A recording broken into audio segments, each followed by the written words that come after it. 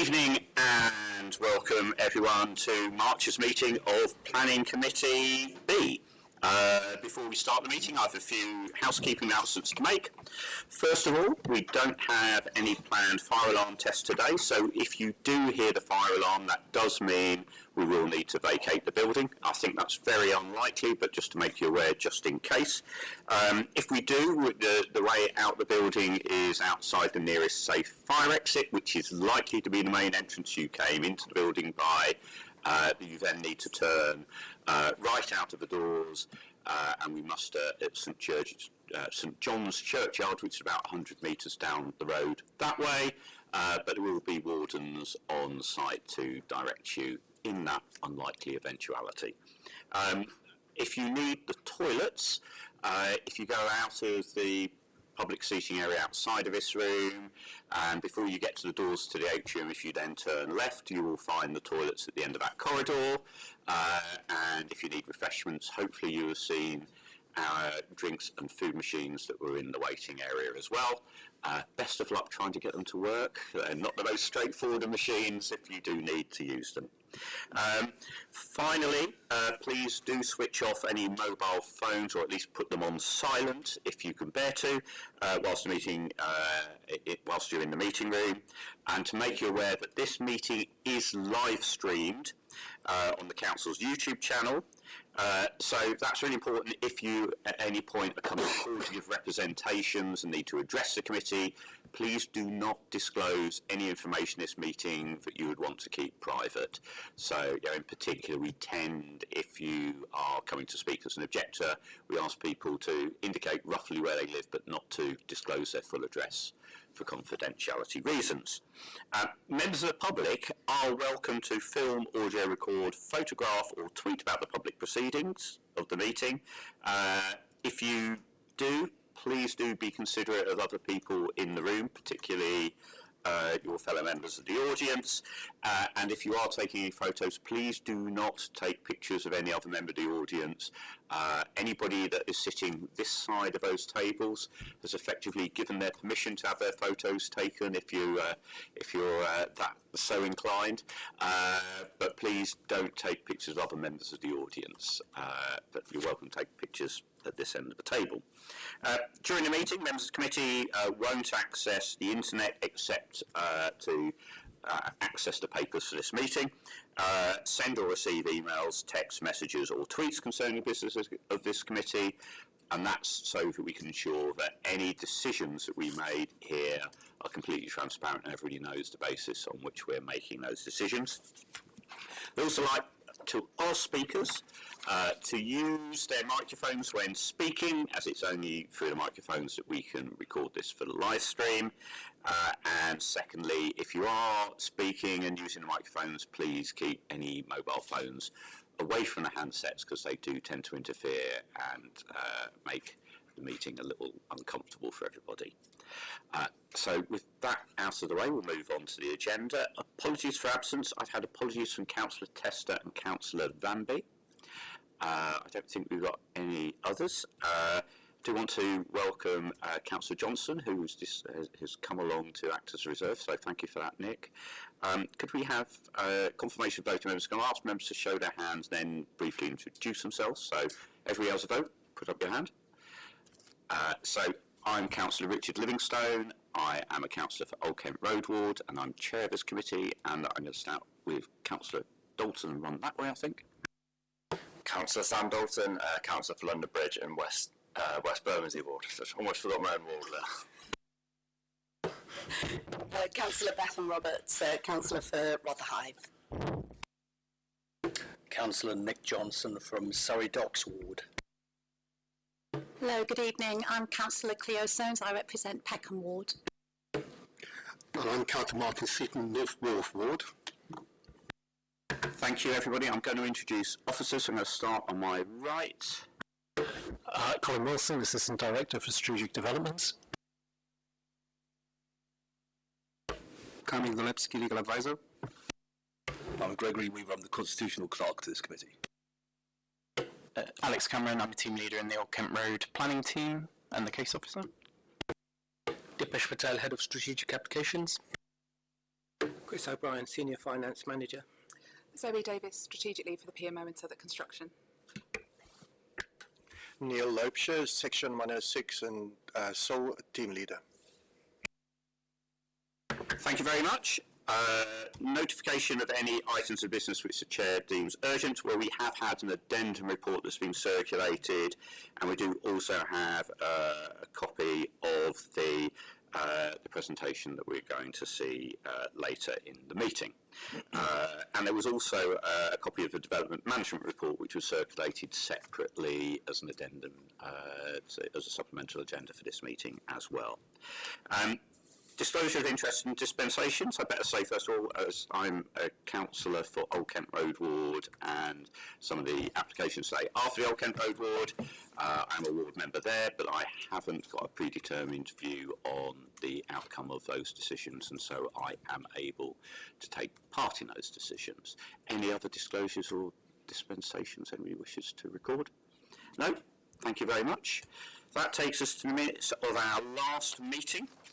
So that took place on the 9th of December, a while ago. So our members that were present, happy those are an accurate record, of which I think it's only me and Martin were there. Martin, are you happy with those? Happy to confirm, Mr. Chair. Thank you, I'm happy as well. Are those agreed? Thank you. That brings us on to the election of Vice Chair of Planning Committee, as we've had a change of personnel, so we need to elect a new Vice Chair of Planning Committee. I'd like to nominate Councillor Martin Seaton, and to be clear, although we're voting here at this committee, this is for the Vice Chair of both this committee and Planning Committee A as well. So I'd like to nominate Councillor Martin Seaton. Is that seconded? Thank you, Councillor Roberts. Can we take a vote on that? So I'm voting in favour. Councillor Roberts? Councillor Dalton? In favour. Councillor Seaton? I suppose I should say in favour. Councillor Soames? In favour, Chair. And Councillor Johnson? In favour. Thank you. Item 7, release of £3,271,619.64 from Section 106 agreements across the borough to support the delivery of affordable housing. So I think I'm turning to, is it Zoe for this item? Oh, Neil. Thank you, Chair. Good evening. Item 7 is to release £3,271,619.64. This was collected from 6 planning applications, and the project for the provision of affordable housing will be across the borough. The money was collected from the Peckham and Nunhead and Queen's Road, the Goose Green, North Bermondsey, Surrey Docks and Surrey Bermondsey wards. Each site listed in this report on page 11 of the agenda pack has been subject to the usual planning consultation process and have been assessed and being acceptable with each planning application that was granted planning permission. The affordable housing projects are managed by Southwark Construction, and the projects will be within the New Homes Programme. The Council's New Home Programme, to which these Section 106 sums will be contributing, has a total of 829 homes on site, which include 267 replacement houses. The Section 106 monetary contribution for affordable housing are applied across the programme, where additional council homes are being delivered. The subject to eligibility is set out in each individual Section 106 covenant. Resources from the Section 106 affordable housing contributions plays an important part in the overall funding approach to the Council's provision of new homes.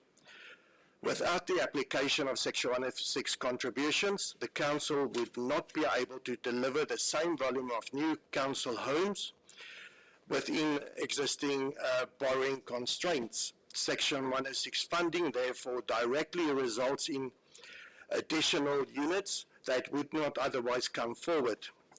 These projects directly contribute to the delivery of Southwark's 2030 goal of providing decent homes for all, providing new homes for families, so that our residents can access genuinely affordable housing that promote good health, sustainability and well-being.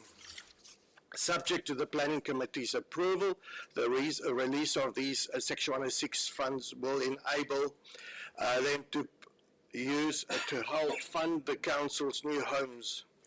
As set out in the capital program, a refresh report presented to Cabinet in January 2023. The program's aim is to provide 11,000 new council homes by 2043. Chair, we respectfully request that that members release 303,271,619 and 64 pence, so that we could so the money could be allocated for the provision of affordable housing in the borough. Thank you, sir. Thank you very much, Neil. Any questions on the report that any committee member wishes to raise at this stage? I'm not seeing any indications. So on that basis, I'd like to move that we adopt the officer's recommendations set out in paragraph 1 on page 10 of the agenda pack.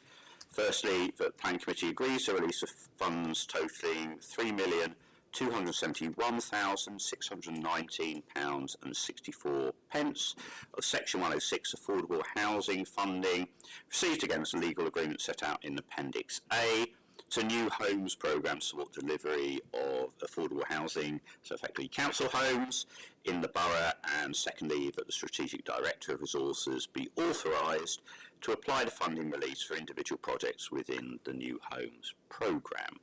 Is that seconded? Thank you, Councillor Seaton. Are people happy to proceed to a vote? I'm going to take Councillor Johnson first.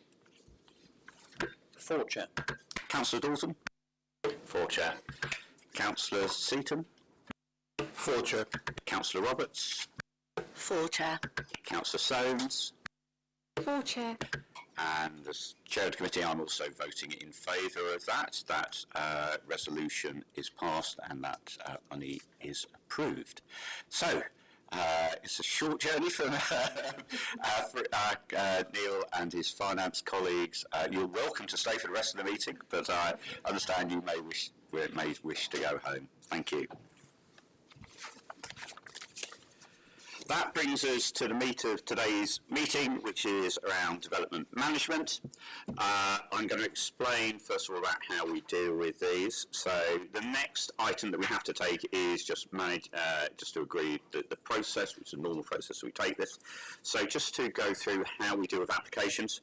First of all, officers present their report, outline their recommendations, and answer any questions raised by the committee. Then what we do is, if they're present and wish to speak, the following may then address the committee for no more than 3 minutes each. First of all, a spokesperson or spokespeople representing the objectors to the application. By now you needed to identify a single spokesperson, or if there's more than one of you that wishes to speak, agree how to divide that 3 minute time slot between you. Secondly, the applicant or their agent. Thirdly, a spokesperson representing any supporters of the application that live within 100 metres of a development site. And fourth, and finally but not least, a ward councillor representing the area affected by the proposal. Those ward members in attendance, those nominated to speak on behalf of objectors, supporters and the applicants should hopefully sit as far forward in the room as you can. That is particularly important for the applicants, because what we often find is through the representations that there are follow-up questions that we need to ask, and so having you near the front of the room is often very helpful. However, it's not an opportunity for members in the audience to take part in the debate of the committee. Each speaker should restrict their comments to the planning aspects of the proposal and should avoid repeating information which is already in the report. And just to stress, this meeting is not a hearing where participants can cross-examine each other about their representations. It's your opportunity to make a representation to us and for us to ask questions on that to get a clear view on the application. At the end of each of those representations, the committee may ask questions to the presenter. Speakers should lead the committee to subjects on which they welcome further questioning. This may be particularly helpful, I find, in the case of objectors. Sometimes we may have a number of points. It is better to present all your points in your presentation, and if there's anything you would welcome further questioning on, please let us know, and we will usually accommodate that if that's helpful. Just to be clear, and after receiving all our submissions, the committee will then debate the application and consider the recommendations. And just to be clear, this is a council committee meeting which is open to the public, but please no interruptions from the audience. And finally, I'd like everyone present to know that although the planning committee does comprise of members from different political parties, we are not politically whipped here. Each member of the committee will make their decisions on in accordance with the council's planning policy and based on the information contained within the reports and the representations that we hear this evening. So how we approach these applications set out in the Development Management report, which was on the supplemental agenda. And if members are happy to note that report, we'll move on to considering the applications. Are members happy that we proceed? Thank you very much. That brings us to the first application, which is with regard to 2 to 10 and 14 to 22 Ossory Road, and that is set out in pages 49 to 145 of the agenda pack, and there's also some additional points on that in the addendum report that's been circulated, and I'd like to turn to Alex to present the report. Thank you, Chair. Just on the addendum items, I'll cover them through the presentation as I go. They're all included within that. So as you noted, Chair, the application is for two sites located at 2 to 10 Ossory Road and 14 to 22 Ossory Road. And the proposals are for the demolition of the existing building at 2 to 10 Ossory Road and the construction of two buildings to provide new commercial floor space and purpose-built student accommodation with associated highway works, amenity works and cycle parking. I've got another slide on this, but it's worth noting that item 8.2 on the agenda is a linked application to this application as well. The proposal here is the erection of a 13-storey building at 2 to 10 Ossory Road and a 12-storey building at 14 to 22 Ossory Road, and will provide 465 purpose-built student bed spaces, as well as 2,446 square metres of light industrial commercial floor space. So, as I noted, the application here is for a linked application to the item 8.2, and the image you can see on the screen there just sort of shows the location of the three sites within the Old Kent Road area. This application, as I noted, is for purpose-built student accommodation and commercial floor space, but the linked application is at Creedon House, 72 Verney Road, and that proposal would provide 26 affordable social rented homes, which equates to 150 habitable rooms. These would be built and transferred to the council as part of the affordable housing offer. And again, I'll cover that more in detail later on, but it equates on a habitable room basis to 24.4%. And when you, inclusive of the land value, etc., the equivalency test, that equates to approximately 41.3% overall, and that will all be secured through Section 106 legal agreements. So just returning back to Ossory Road, the images on the site just show this broader location in the top left, and then the bottom right images just shows the two sites outlined in red, just to the south of Old Kent Road. The site is approximately 0.23 hectares and is bound by a variety of uses. So to the north there are some residential uses, to the west there is a commercial building known as the Bottle Factory, and beyond that Glengall Road, where there are a number of residential properties. To the south there are more industrial units known as Glengall Business Park, and to the east lies Ossory Road itself and the large Asda superstore. There's just image one is just a photo of the two sites. Obviously one building has been demolished following a previous consent to the left hand side of the top image, and to the right is the existing building at 2 to 10 Ossory Road, and then just the below image is an overhead view. So in terms of policy designations, the site's located within an allocated site in the New Southwark Plan, and that's site 66. That site is referred to as land bounded by Glengall Road, Laytona Road and Old Kent Road. In terms of other key policy designations, the sites within Floodbridge Zone 3 have actually missed off here, but it's also locally important strategic land. The site doesn't have any listed buildings, but it is directly adjacent to the Glengall Road Conservation Area, where there are also a number of listed buildings to the rear, and the Bottle Factory to the west of the site is a locally listed building. Generally, the site is in a mixed-use area with retail, industrial and residential uses. The emerging character is changing significantly through regeneration in the surrounding sites. The site has a public transport accessibility level of 3/4.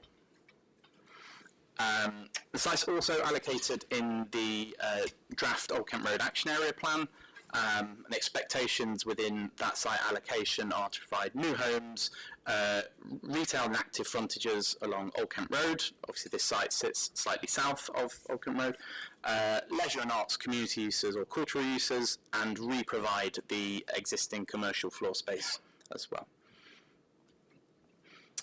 So just a quick overview of the proposal. I think I've already covered the proposal is for purpose-built student accommodation. That would come in the form of 144 studio spaces, as well as 41 wheelchair accessible rooms and 280 ensuite rooms with shared communal living spaces.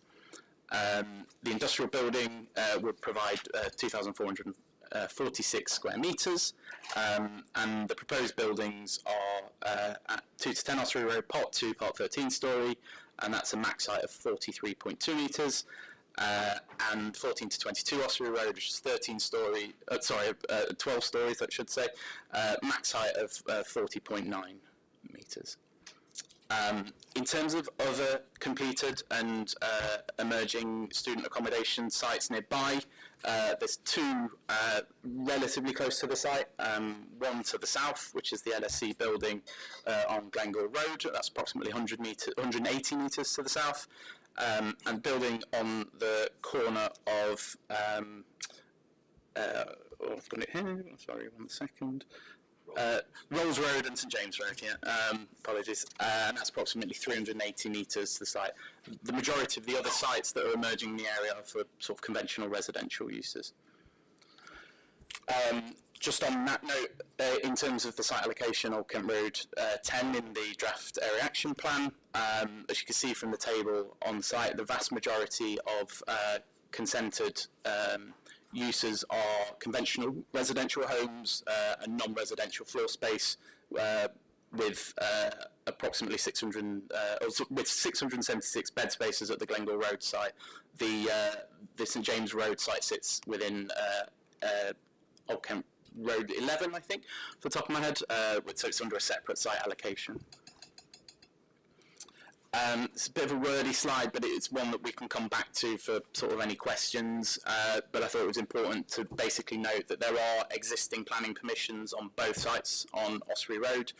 The one at 2 to 10, which was for 117 studio pocket homes, and that application was linked to the Creedon House application under item 2. And a separate application at 14 to 22 Ossory Road, which was for 71 homes. As I said, I'm not going to quote the number of student bed spaces again, it's 465, but it's there. But I think an important note is the height of the consented buildings, 2 to 10, the consented height is approximately 42.65 metres above AOD, the proposal is 43.8, so about 1.25 metres taller. And at 14 to 22 Ossory Road, the proposals are actually slightly lower. That's reduced from 43 metres to 40.88. There's just a note on the proposed affordable housing. So 2 to 10 Ossory Road, there were 39 intermediate pocket homes that were approved, and they were shared ownership. And at 14 to 22 Ossory Road, there were 21 affordable homes, 14 social rent and 7 intermediate as well. I'll cover that in more detail later on. As I said, this site doesn't propose any on-site affordable housing, but it proposes to provide a building for the council on item agenda point 8.2. So in terms of land use, officers are satisfied that given the variety of uses that are coming forward in the action area plan site allocation, that a student accommodation scheme is acceptable and would still result in a mixed and balanced community, and would help towards the site allocation of 4,800 homes within the wider site allocation. As I noted, the proposal would provide 26 social rented homes, albeit off-site, and that would equate to approximately 41.3% when that's delivered on behalf of the council. In terms of commercial space, this will be an increase over the existing permissions of approximately 607 square metres for the 2 Ossory Road sites. There was a small retail use at the Creedon House site that's not proposed to be re-provided, so if you subtract that, it's still an increase of 525 square metres overall, and 10% affordable workspace would be provided. And then just on the Old Kent Road phasing plan, the action area plan has a cap of 9,500 homes to be delivered in phase 1 until a contract for the Bakerloo line extension has been agreed.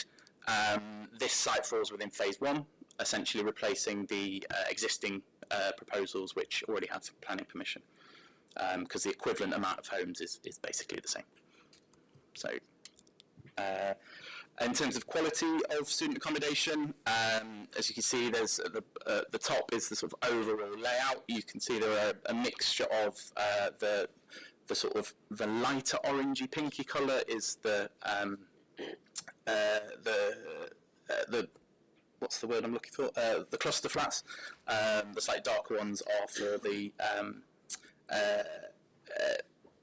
studio apartments, and you can see in the images there how they're proposed to be laid out, which is sort of relatively common approach to laying out student accommodation. There's also an image there of the wheelchair accessible rooms as well. Also, the proposal will provide for a number of communal spaces for students, and that would be across both sites. The proposals are to link the management of both sites so that residents would be able to access both buildings to access these amenity spaces, with the primary amenity space being provided at 2 to 10 Ossory Road in the middle image, and that's at second floor level, with also some more noisy uses being provided in the basement of 14 to 22 Ossory Road. A roof terrace would also be provided at second floor roof terrace. The first floor is the amenity space in the middle image, and again, just a few images of how those spaces might look. Just in terms of height scale massing, this is an image taken from the Daylight and Sunlight report, but I thought it was a good one to help show the context of the buildings in their sort of surrounding existing character. As I've noted, the nature of the area is changing quite rapidly, and there are a number of emerging schemes on neighbouring sites. So the sort of character of the area will adapt and change with time. And then, yeah, again, just on building heights, there's some images in the top left is an elevation looking towards the west. You can see the bottle factory in the middle, effectively sort of framing the bottle factory. The image in the top right is just a view looking up Ossory Road to the north towards Old Kent Road. The image to the bottom left corner is an image of the buildings looking south from Old Kent Road. And again, the bottom right is a sort of axonometric drawing showing the proposals in context. As I touched on, there are two existing consents on the two sites, which you can see in the images here. To the left-hand side, there's an elevation and a proposed view from the Old Kent Road looking south for 2 to 10 Ossory Road, but you can also see the blue line beyond that, which shows the proposals which were emerging at the time for 14 to 22 Ossory Road, and then the images on the right are the consented developments at 14 to 22. Again, this image, I just thought it'd be helpful to put the two proposals together to see alongside one another. The image on the right is the proposed development, image on the left the previously consented one. There is a small increase in height, as mentioned previously, on the building at 2 to 10 Ossory Road, but a reduction in height on the building beyond. Just in terms of detail of architectural design, there's the top two images just show the sort of base and the entrance spaces for workspace and the students, showing a glazed brick and a sort of white buff brick with like darker reddy tonal bricks on the upper floors, which you can see in the middle section and the top section in the bottom left and bottom right images respectively. As I noted, the application site is located directly adjacent to the Glengall Road Conservation Area. The image on the screen shows in the sort of dark burgundy colour the extents of the conservation area. The yellow buildings there are the locally listed buildings, with the green buildings being the statutory listed buildings along Glengall Road as well. And here's just a few images. There's one I touched on in the top left, which shows this image from Ossory Road through to the bottle factory, which is a locally listed building. And then there were three images shown from the Glengall Road Conservation Area with some of the listed buildings in view. So the top right image, you can see a sort of wire line of the development in the background, showing that it would be visible from some vantage points along Glengall Road and in the setting of those listed buildings, but largely similar to those that are already consented. In the bottom left is just a view from Glengall Road itself, and you can see the building sort of peeking through the middle of those two buildings there. And then the view on the bottom right is a longer view from Glengall Terrace, where again you can see the buildings above the setting of those listed buildings. Just in terms of transport, the proposed list have servicing bay on street along Glengall Road, which given the site constraints is acceptable. There would also be an on-street blue badge parking bay for the students. Again, we think this is acceptable given the general take-up that we understand of blue badge bays in student accommodation. It wouldn't be directly linked to the development, but would still provide access to for any residents that do have a car to park close by to the building.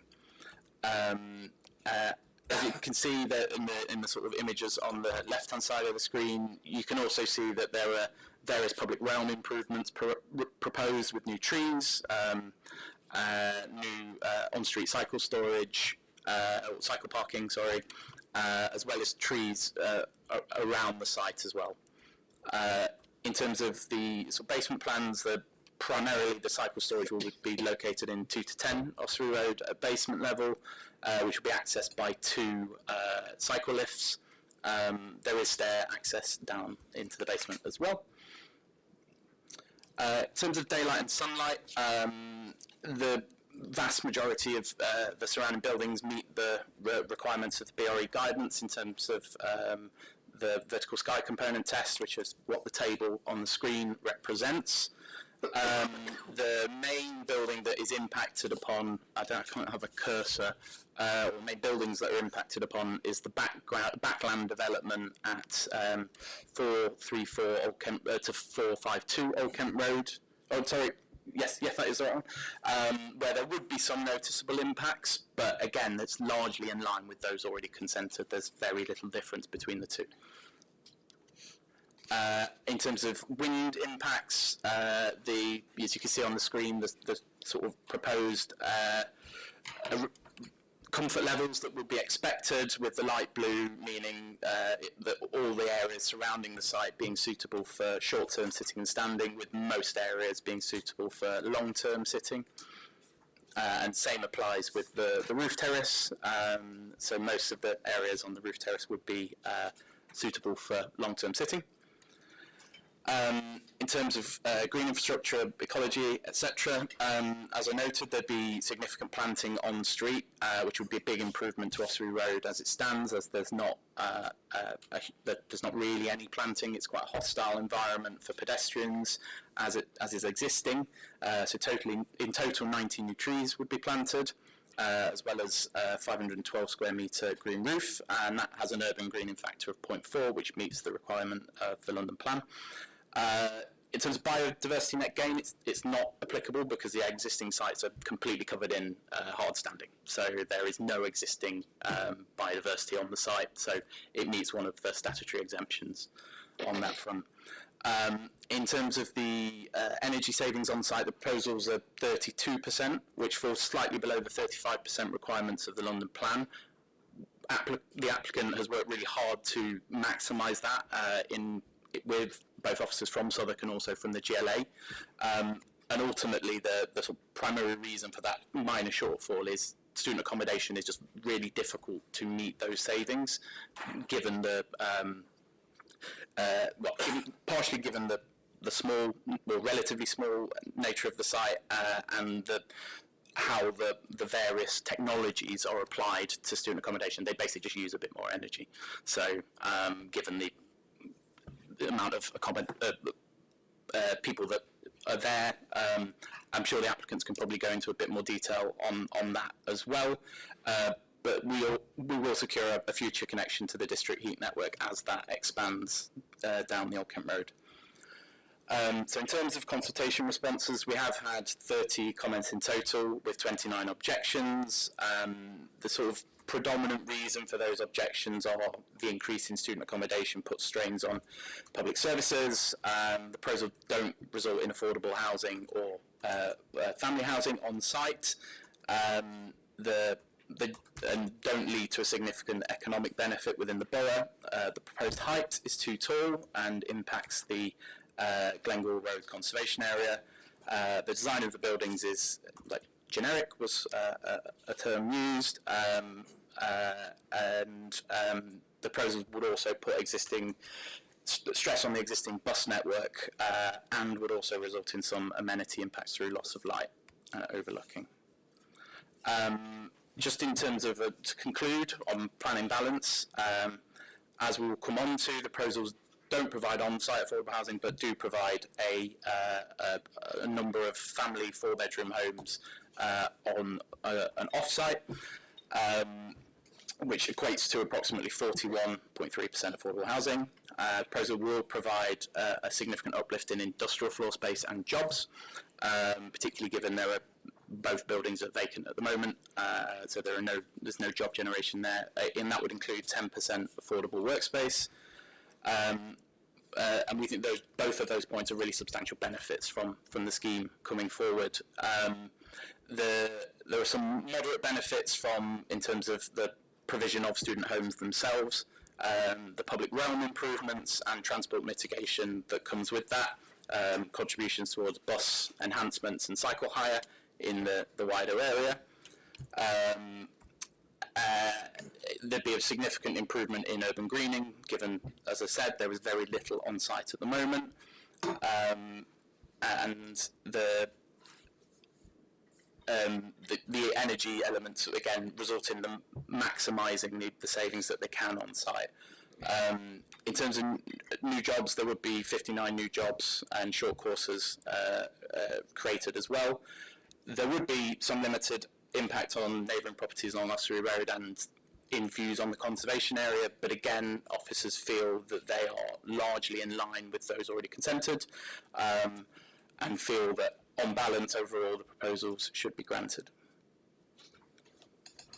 Thank you, Alex. Thank you for the comprehensive report.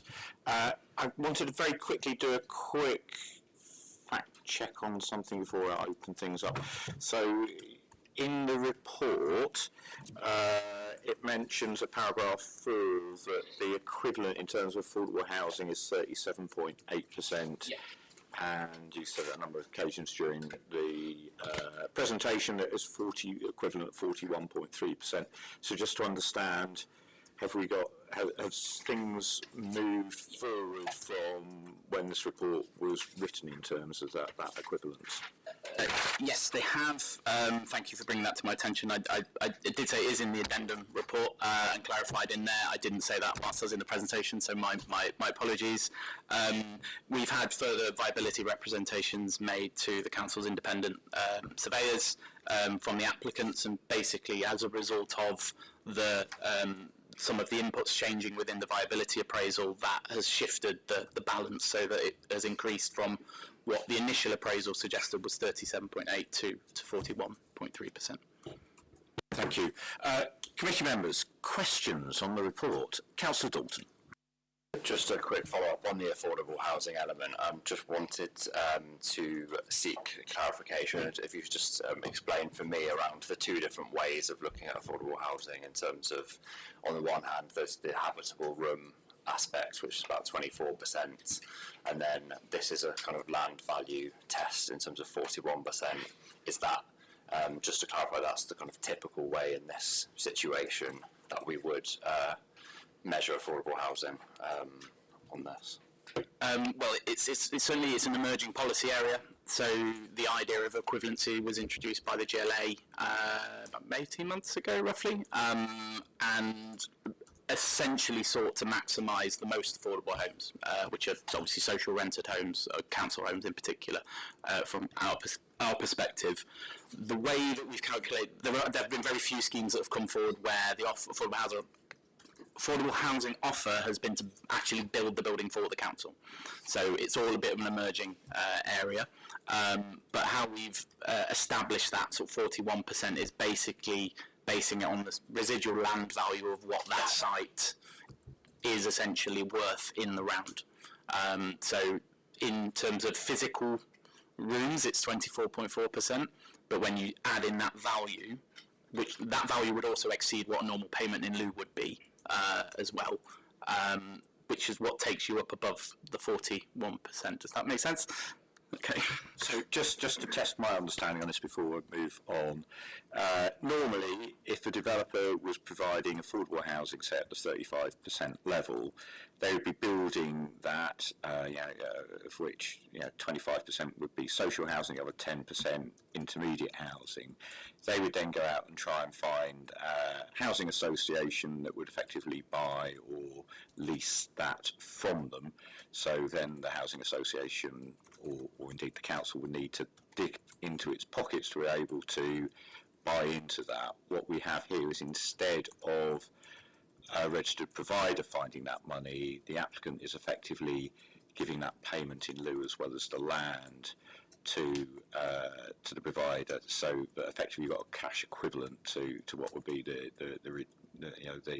excess above the 24.4% figure. Yeah, that's correct, Chair. Councillor Johnson. Thank you, Chair. Thank you, Alex. May I ask a question but also make a proposal? The proposal first. Given that there are two applications and they are intrinsically linked, I wonder if it would help the committee to hear the linked proposal in order to see the application in the round before taking a view. I'm going to take officers' advice. Yeah. So are you suggesting that we hear all of this application, that we take all the representations on this, but before we make a decision on the application, Yes. we then hear the Creedon House application in full, and then we basically take the decision for this item and the Creedon House item after we've heard the Creedon House. Yes, reports in full. because I think the benefit to the council fundamentally comes in the second application, and it's hard to assess the weight of this application without understanding the benefit gained in the second. Okay, that's an unusual way of doing things. I'm going to take some legal advice. If other committee members were supportive, which there may not be. Well, you're right, because it keeps making reference. Sorry, do you want to, is it all right if we could have this in public so that people understand the advice? Sure. Excuse me. What I would say, there's no problem with doing that. The only concern I would have is how we could separate discussion on those two items for the minutes purposes. So it's captured in our minutes, whether we discussed. Perhaps if we took questions on each item individually and then took a vote at the end on them as separate items, but having had the questions and seen it in the round. And Greg, just to check, because you've got to do the difficult bit about this. Yeah, with respect to the minutes and the procedure, I think we can be fine on that. That's okay. Yeah, okay. Members happy with that as a way forward? Yes, I think everybody's happy with that. Question. Sorry, Councillor Seaton, this is on this process. Thank you. If the legal officer could confirm there's a precedent at other committees, or there isn't a case which has contested this process, if the legal officer can confirm that is so, just so that we are not challenged later on.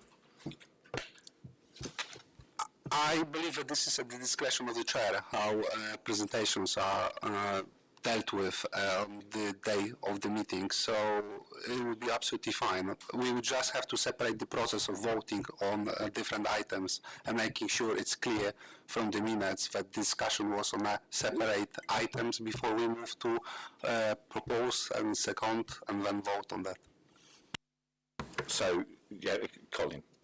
In terms of precedent, last time we considered the joint application, Ossory Rose and Creedon House, that was the precedent. So at that committee, I think we did as Councillor Dalton just suggested and Councillor Johnson suggested. The officer presented both schemes. We then took Q&A on each scheme separately, and two separate decisions were taken because there were two linked sites but separate sites. So we have done what you're suggesting previously on the schemes, which Alex has outlined earlier in his report. So just to clarify on that, so the previous decision, so previously 14 to 22 was taken as an application on its own, but the applications for 2 to 10 Ossory Road and Creedon Road were dealt in a way that Colin suggested. So 14 to 22 wasn't included in that approach previously, but there is some precedent for treating it in that way. With this side. For me, Chair, that wasn't really my question. I asked the legal officers to confirm that there isn't a case in the High Court where it's been contested. That's my only question, to ensure that if we were challenged, that we have at least some national precedent that this process, which we are assuming is fine, is indeed fine. I can't 100% reassure you that there isn't a case in a High Court about that, but from what I'm aware of, we wouldn't be challenged on this aspect of hearing both presentations one after another. Okay? So I think we've got as clear legal advice as we can reasonably get in this meeting. Councillor Johnson. I assume that as the applications are linked, if the first application will be to be rejected, there will be no point debating the second because it will not take place. I think we've been presented with the applications individually. We need to vote on them individually. If we were in a situation where we approved one but didn't approve the other, then because they are both linked, they would obviously be complications and issues to be worked through, but we would still be voting on each individually. So if we were to reject the first one and approve the second one, yes, there is an issue about how on earth you would fund the second one, but that on its own is not a reason to reject the application, because in the same way that we don't get guarantees of how many schemes that come to this committee are going to be financed. Councillor Soames. Thank you, Chair. Chair, I wasn't absolutely clear, neither in Alex's presentation or indeed the report, why are the two interlinked? I think you just alluded to sort of finances, but can we absolutely have clarity on that, please? Because it wasn't explained on the outset. Thank you.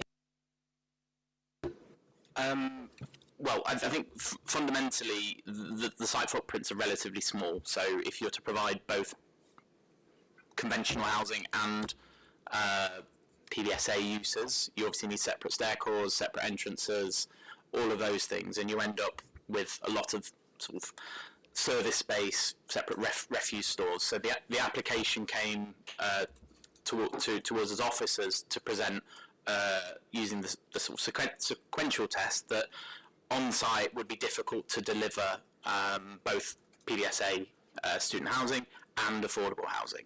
So presented the option of delivering off-site affordable housing. So the sequential test works in the way of preferences to provide on-site.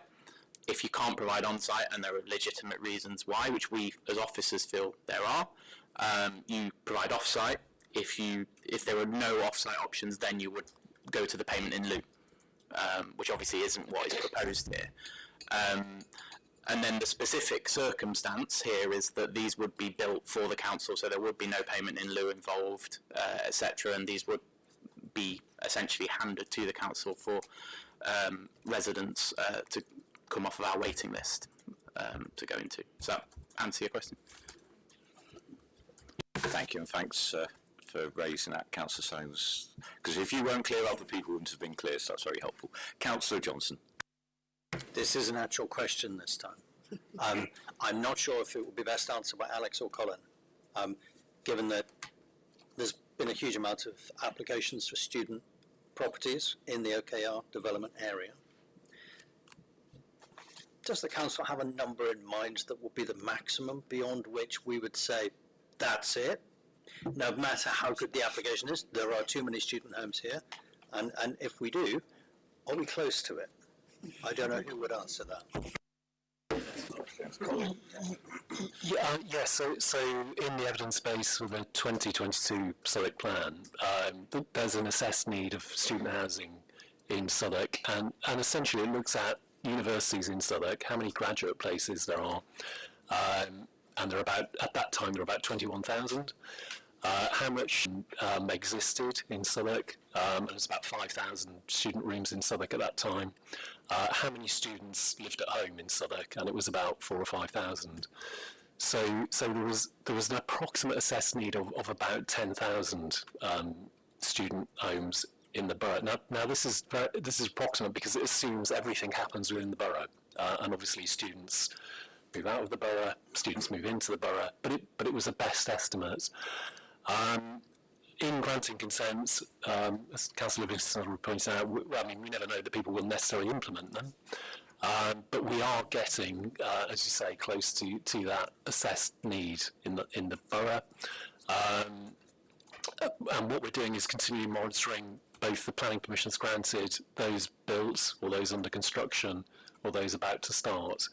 So yes, you're right. It's probably likely that we'll reach a point where, both in terms of the absolute numbers, and then importantly, to Alex's point about mixed and inclusive communities. So the other thing that the London Plan encourages is yes, there is a need in London for student housing, but that shouldn't undermine an idea of a mixed and inclusive community, so that you end up with areas which are just student housing. Committee did refuse a student scheme in the Old Kent Roads in October of last year, and that went to appeal, and we lost that appeal. And in that instance, the planning inspector said that in looking at development in the Earlston Road, and it was a point Alex made, there was a lot of housing which had been completed there recently, and the inspector felt that there could be more student there, and it wouldn't undermine that mixed and inclusive nature.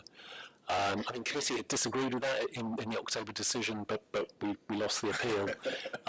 But we are, we're monitoring those things closely, and it's something that we talk to applicants about, and share that monitoring information with. And of course, committee and ward councillors have expressed views about and concerns reflecting, their constituents' concerns about too much student. So are we getting to that position? Yes, but we're not quite there yet. And of course, Southwark is unique in requiring on-site affordable housing, which no other London borough does. So in a very difficult time for delivering affordable housing, it is a mechanism for delivering quite a lot of affordable housing in the borough. Thank you, Colin. As somebody who presented to that appeal and lost regarding those issues about, and that was obviously a scheme that had student housing but no affordable housing being delivered, and that was the basis of why we rejected it. The planning inspector took a different view to committee, much to my chagrin, but there we go. Councillor Seaton. I want to make a quick point with regards to the report as presented, and of course page 7, paragraph 18 and 19, of course, does begin to outline as to why these two applications are linked. It doesn't include the financial component. It doesn't really explain why they're linked in the report, unless there's it's in another part of the report which I've not been able to fully digest. And whilst I'm not going to comment on the report proper, the explanation given is clear, so that will go as an integral part of our minutes, but it will be helpful in the future, because of course members of the committee will ask the question why they're linked, but if it's not fully explained, it's an inevitable question that will arise. I can probably help a little bit, and officers can help with this, given that I was aware of this application. So originally, and Councillor Seaton, you'll remember back in the day, before I was chair, and I won't embarrass the person to say who was, but there was an application that came forward from Pocket Homes for the 2 to 10 Ossory Road site. And they also had a similar site at the Creedon House scheme. And so after committee rejected the Ossory Road scheme, Pocket, which had both of those schemes, came back with a proposal to deliver a scheme that was more in line with our planning policy by having social housing at the Creedon House scheme, whilst delivering their housing product at the Ossory Road scheme. So that's what initially linked the Creedon House scheme with one of the Ossory Road schemes, but obviously Pocket have moved on and we have new applicants now.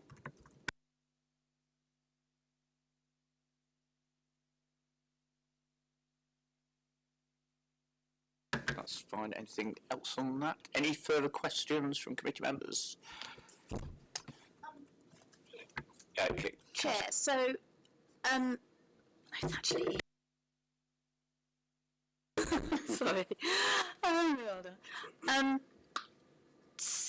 So Creedon House is mentioned obviously in the first application, which Alex is.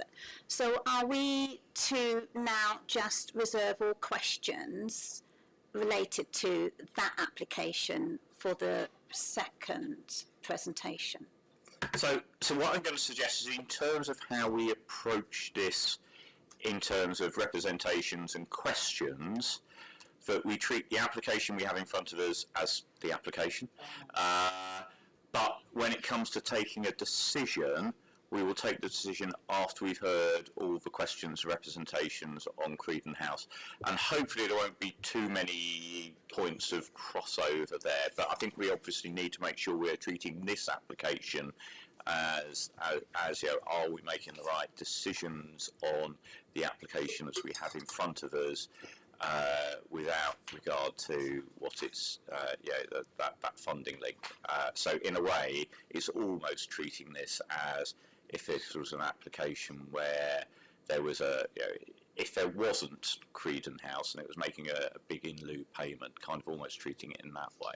I think is that a helpful way of addressing it? So to reserve my, because it intermittently refers to, which going back to Councillor Johnson's point, and I totally agree with him because that was a point that I was going to kind of say. So I'll reserve my question on Creedon House for the Creedon House application. And I guess my other question was around the management of the roof terrace area, just to make sure that that obviously isn't creating a disturbance for people living nearby. I think it's covered in the report. If you could just touch on that. So the report does propose to have the requirement to submit a student management plan, which would include ensuring the sort of times, etc., which the building would be basically locked up, and people were unable to use the roof terrace. So it would be secure, and that would be secure through the student management plan. Okay, Councillor Roberts. Thank you, Chair. I had a question about bike storage on this one. Obviously, many students don't have their own bikes and will be using Forest or Lime or whatever they use. Is there anything in the plans that takes that into account? Obviously, we get them all in one place at a certain time. So there, obviously the proposals do include widening the public realm, so there would be potentially space. I'll probably zoom in. There were areas in which that they could be left. I think Colin and other colleagues in highways, etc., are in discussions with the providers of those various companies that you mentioned about how we can secure designated bays for where they can only be left effectively. So that's a sort of broader issue that we're looking at. But yeah, there is public realm improvements that would help alleviate that in the interim, but in practice, I think the sort of management and control of the line bites, etc., will come before these are actually built and occupied. And I think it's a really good question. Could I ask, therefore, you talked earlier about the student management plan, whether that could be included as part of that? Because I know, for example, at Great Court, so it was one of the sites that you identified at the corner of Rolls Road and St James's Road. When that first opened, there were lots of problems with line bikes being left on the pavement. There aren't now, which I think is probably down to some good management at Great Court. So it feels as if that probably could be something that could be incorporated here as well, to ensure that problem doesn't start and then has to be addressed later. Yeah, happy to include a specific reference to that. I'm sure the applicant will agree to that as well. Councillor Seaton. If I may just ask a further question on paragraph 221, policy P56, and this to do, of course, with, in this case, I'm specifically relating my question to wind. Series of tall buildings, as you know, I'm in a ward which has the second highest concentration of taller buildings in the borough, so I'm very conscious of the likelihood of wind shear at ground level. Can the officers explain why they're satisfied when I look at this diagram, which looks quite dynamic, I must say, they are satisfied that those on the ground will not suffer significant wind shear effects?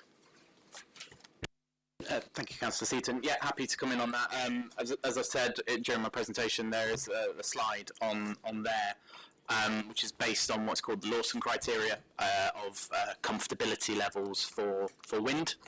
The dark blue essentially means that all those spaces surrounding there are comfortable for long-term sitting, i.e. you can spend long periods of time and not receive huge drafts of wind. What speed would that be? I'm not a wind expert, so I don't have that knowledge, but the Lawson criteria, which is what is embedded in planning policy and in our planning assessment, sets it out in those circumstances. So where it's suitable for long-term sitting or short-term sitting standing, then it's acceptable in planning terms. and that's the test that we have to make. There's not a specific reference within, obviously it's all done through modelling, etc., but there's not a specific reference in planning policy about wind speeds directly. Sorry, Depeche has found exactly what that means. So sitting is approximately 5.6 miles meters per second. Sorry, meters per second. Sorry, 5.6 miles per hour, up to, I was right originally. Occasional sitting standing is up to 9 miles per hour, and then above that it's like walking stationary is 18 miles per hour, and then business walking, which is a good term, is 22 miles an hour, and when you go beyond that 22 miles an hour, that's when it's uncomfortable. And that's a sort of aggregated average. Doesn't account for necessarily wind gusts directly, but.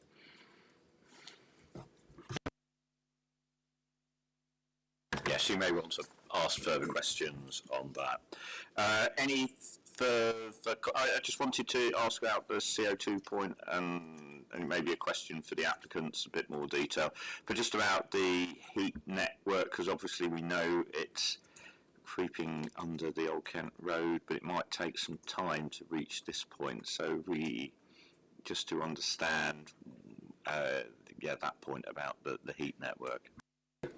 So in terms of the strategy for on-site carbon savings, the proposals are to sort of maximise PV panels and air source heat pumps, and also use heat recovery systems, so from warm water in the development. So they're really using the sort of all of the tools that they have for on-site generation of those benefits. The applicants have future-proofed the site for connection when that hopefully arrives in this part of the Old Kent Road area, through like large plant rooms at basement, so there's sufficient space and capacity for that to be adapted as that comes forward. Okay, no further questions?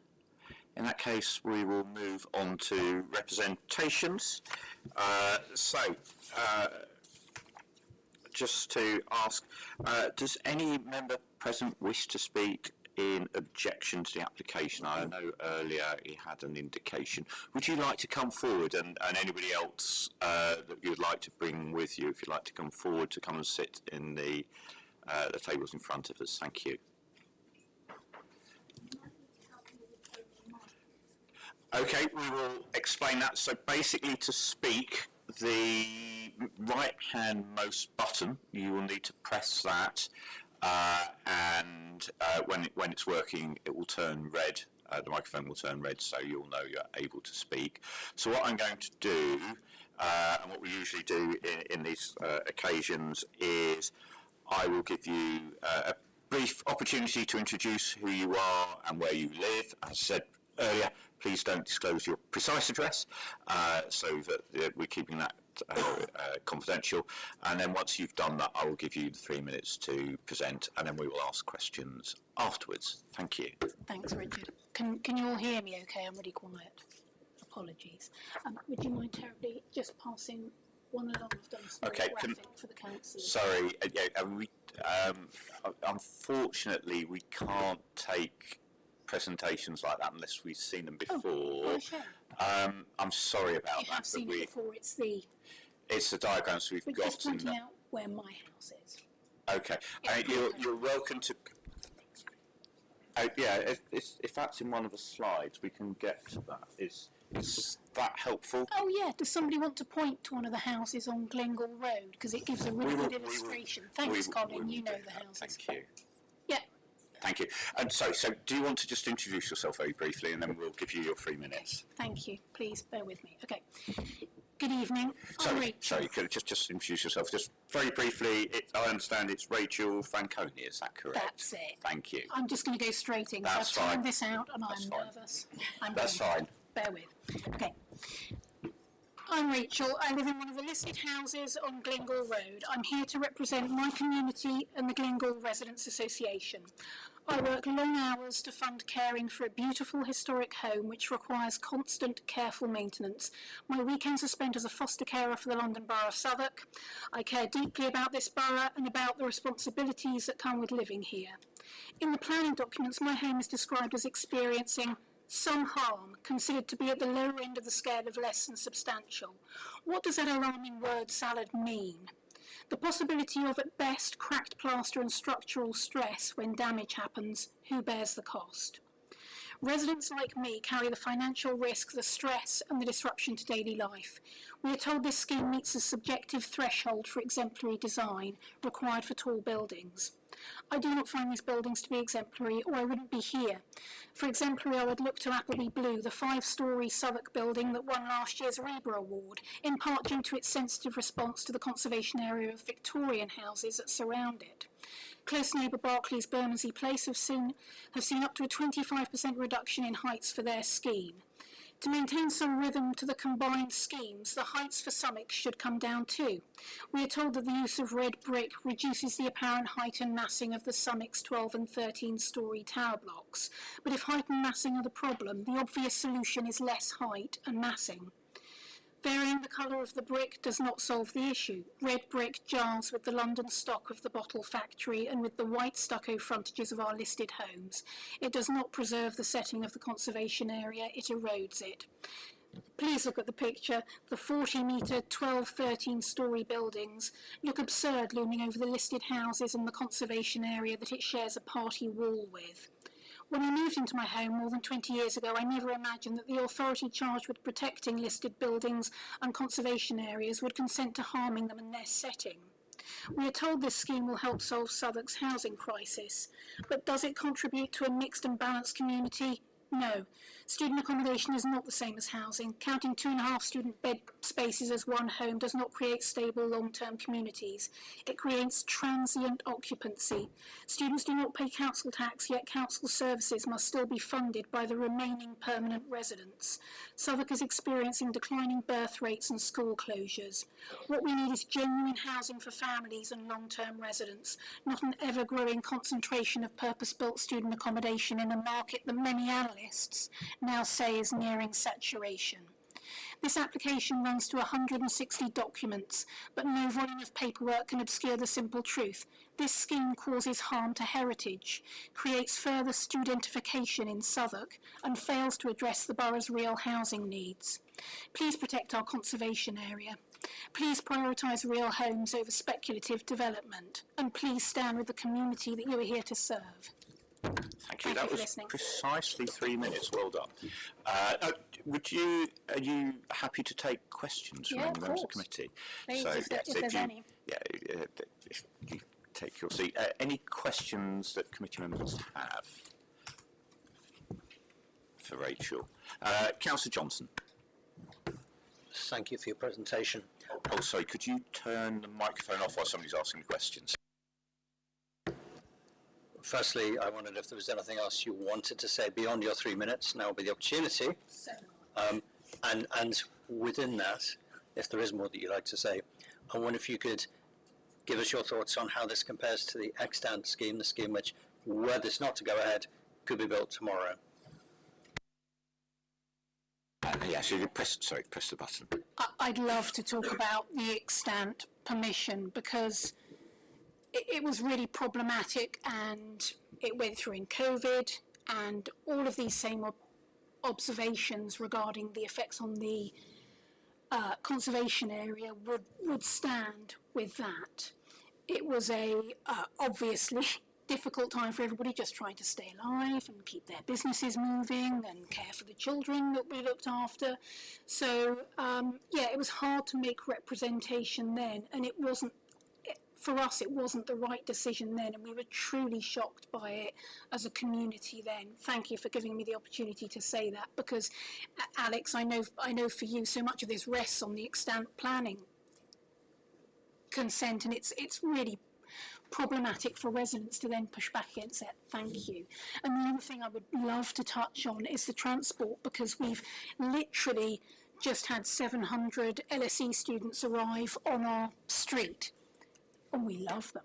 we engage with them as a community, and we've been down to see them, and we exchange posts, and we say hi to them in the street, and we have a relationship with the guys at the LSE, and have done since the start. We fully supported as a community that coming to our neighbourhood.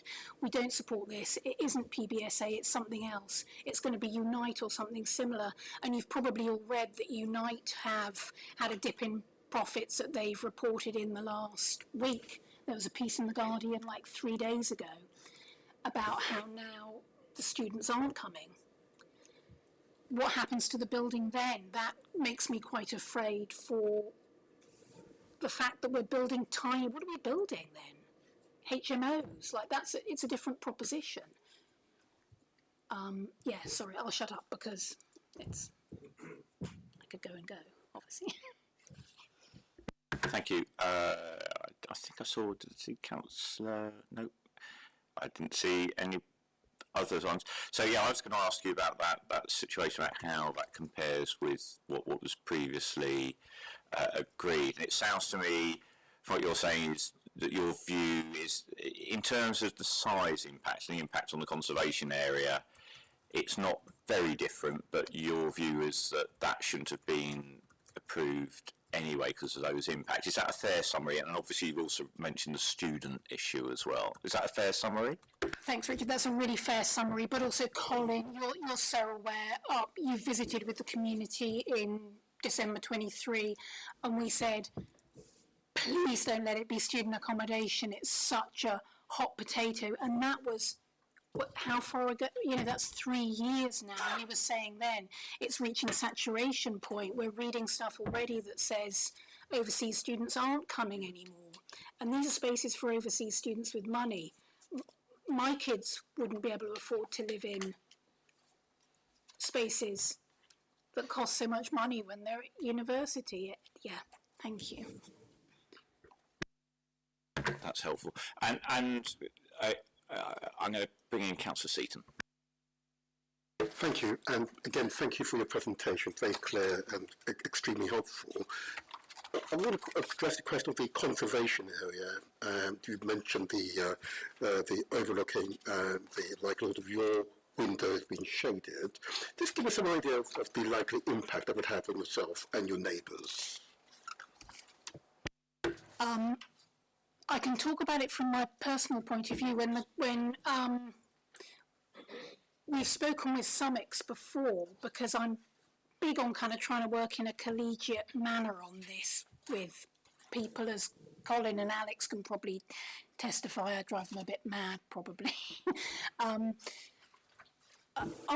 garden is most used for fostering. In the summer months, we do respite fostering for Southwark, so we see lots of kids who don't necessarily have a lot of green space in their placement. So we use that's what our garden's for, and it's like an outdoor space. We're just outside like the whole time. The noise and disruption from construction alone with this one is due to go on to 2030. It actually makes the gardens borderline unusable because there is constant noise. We've already got constant noise from Berkeley, but it's distant enough that you can manage it. Some aspects of the LSE construction even affected us so greatly that the garden became a bit unusable. I think it'll have a great effect on a lot of our neighbours. It's not just us and our weird stuff that we do. One of my neighbours that is here works with Glengall Community Garden, and they're so many of the neighbours. There isn't a single neighbour in our road that doesn't maintain their garden to a really high standard, because it's part of having the listed property. We have to talk to the guys in the council all the time if we want to cut down a tree, so we're kind of on first name terms with some of the guys in trees. You know, we're really, really involved in the maintenance of every aspect of the house and the garden. So yeah, it's a really big thing for us. If there's shading, we can't grow stuff. And actually, there isn't any way, if you could, this gives you a sense of the scale, but if you're anywhere at the back of my house, this is now going to be what I'm looking at. and it really isn't exemplary. It's like, truly, if it was something beautiful, I wouldn't be complaining. We're not anti-development. We're not anti-PBSA. We supported the LSE.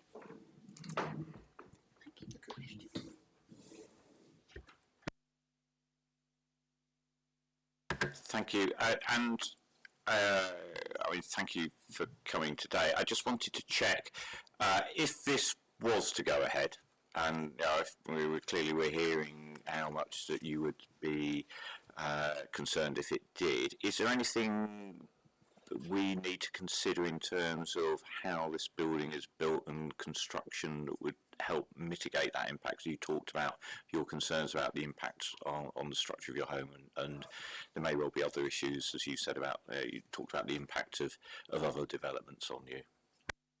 Thank you, Richard. That's actually really pertinent, because the previous Merlin Ossuary development at 14 to 22, as Colin will remember, there were awful difficulties. They demolished before they had consent to demolish, and they demolished without doing any of the things that they said they were going to do in the DSEMP. They didn't have vibration monitors.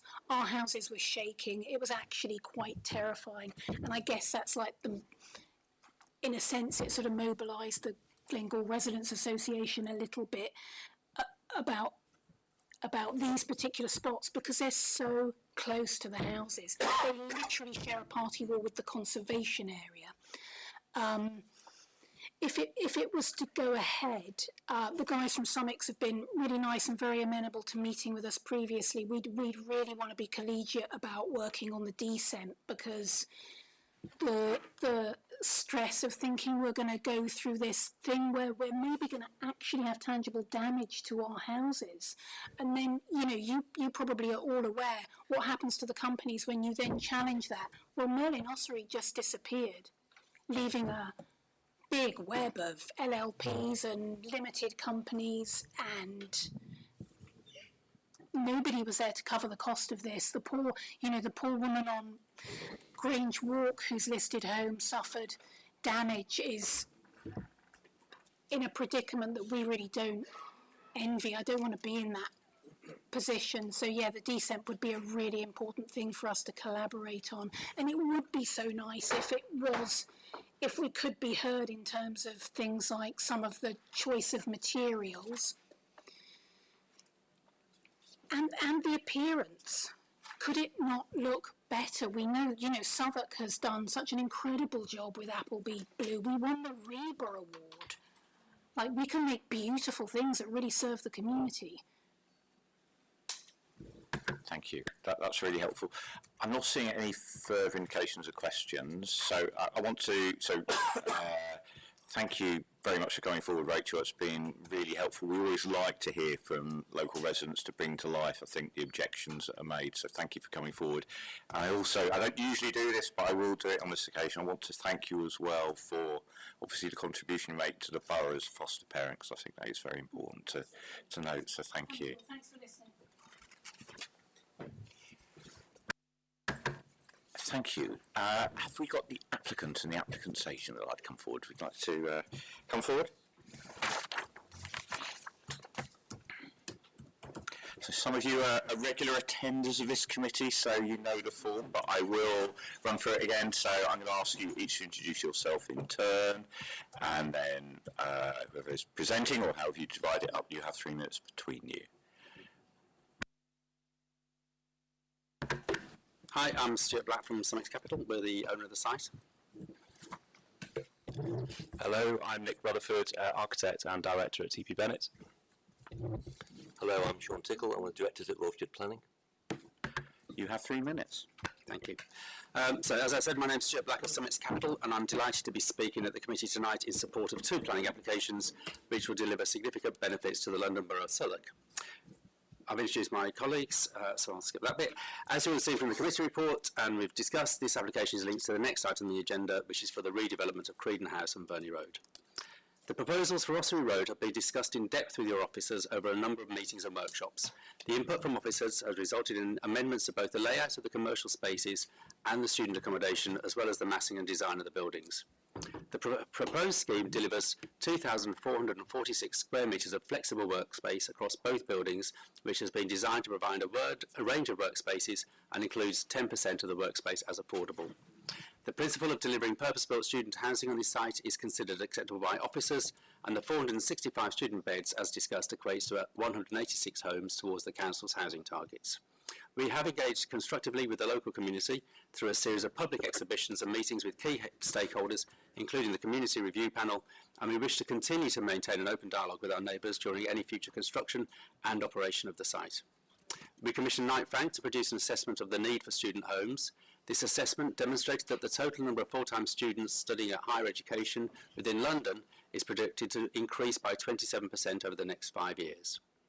There is a significant amount of residential accommodation coming forward within the relevant site allocation, with committed delivery of nearly 3,000 homes. Taking into account the constructed scheme at 43 Glengall Road, the delivery of purpose-built student accommodation only equates to 14% of the overall total residential accommodation within the site allocation. As recognised in the Mayor's planning guidance on student accommodation, housing need is met directly through housing students, but also indirectly through helping to alleviate pressure on traditional rented homes. Purpose-built accommodation removes students from the private rental market of existing housing stock, which has the benefit of making more homes available for people looking to rent, particularly family homes. There are no significant adverse impacts on daylight and sunlight, privacy and outlook enjoyed by local residents, and the height, scale and massing of the building is considered to positively respond to the existing and emerging character, as well as the expectations of the area action plan.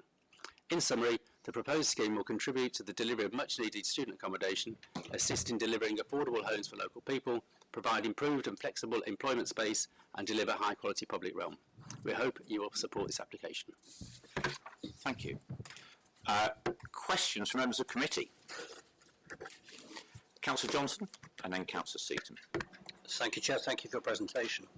On a number of similar schemes that have come forward to the committee for student accommodation, a proposal that has been made and has generally been accepted is the idea of introducing some provision for single gender floors, because there is some preference, it would seem, largely from female students, to have some segregated accommodation. Is that something that you would be open to?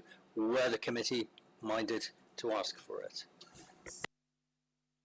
It's certainly something we'd have no objections to. So just to say, we could introduce that approach through the student management plan as well. Yeah. Councillor Seaton. Yeah, thank you, and thank you very much for your presentation. You heard my earlier question with regards to wind shear of these tall buildings. It was a very dynamic diagram we've seen. Can you just go into the details as to why this would not cause problems for those on the ground? I am no wind expert, Councillor Seaton, apologies, and we didn't bring our wind expert along. We brought everybody else, but not our wind expert. So I do apologise. But at the moment, as you can see, and as the planning officer was explaining, the wind assessment was undertaken using the Lawson criteria. It's a nationally recognised method of assessing the usability of space where wind is assessed.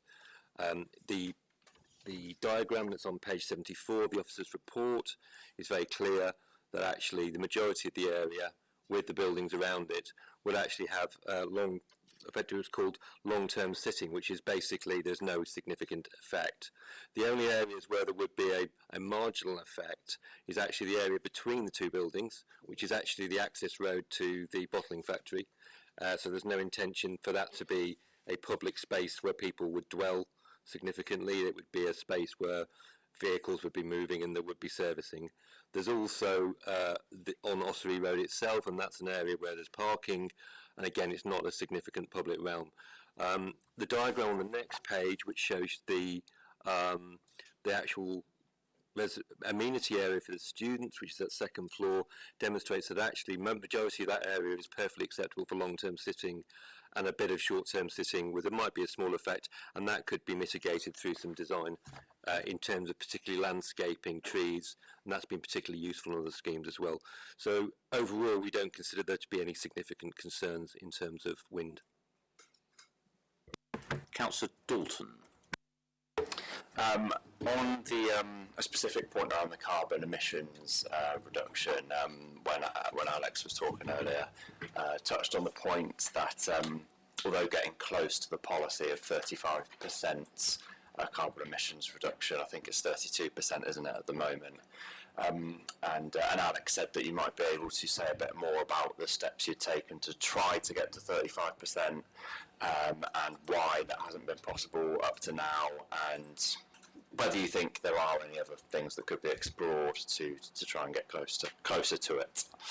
Yeah, we've been in quite a lot of detailed discussion with our energy consultant and the GLA, because obviously the GLA are almost the guardians of the energy strategies around London, particularly. So we've had a lot of discussions on this, and we've been testing them very, very hard on trying to improve it towards 35%.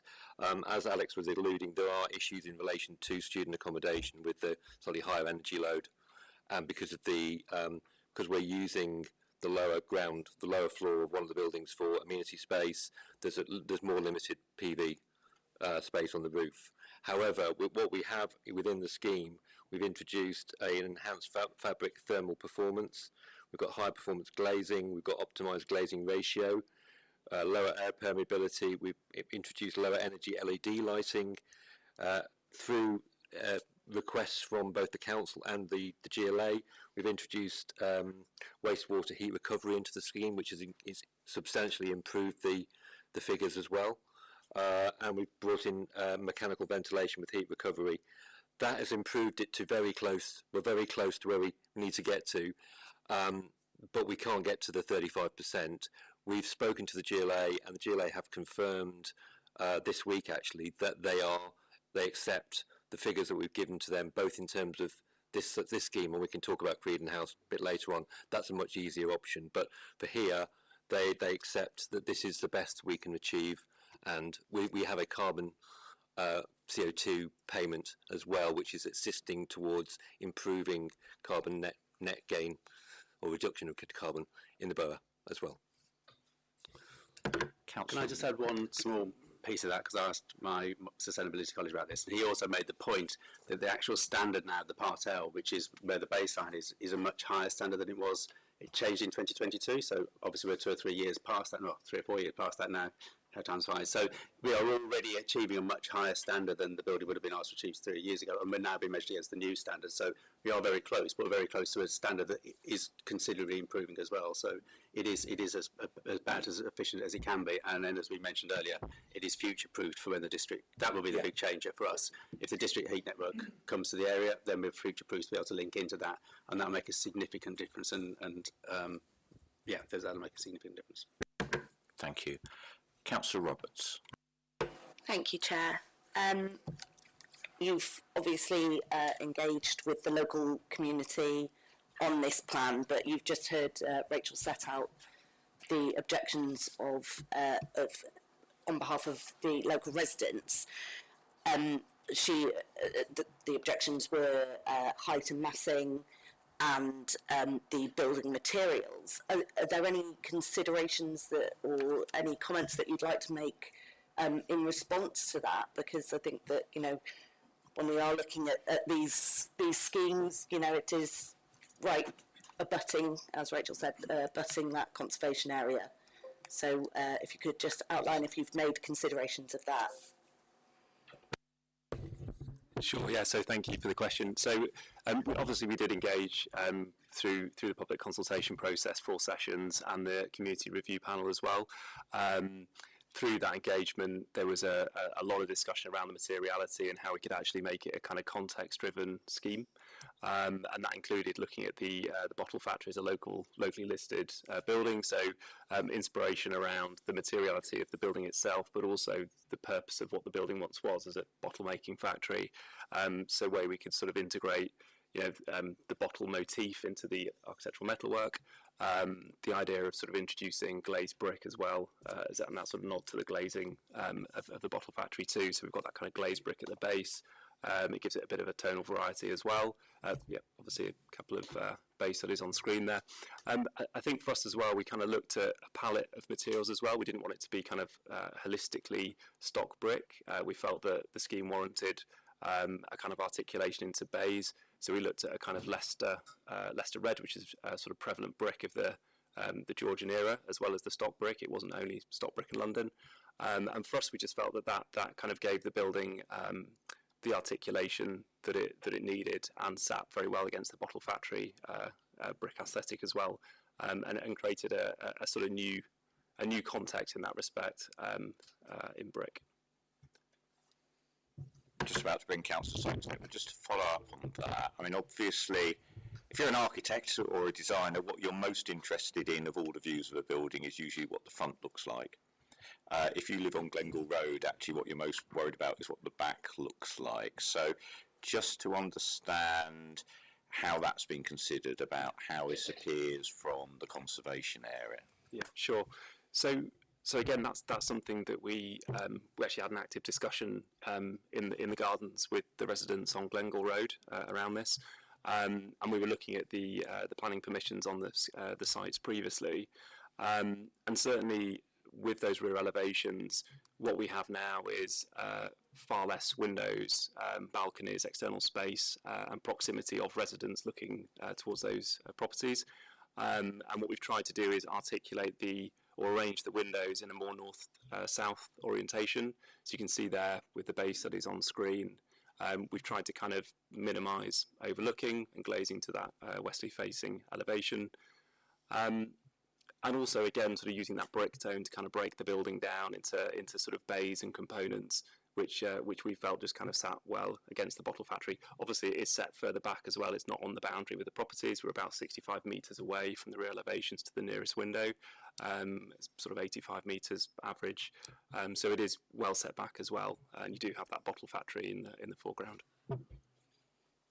Thank you, actually, just finally, before I do move on to Councillor Soames, apologies, Councillor Soames.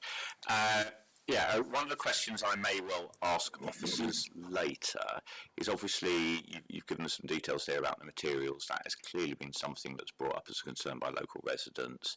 In terms of finalising those materials, would you be happy if we perhaps introduced a condition to say there should be some further consultation of that to enable the local residents to have their say in that? Would that be something, because it's an unusual thing for us to do.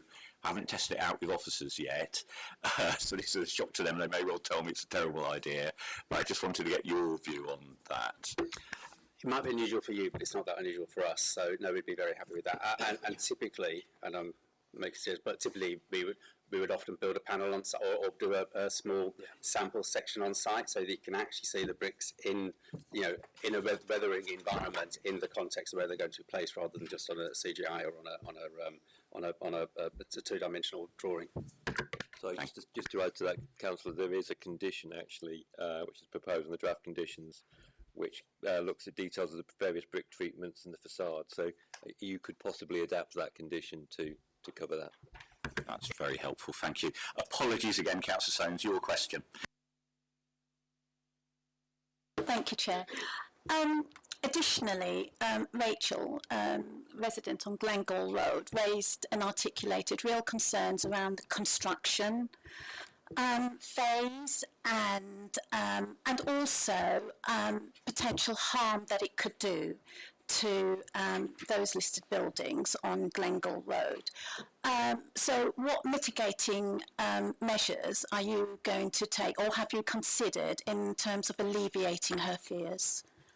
Please. Yeah, just to say, there are conditions which cover situations both in terms of the demolition, so there's demolition environmental management plan, there's also a construction environmental management plan, so further details of the construction will be brought through at an earlier stage. But we have considered this all the way through.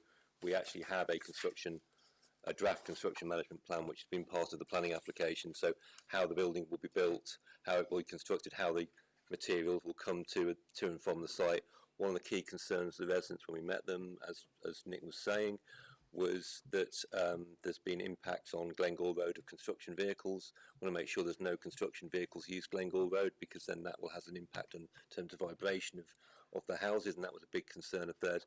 We'd want to make sure that the construction logistics plan avoided doing anything like that. We have a slight buffer in the sense that the bottling factory is actually between us and the residents. So we're not abutting the residents' gardens. There's the bottling factory between them. However, you know, they're reasonably close, and we want to make sure that we work closely with the residents. And obviously, as Stuart said before, we'd be happy to maintain that dialogue with them. So if there was any concerns from residents about noise, about vibration, and you know, apologies. Unfortunately, there were some cowboys knocked one of the buildings down a few years ago, and they really did suffer, unfortunately, the residents. That won't happen here. There will be proper managed construction through construction management plans, through demolition management plans. Councillor Soames. Thank you. That was really, really comprehensive. I think more to the point, notwithstanding the vibrations, but the potential effect that it could have on structurally on their buildings. So what, are you going to carry out a survey, pre, post, during, to monitor that? Because I think her concerns with, once it's been, you know, if we were minded to approve it, once it's been built and you guys have disappeared, then, you know, they're left with potentially a damaged structure, a building. So, yeah, if you could comment on that, please.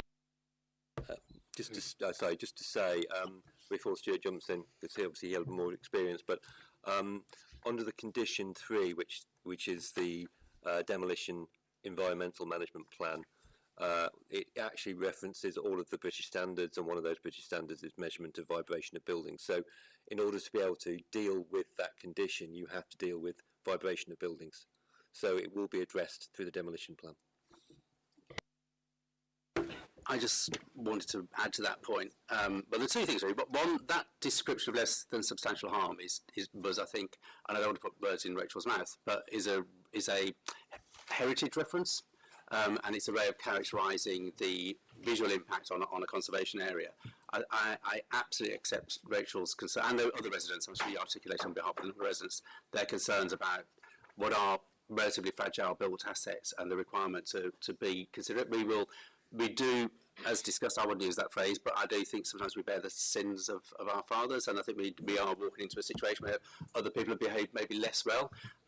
Just to emphasise the point, we will only be working with contractors that sign up to the considerate contracting scheme. There will be on-site management, there will be named individuals who will be able to be engaged with, who will be reporting to the residents, and those points about, I don't know how far we can go in terms of condition surveys, so I'm a bit reluctant to make a promise that we can't fulfil, but as a general principle in terms of what we will commit to, and the willingness to engage post well, you know, obviously the decision about consent is down to you, but at some point there will be something built on that site, and our commitment is not just the construction but also post-construction management as well. And there's a reference earlier to the management of another scheme where we hope to engage with the same management around the cycles, and it was said that there had been a problem but the management had dealt with it. Well, that is actually the management company we're intending to work with, so our commitment isn't just to now planning construction, but it's also post-construction occupation as well, because these things are built and they're there for a long time, and they need to become, as discussed, become part of the community, not separate from the community.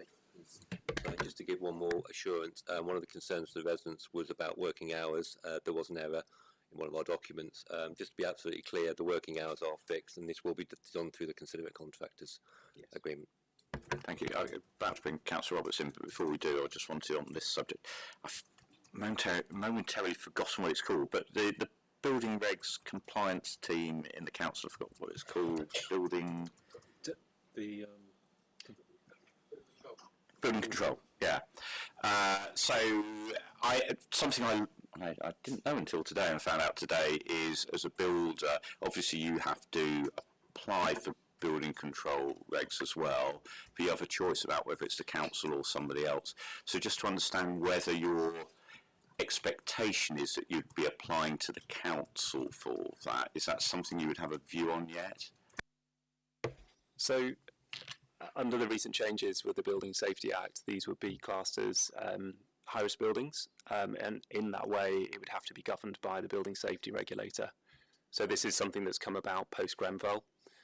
So the building control process is different, however it's a very robust process, and again all the things around structure and any concerns around that would be picked up within that approvals process.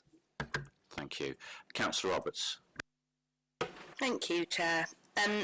I wanted to kind of switch on to the commercial floor space, and whether, so I see that 10% of it's going to be affordable. Have you had any conversations with companies that are already there, or is there, are those, without obviously going into too much detail, but is there ongoing discussions about the 10% affordable, but also who else might go into that space? Yes, I mean it's early days. We consulted with local businesses who were very free to and willing to share their thoughts, and it did inform quite a lot of the design around things like the access points and the delivery mechanisms and really the usability of the space, because that's not my area of expertise. So we did get a lot of feedback from both local businesses, but we also engaged with a couple of the local commercial agencies, because clearly we want these spaces to be occupied and used. So we spoke to two of the local agencies to establish what type of demand there were for this kind of space. So we are reasonably comfortable that we've gone as close as we can to give the framework of it, because it's a shell and core, so sufficient height, sufficient access space, sufficient space within the development, so it's not just full of columns.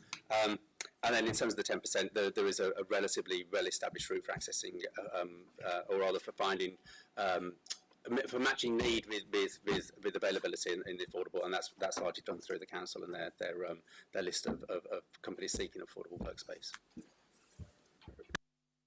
So I've got a few more questions of my own. So first of all, one of the points that was made by Rachel in her objection was her concern, we hear it quite a lot here, about the sustainability of the student market, and her concern that you might build this and once it was built then couldn't actually find the students to fill it, and then it might get turned to something else, or her general concern this just isn't viable. So just to understand your take on that in terms of the buoyancy of the student market and whether the financial viability is there for this development. Well, without being flippant, if it wasn't viable, we wouldn't be doing it. So, but that's not in itself a reason. I think there are a number of points around that. One, we are required actually to design a scheme that is capable of future adaptation, because whilst we're talking about a short-term situation now in terms of student viability and demand and the sort of the here and now, the next few years, in 30 years' time, it may be very. I mean, we don't know what the next 30. So the buildings are designed to have a certain amount of adaptability in the future, and conversion for another use, which in most cases will be residential, because that's is broad. It is broadly a residential building, but that would require, if I'm right, Sean, that would require coming back to the council and seeking a new consent for whatever that change of use would be. My own view about the student market, and I have been in the sector a very long time, is that within London, the overall London supply and demand is there's still a significant gap between the availability and the requirement to provide. And London's a global capital. It continues to attract international students, but it also continues to attract home students. It is the magnet that it's always been. I think there are huge questions about affordability, and part of the reason why we committed to this scheme was our ability to design a scheme that's small A affordable. The average student rent for a new build in London now is £430 a week. Our scheme is designed to be significantly low, and this is an open market scheme, but be significantly lower than that. That's why there's a greater percentage of it's something like 70% clusters to 30% studios, so it's not just high value £450, £500 a week schemes. It is supposed to be a more accessible, well, not supposed to be, sorry, it is designed and conceived to be a more accessible scheme and to find its place within the student market at that level, and that's where we feel that the sustainable market is. The sustainable market for us is not at £700 a week or whatever the sort of, you know, the central London schemes are going at now. It's at a significantly lower level than that, but still, you know, they're not. I mean, you know, they are not cheap, but they are. Well, so you've thrown a lot of figures around saying what it isn't.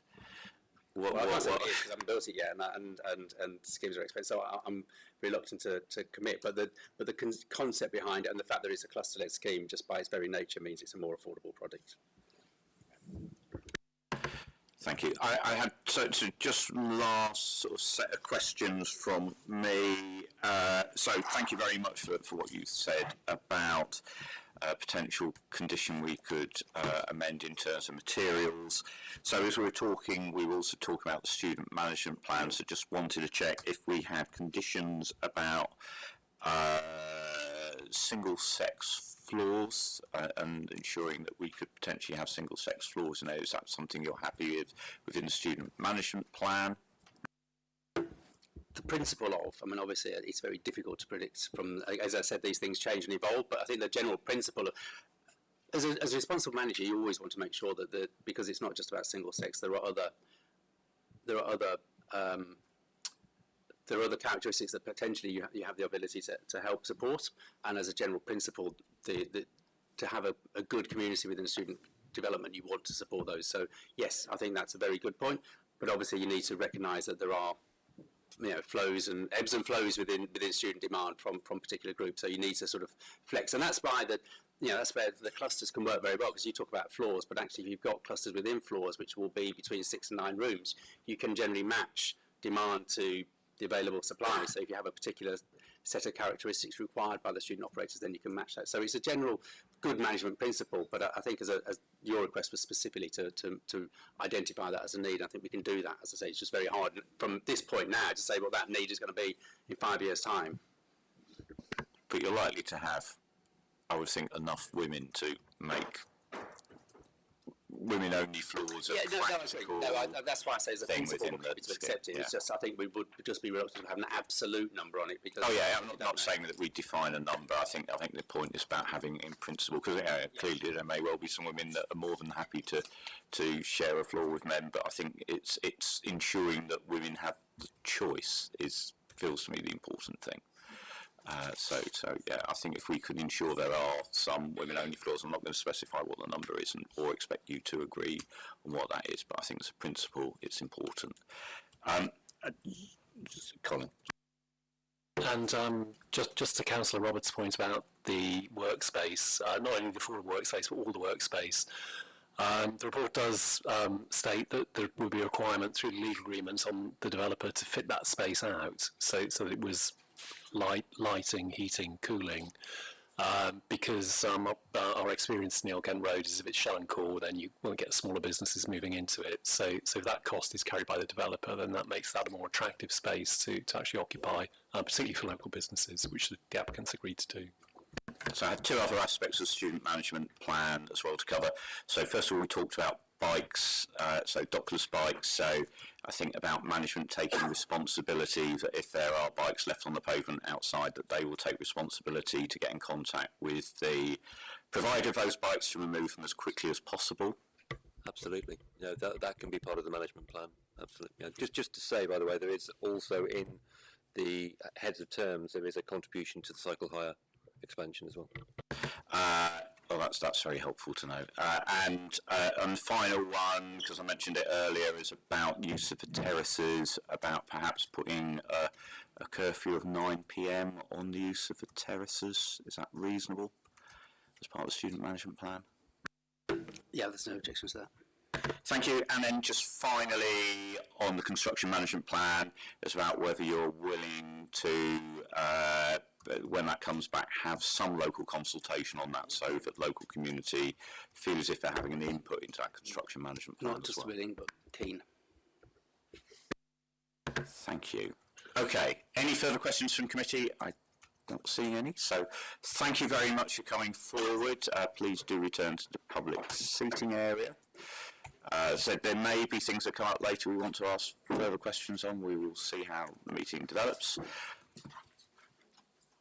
Our next opportunity for representations is from any supporters of the scheme that live within 100 metres of the development site. Are there any supporters who live within 100 metres that want to come forward to address us? We don't often get them, but we give that opportunity to people, so I'm not seeing any indications. And then we have ward councillor. Well, the only ward councillor for the scheme that's in the room is myself, and I've already said that I'm going to not give that representation as ward councillor. So any final questions for officers arising from the representations that we've heard, committee members? Councillor Soames. Forgive me if I've missed it, but were there any consultations with English Heritage in terms of potential harm to the conservation area, even though it's not within? And if so, what did they say? I couldn't find it, but I know that the scheme is not within the conservation area, but if you didn't consult English Heritage, why? Is that a reason not to? I think the consultation list isn't actually printed in the report, but English Heritage or Historic England were not consulted, no, because they're not a statutory consultee on applications adjacent to conservation areas. So yeah, that was the sort of primary reason. Thank you. Sorry, Colin. And I guess finally, as I said, we'll discuss a number of potential conditions with the applicants. The applicants seem to be happy with them all, just to check with officers that those all seem to be reasonable conditions if we were to include them. I think, yeah, no issues. Thank you. Right, well, as was suggested earlier, rather than take it, we'd normally go to a vote and a discussion about the application. What I'm going to suggest is that instead we go to Creedon House, but I'm also aware that people have been sat here for quite a while. So what I'm going to do is we're going to have a short break of no more than 5 minutes, so people please do return in 5 minutes as a comfort break, because it is quite warm in this room as well. So please come back in 5 minutes and we will start the Creedon House application.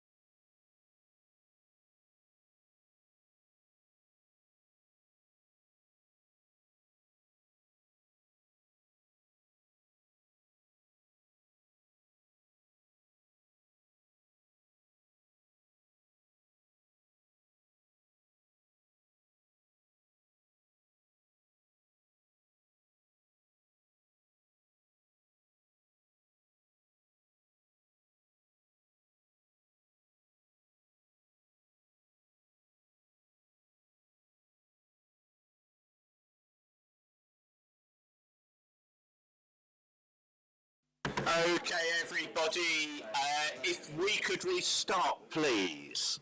Thank you. Thank you, everybody. We're now going to, as we said previously, normally we would have taken a decision on the application before we took the break.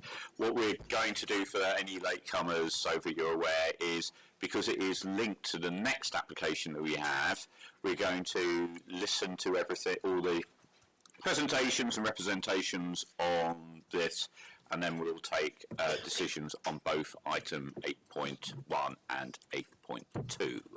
So that brings us to item 8.2, which is Creedon House, and I'd like to ask, I think Alex, this is you again. It is me again, yes. Thank you, Chair. As you said, and I've touched on previously, the proposals for Osprey Road are linked to the application at Creedon House, which is located on 72 Verney Road.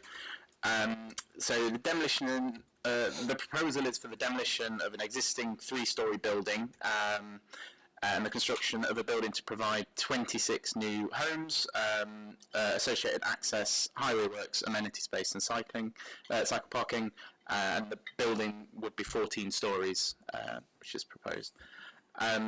Just quickly looking at the top left image, that's a site location plan showing the site within close proximity to South Bermondsey Station. The bottom left image just shows the building on the right, showing the 3-storey, 2+ mansard story building. And the image in the top right just shows the location of the site on the corner of Varco and Verney Road. As I said, it's a very small footprint site, just 0.05 hectares. To the west of the site is the Verney Road Industrial Estate, and all the predominant uses in the surrounding area are residential to the north, east, and south. So the site is also located within a site allocation within the New Southwark Plan, and that's site 68, and that's Sandygate Street and Verney Road, and that's a sort of a much larger site allocation. The site sits within flood risk zone 3, and there are no listed buildings or conservation areas within the setting of this site. And as I noted, it's a mix of industrial and residential character, and has a public transport accessibility level of 2, so relatively low access to public transport. It's also allocated within Site 13 of the Old Kent Road Action Area Plan, and within that site allocation it proposed that any retail space should be provided on the Old Kent Road frontage. Obviously this is located north of that. Provide new homes, provide leisure, arts, culture and community facilities, amongst other things which are not relevant directly to this site. But one thing it does say is it should provide at least the amount of employment floor space currently on the site, and that's sort of e.g. What used to be Class B. So the proposal here is for 26 social rental properties, and that will consist of 23 4 5-bed person homes and 3 2-bed 4-person wheelchair accessible homes. As I noted, the height would be 14 storeys, and that's approximately 50.3 metres AOD. Amenity spaces would be provided at the ground floor and at roof terrace, with play space also provided in those spaces. So, as I've said, the proposal will provide 26 social rented homes, which contributes towards the large site allocation of 5,300 homes. As noted previously, I should say 24.4%. By habitable room, this would be the equivalent, which is 150 habitable rooms would be delivered as council housing. When you take that into account, that would equate to approximately 41.3%. As I noted earlier, no commercial is proposed within this site given the site constraints. The applicant's architects touched on the point about the building safety regulation changes that require 2 stair cores, which essentially just squeezes the footprint of all buildings, so it makes it essentially near difficult, very difficult to provide that on site. But as I noted, there is an overall significant uplift when you of 525 square metres across the two Ossory Road sites that members heard before, and including this one as well. Of which 10% of that would be affordable, and as I noted before, this would also be within phase one of the funding of the cap. Just the image on the left shows a typical floor plan, which essentially shows two mirrored 4-bedroom, 5-person homes based around the sort of stair and lift cores, and that's from the 3rd to the 13th floor, and the image on the right shows the sort of alternative layout on the 1st, 2nd and 3rd floor for the wheelchair accessible unit in the sort of lighter blue, lighter green even, sorry.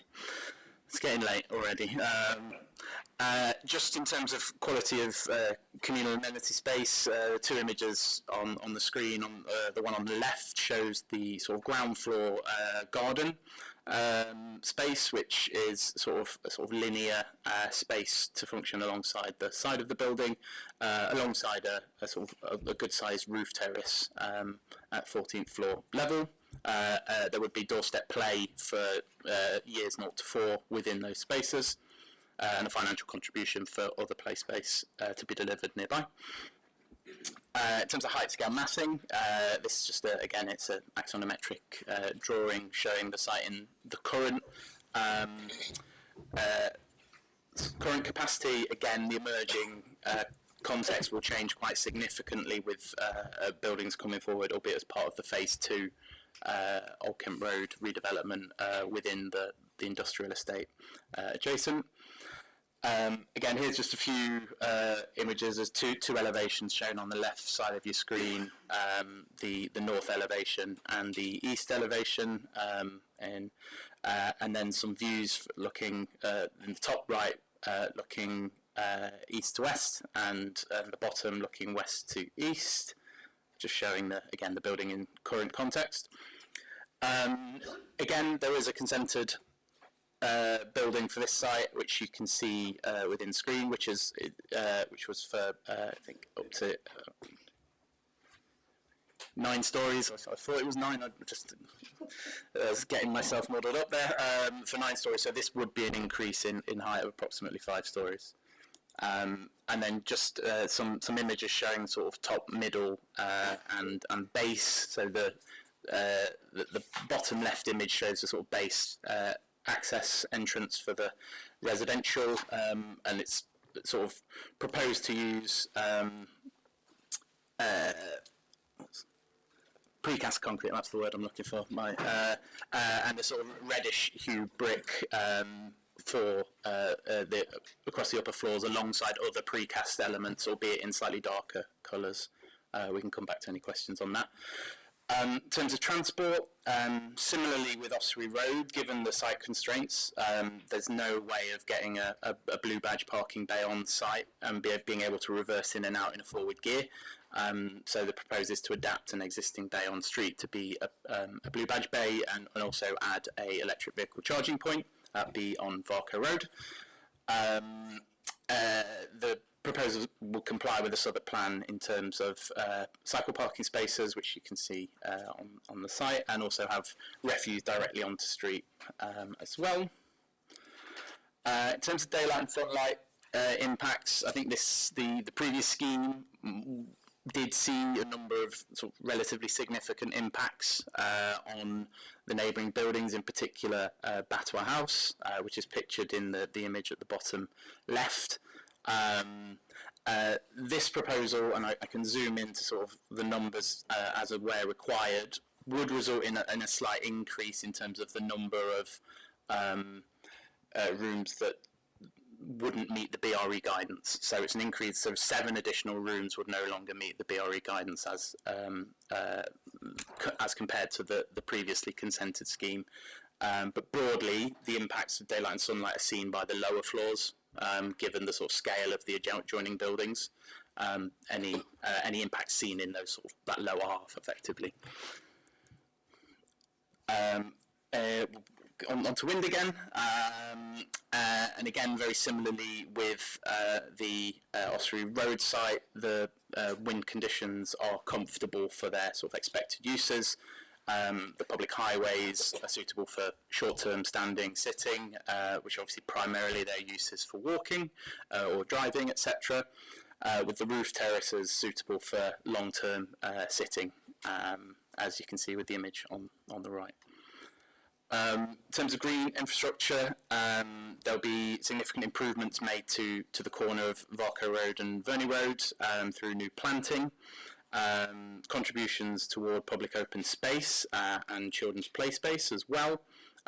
As I said, the 0 to 4 the site has some provision for 0 to 4 play space, but given the small site footprint and the constraints, they're unable to provide the majority of that on site, so that will be a sort of large contribution towards improvements and new green spaces that are coming forward as part of the Old Kent Road Action Area Plan. 7 new trees will be planted at ground floor, with up to 3 on the roof terrace. Urban greening factor meets the requirement of the London Plan, exceeding the 0.4, it being 0.415. And green/brown roof space would be provided as well. In terms of the carbon savings on this site, the proposals are to connect to the district heat network, as it has been extended along this part of the borough, and that results in carbon savings of 67.6%. We have had 26 comments in total on the application, including 23 in objection. I think a significant number of them raised issues about loss of daylight and sunlight and overlooking. There were comments on construction hours, which I think we touched on with the Ossory Road development. There was an initial draft construction management plan that proposed hours which would be outside of what we would normally allow. That has been revised to revert to the Southwark standard construction hours, as was discussed. And I think a number of similar points in terms of impacts on local services, in terms of medical practices, pollution and impacts from demolition and construction, increase in traffic, lack of active frontages at ground floor, and inadequate public realm landscaping. I think the sort of crux of this proposal here is to deliver much needed new council homes to be built and provided for the council by the applicants, and that's a significant benefit of this scheme when read alongside the Ossory Road developments, and would equate to 41.3% affordable housing, and also provides a contribution towards the borough's housing targets. We feel that, as the building is essentially behind a fence at the moment, there is very little / no activity, so there will be improvements alongside new open spaces within or amenity spaces within the site, as well as transport mitigation through improving the pedestrian and public realm along Verney Road and Varco Road. There would be financial contributions towards public open space and children's play space, which would be delivered through nearby green spaces, either existing or emerging spaces. There's a significant improvement in terms of green infrastructure, as I mentioned, with greening factor, new trees, and a biodiversity net gain of 977%. And the homes would be provided would be sustainable. The main impact is as a result of the sort of amenity impacts, primarily daylight and sunlight. The overlooking is the same as consented, but there is a sort of a small increase in impacts on the adjoining properties in terms of daylight and sunlight. And that's me. Happy to answer any questions. Thank you for that, Alex. Councillor Johnson. Thank you, Chair. Thank you, Alex. If my maths is correct, we're looking at about 127 residents. Is that about right? Challenge my maths if I'm wrong on that. 26 times 5. It doesn't have to be an exact, but that includes living spaces, so that's probably about. if we assume that, I don't know, 100 of them were adults who were mobile, so they weren't young children, they weren't in a wheelchair, with an extremely low PTAL rating, I think we'd assume almost all of them would want to use a bike. So let's say we have 100 residents who want a bike, and we have 52 long stay cycle bays. That feels a bit light. What are the rest going to do? So that meets the requirements of the Southwark Plan, which are higher standards than the London Plan, and I think comparable boroughs much higher than as well. The proposals also provide a contribution towards improvements for cycle hire options within the area, so that will be a sort of significant benefit as well. So, you know, that the Transport for London's proposals, I think, are to expand potentially their cycle hire scheme further down into this part of the borough, so that could contribute towards that. So there would be other options emerging as part of the master plan as well, and there'd also be bus contributions as well. If I may ask a brief follow-up question, are you seeing that the London Plan and the Southwark Plan was based on either all of London or all of Southwark? Given that this area has a particularly low PTAL rating, would we have the option, if the committee was minded, to condition a higher number of long stay cycle bays or not? The policy requirement is broad across all PTALs, so in terms of the Southwark Plan. So, I mean, the applicants may consider including more cycle storage. Part of the problem will be is obviously space. The proposed cycle storage has all been designed to Southwark's design standards, which includes having accessible cycle parking bays and Sheffield stands, which are the sort of the hoops that you see in the street, because they're more accessible. And what we don't want is to just have lots more of the sort of the two-tier stackers, because they're not as usable. So it's a slight argument over quality over quantity, I guess, but that we feel that, again, it's policy compliant in terms of both design but also numbers as well.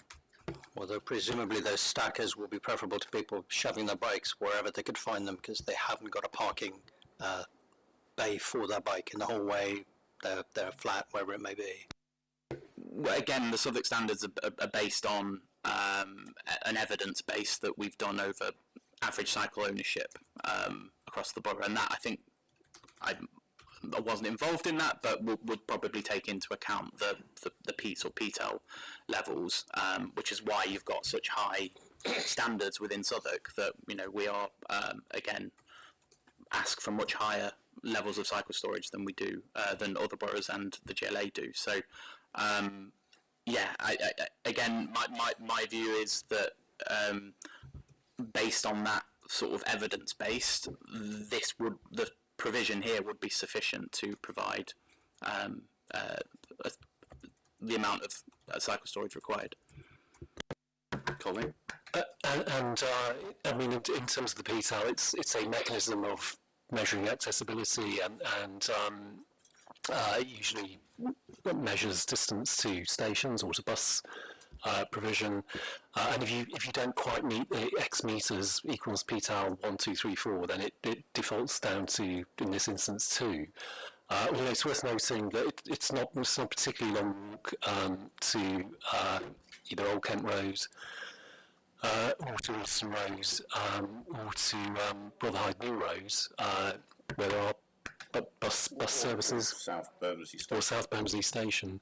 So and actually, TfL are currently piloting a different way of measuring accessibility to transport for that reason, because there is a feeling that PTAL, it gives you a rough indication, but it doesn't always give you an accurate indication of actually where you want to get to as well.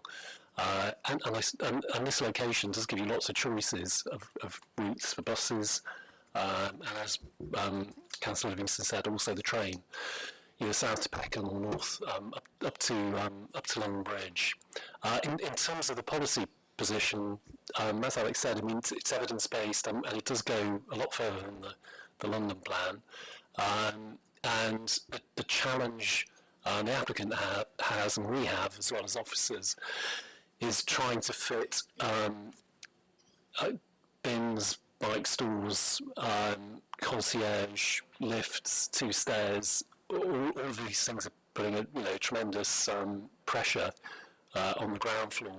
And in many respects, what the applicant's done is exemplary. They've not come back to us and said we won't meet the Southwark Plan standards. We'll go to London Plan. They're saying we will meet your Southwark Plan standard. And we have recently done a survey, which is still in draft, of cycle parking in the borough. And one of the strong pieces of feedback we're getting from that, which is to Alex's point, is that it's the quality of provision, which encourages people to use it rather than just the numeric sort of tick in a box.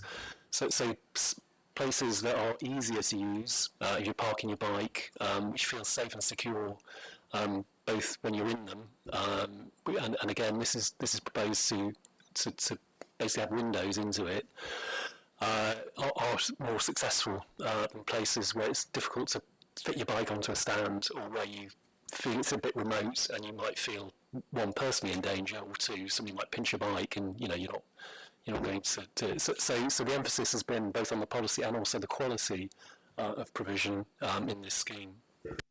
And just before we move on to Councillor Soames, how will a new Surrey Canal station, when it arrives, and what the timescale does that impact on the PTAL? Would that have an impact, or is it too far away to impact? I think it's one of those cases where the way PTAL is measured, a bit like South Bermondsey Station, it probably wouldn't have a great impact, despite the fact that you would know you could walk there fairly quickly, and then you'd be on the the overground system and connecting with the rest of the network as well. Thank you, Councillor Soames. Thank you, Chair. Alex, forgive my ignorance, but what's a Juliet? First of all, I've got a couple of questions. What's a Juliet balcony, please?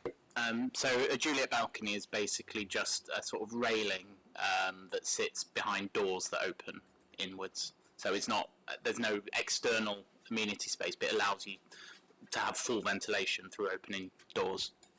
If that makes sense. So if you look on the image A here, Shakespeare balcony. so that's essentially what a Juliet balcony. So it's a railing that would sit alongside the. Oh, those, yeah. Yeah. Right. So that's in addition to having balcony spaces as well. Right. I often wondered what the purpose is. Thank you. So the amenity space that within this scheme is just restricted to 0 to 4 years. Is that right? The children's play space. Children's Yes, play yeah, space, and then you referred to alternative play spaces to make up the void. Is that right? So the policy requirement is where you can't meet the requirement on site, Yes. for there to be a payment in lieu, which will be paid to the council to provide and enhance play spaces within either existing or new green spaces that are emerging. Righto. So where would be the nearest existing? So the nearest existing park is Bramcote Park, which I think is about 50 metres away roughly. It's not very far. Right. And the council are next week, about to undertake a large improvement programme of that park, which will include new play space. Obviously, that's monies generated from other schemes, but similarly, as emerging green spaces envisaged in the AAP come forward, such as the gas holders site, some of this money would go towards providing new play spaces elsewhere. Right. So if those new emerging play spaces are within new schemes, are you saying therefore that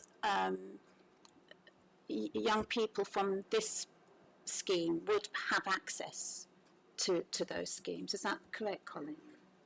Yeah, the contribution that would be paid by the applicants as part of the Section 106 would come to the council to go into public spaces, like which obviously these residents would have access to, and any other sort Right, of. so they're public spaces. They wouldn't be restricted to the residents of new schemes. Right, that's what I wanted to clarify.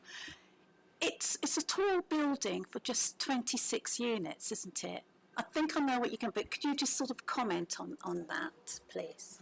A lot of this comes down to the Building Safety Regulation Act, which requires 2 stair and lift cores and puts a lot of strain on footprints. So, like basically any building above 7 stories requires two stair cores. So the previous consent wouldn't have actually been deliverable because it only had 1 staircase. So they'd have to revise that, which probably would have reduced the numbers there as well. It's obviously a balance that we have to weigh up in terms of tall building and in this scheme providing council homes or being delivered on behalf of the council. And yeah, we feel that the draft AAP sets that this site has the potential for a taller marker building as well, and we feel that the design quality here is significantly beneficial to providing that sort of marker here as well. Councillor Roberts. Thank you, Alex. I am slightly getting ahead and thinking about what some of those objectors are going to be saying about their window and their light. I mean, maths is not my strong point, but I do believe that 51 plus 14 is 65, not 55. Total windows affected. I don't quite. Sorry, where are you taking that? Daylight and sunlight impacts. 51 at the top. 14, 101 to 103 Verney Road.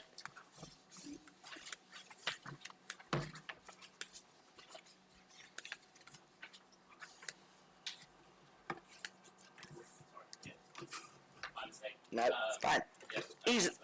Very easily done. But I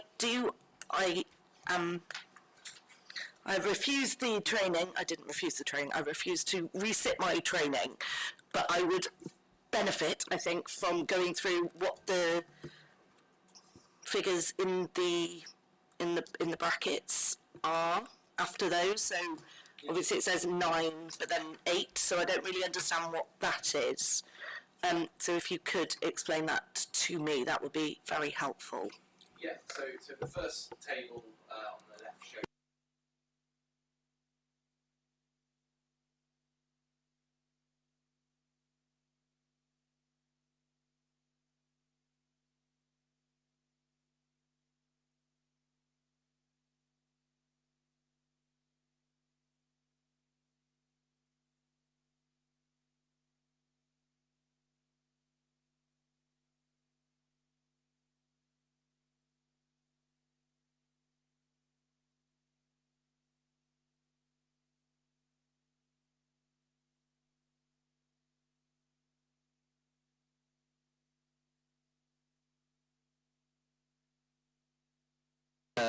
it's the total. So of the 84 windows, 33 meet the guidance, and then 51 fall below that.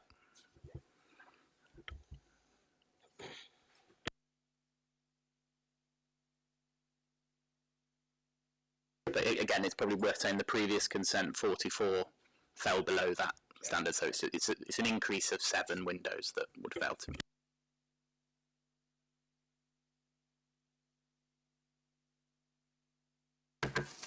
Yeah, I'm going to go back to Councillor Roberts. Thank you, Chair.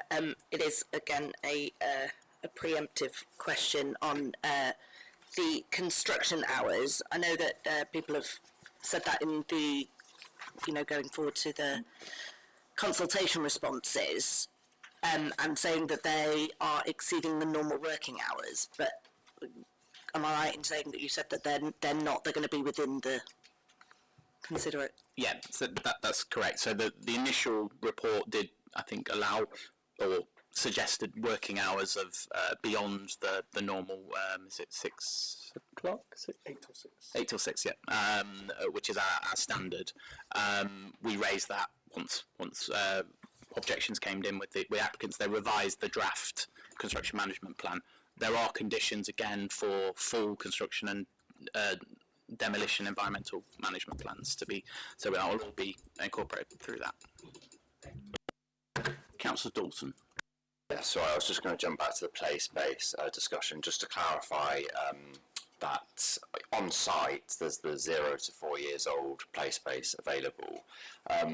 When the council's looking at other sites where play space can be provided, in terms of the payment that's being made, where that can go, do we stipulate and kind of look beyond 4 years old and sort of deliberately try to put money towards spaces that slightly older children can use when doing that, just to make sure the full age breadth of children do have access to spaces?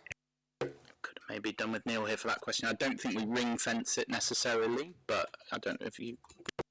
Yeah, so rather than ring fence it on the Bramcote Park refurbishment, what we've looked to do is to cover all those age groups, and actually it's easy to accommodate the older age groups on larger park spaces. So we went to groundbreaking yesterday, and there was quite a lot of conversation there about ball court provision, effectively football or basketball, table tennis, seating, just to have somewhere to sit, and I mean, none of that exists in that space at the moment. It's previously been managed by a housing association rather than Southwark. One of the things we've done there as well is take the management of that park back into the control of the council. So it's paid for by development contributions, and it caters for, because it has a space to do so, for a wide range of age groups. Okay, any further questions on the presentation? Councillor Soames. Only in as much as, I mean, Councillor Dalton has made a really strong point, because obviously with larger homes, 4 or 5 bedrooms, then that is going to be significantly important for that amenity space. Thank you. Thank you. Okay, that brings us to the next section, which is objectors. Just so that I am clear of committee, we had 2 people that have registered to speak, one of whom got the notification to us later than we would normally expect. As you know, I'm usually quite flexible about these things and are happy to listen to people, but given that we are not in a pre-election period but not a long way away from it, I do need to make people clear, just for complete transparency, that person is a member of the Labour Party, so I do know them, but as I said, I would have given that whoever it was, so just wanted to be clear about that. So with that, can I ask the objectors if they'd like to come forward?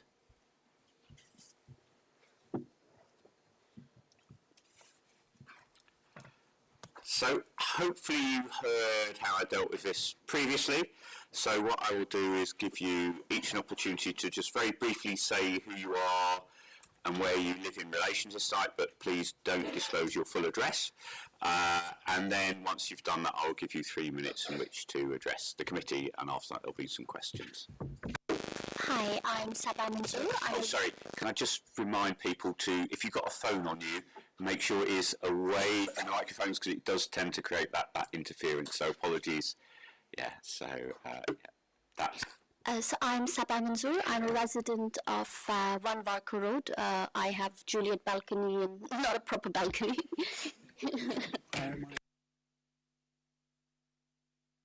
You have 3 minutes. So Chair and Committee, I speak on behalf of the residents of 1 Varco Road, and my neighbours, Batva House. We're here to demand safety and sunlight and standards. This 14-storey proposal is twice the height of neighbouring buildings, which is 1 Varco Road, 2 Varco Road, and Batva House. And therefore, the others were kept shorter for very good reasons. So we argue you to reject this over-intensive clustering of tall buildings that ignores both the local character and the structural safety of our homes. We have serious concerns regarding the structural integrity of our building during the proposed excavation, especially. During the construction of 2 Varco Road, which started some years ago and is still it's still not yet completed, we residents of 1 Varco Road have experienced excessive vibration that moved furniture and rattled fixtures, and this was during the time of COVID, where we were actually quite locked up. So while 1 Varco was not structurally damaged to an extent where we had to move out or whatever, but we were facing a development we are now facing a development that's even more close and taller. We cannot risk a third time unlucky sort of situation, and to approve a massive excavation on this specific soil without a rigorous independent structural impact assessment is to ignore a clear and present danger to our property. I must also speak for the Batva House resident next to me, who has lived there for nearly 20 years. After 2 decades, they are facing a 14-storey wall of concrete that will strip the light from their homes. The developer assessment is fundamentally flawed. It fails to identify multiple flats where the light disruption will be major and permanent. And under the policy P56 of the Southwark Plan, this represents an unacceptable loss of amenity, in this case sunlight, for long-standing members of our community, one of whom is sitting right next to me. We're told these developments represent quality, but we are currently living through safety crisis. Residents at 1 Varco Road have just been informed that our entire flue pipe system was incorrectly designed and installed. And in a post-Grenfell world, we cannot allow developers to race through the 14-hour work days from 7 a.m. to 9 p.m. at the expense of safety. This area has a transport rating of 2 out of 6.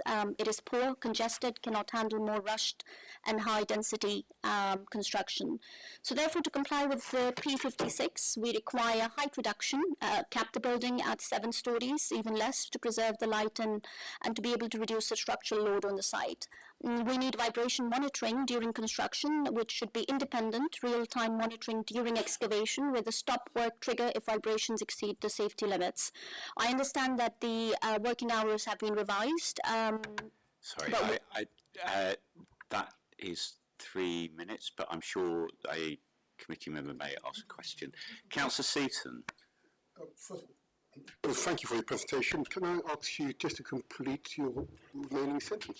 The remaining sentence, yes, remaining sentences. Okay, we would actually request triple glazed windows and quarterly facade cleaning to handle the inevitable dust and pollution. And so the policy 56 exists to protect residents, including those who have been here for nearly 2 decades, from this exact scenario. We ask the community to refuse this application or mandate a 7-story limit.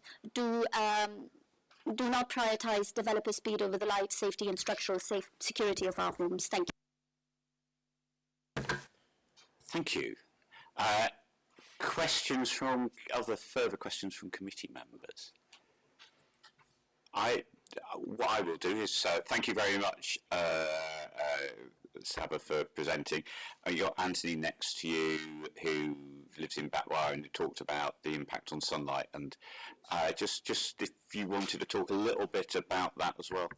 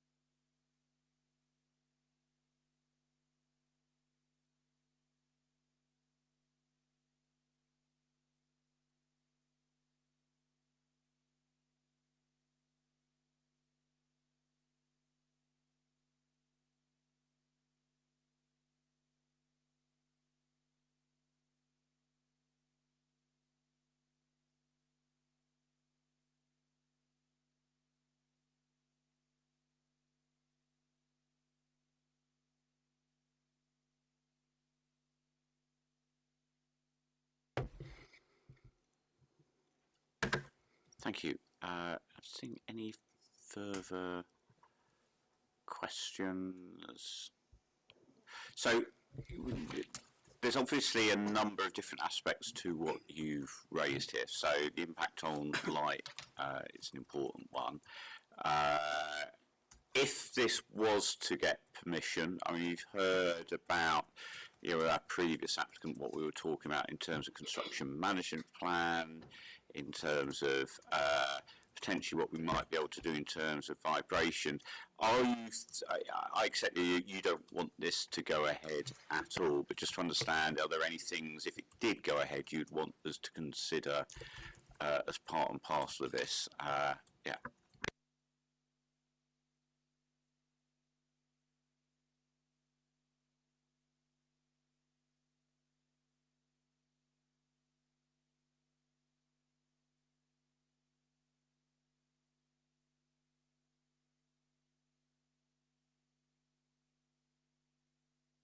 To provide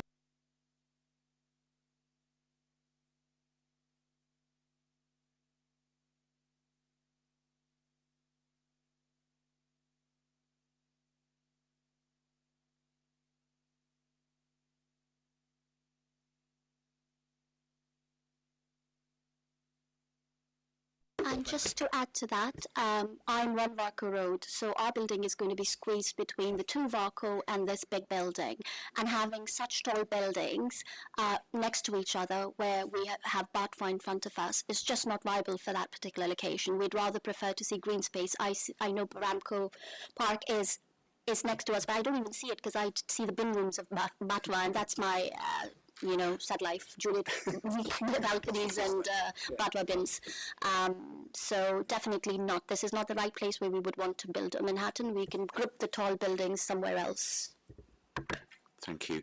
And as we've also heard, there's already an application that's been approved for this site of a 9-storey building there. Do you want to talk about your views about the difference between the 9-storey building and the 14-storey?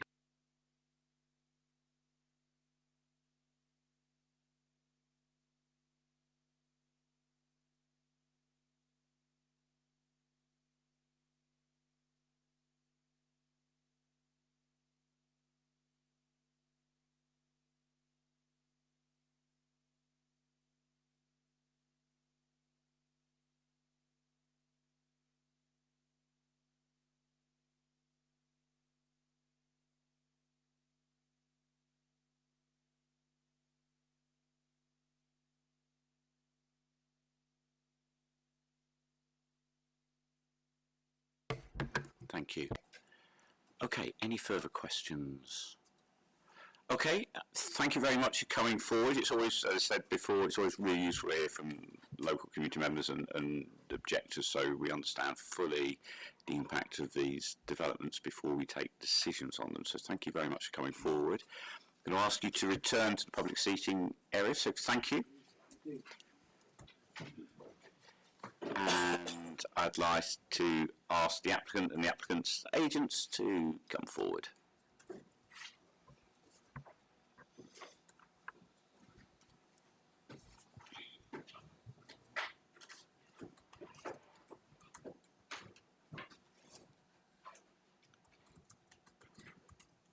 Okay. We've got an additional person here, so I'll let you introduce yourselves again before giving you your 3 minutes. Yes, reminder, I'm Stuart Black. I'm from Summits Capital, we're the owner of the site. I'm Nick Rutherford from CP Bennett, architect and director. I'm Paul Hearman, the Daylight and Sunlight consultant from Right of Light Consulting. I'm Sean Tickle, I'm the planning consultant. Thank you. You have 3 minutes. Thank you. The development of Creedon House to provide 26 social rented family homes is a unique opportunity to help Southwark deliver genuine social rented homes for families on the Council's housing waiting list. The approach of designing these homes, which the Council will take ownership of, has been a collaborative one where the Council has been an equal partner. The design of the homes in the scheme has been reviewed and audited by the Council's housing team to ensure they meet the Council's exacting requirements and that best value is being achieved. The viability of the scheme has also been tested to ensure the maximum affordable housing provision is being made. In reviewing the overall approach of building and handing over affordable homes, the example of the Southwark Overstation development has been used as a precedent. It is hoped that this will provide opportunities for further examples to come forward. The laudable approach of the Council to steer development towards ensuring the delivery of new affordable homes is strongly supported. The development of the land at Ossory Road also facilitates this housing delivery. 23 of the proposed homes are 4-bedroomed, with 3 wheelchair accessible homes provided. Each of the homes have generous balconies in excess of the council standards. 2 attractive and generous amenity spaces are provided in the scheme, despite the relatively small footprint of the site. The proposed new homes would meet or exceed the quality standards set out in the local plan, and all properties would be dual or triple aspect homes. The height, scale and massing of the building, whilst taller than the previously approved scheme on site, is considered to positively respond to the existing and emerging character, as well as the expectations of the Area Action Plan, which notes the potential for a tall building within this site. Furthermore, the previous scheme would not meet the standards of the Building Safety Act, and the proposed development has been designed in accordance with this legislation. The development would result in some impacts on existing and nearby residents in terms of daylight and sunlight. However, these impacts would be largely in line with those impacts when compared to the previous planning permission. In terms of overlooking privacy or outlook, there are no significant impacts that would result from the proposals. The scheme is car-free and transport impacts will be minimal. The development would contribute to transport improvements in the area, including contributions towards bus improvements, cycle hire and highways improvements. Carbon emissions will be reduced by 67.6% above the building regulations, which is well in excess of the 35% required by policy, and a financial contribution would be secured to achieve net carbon zero status. The development would make use of air source heat pumps and PV panels to deliver these on-site savings.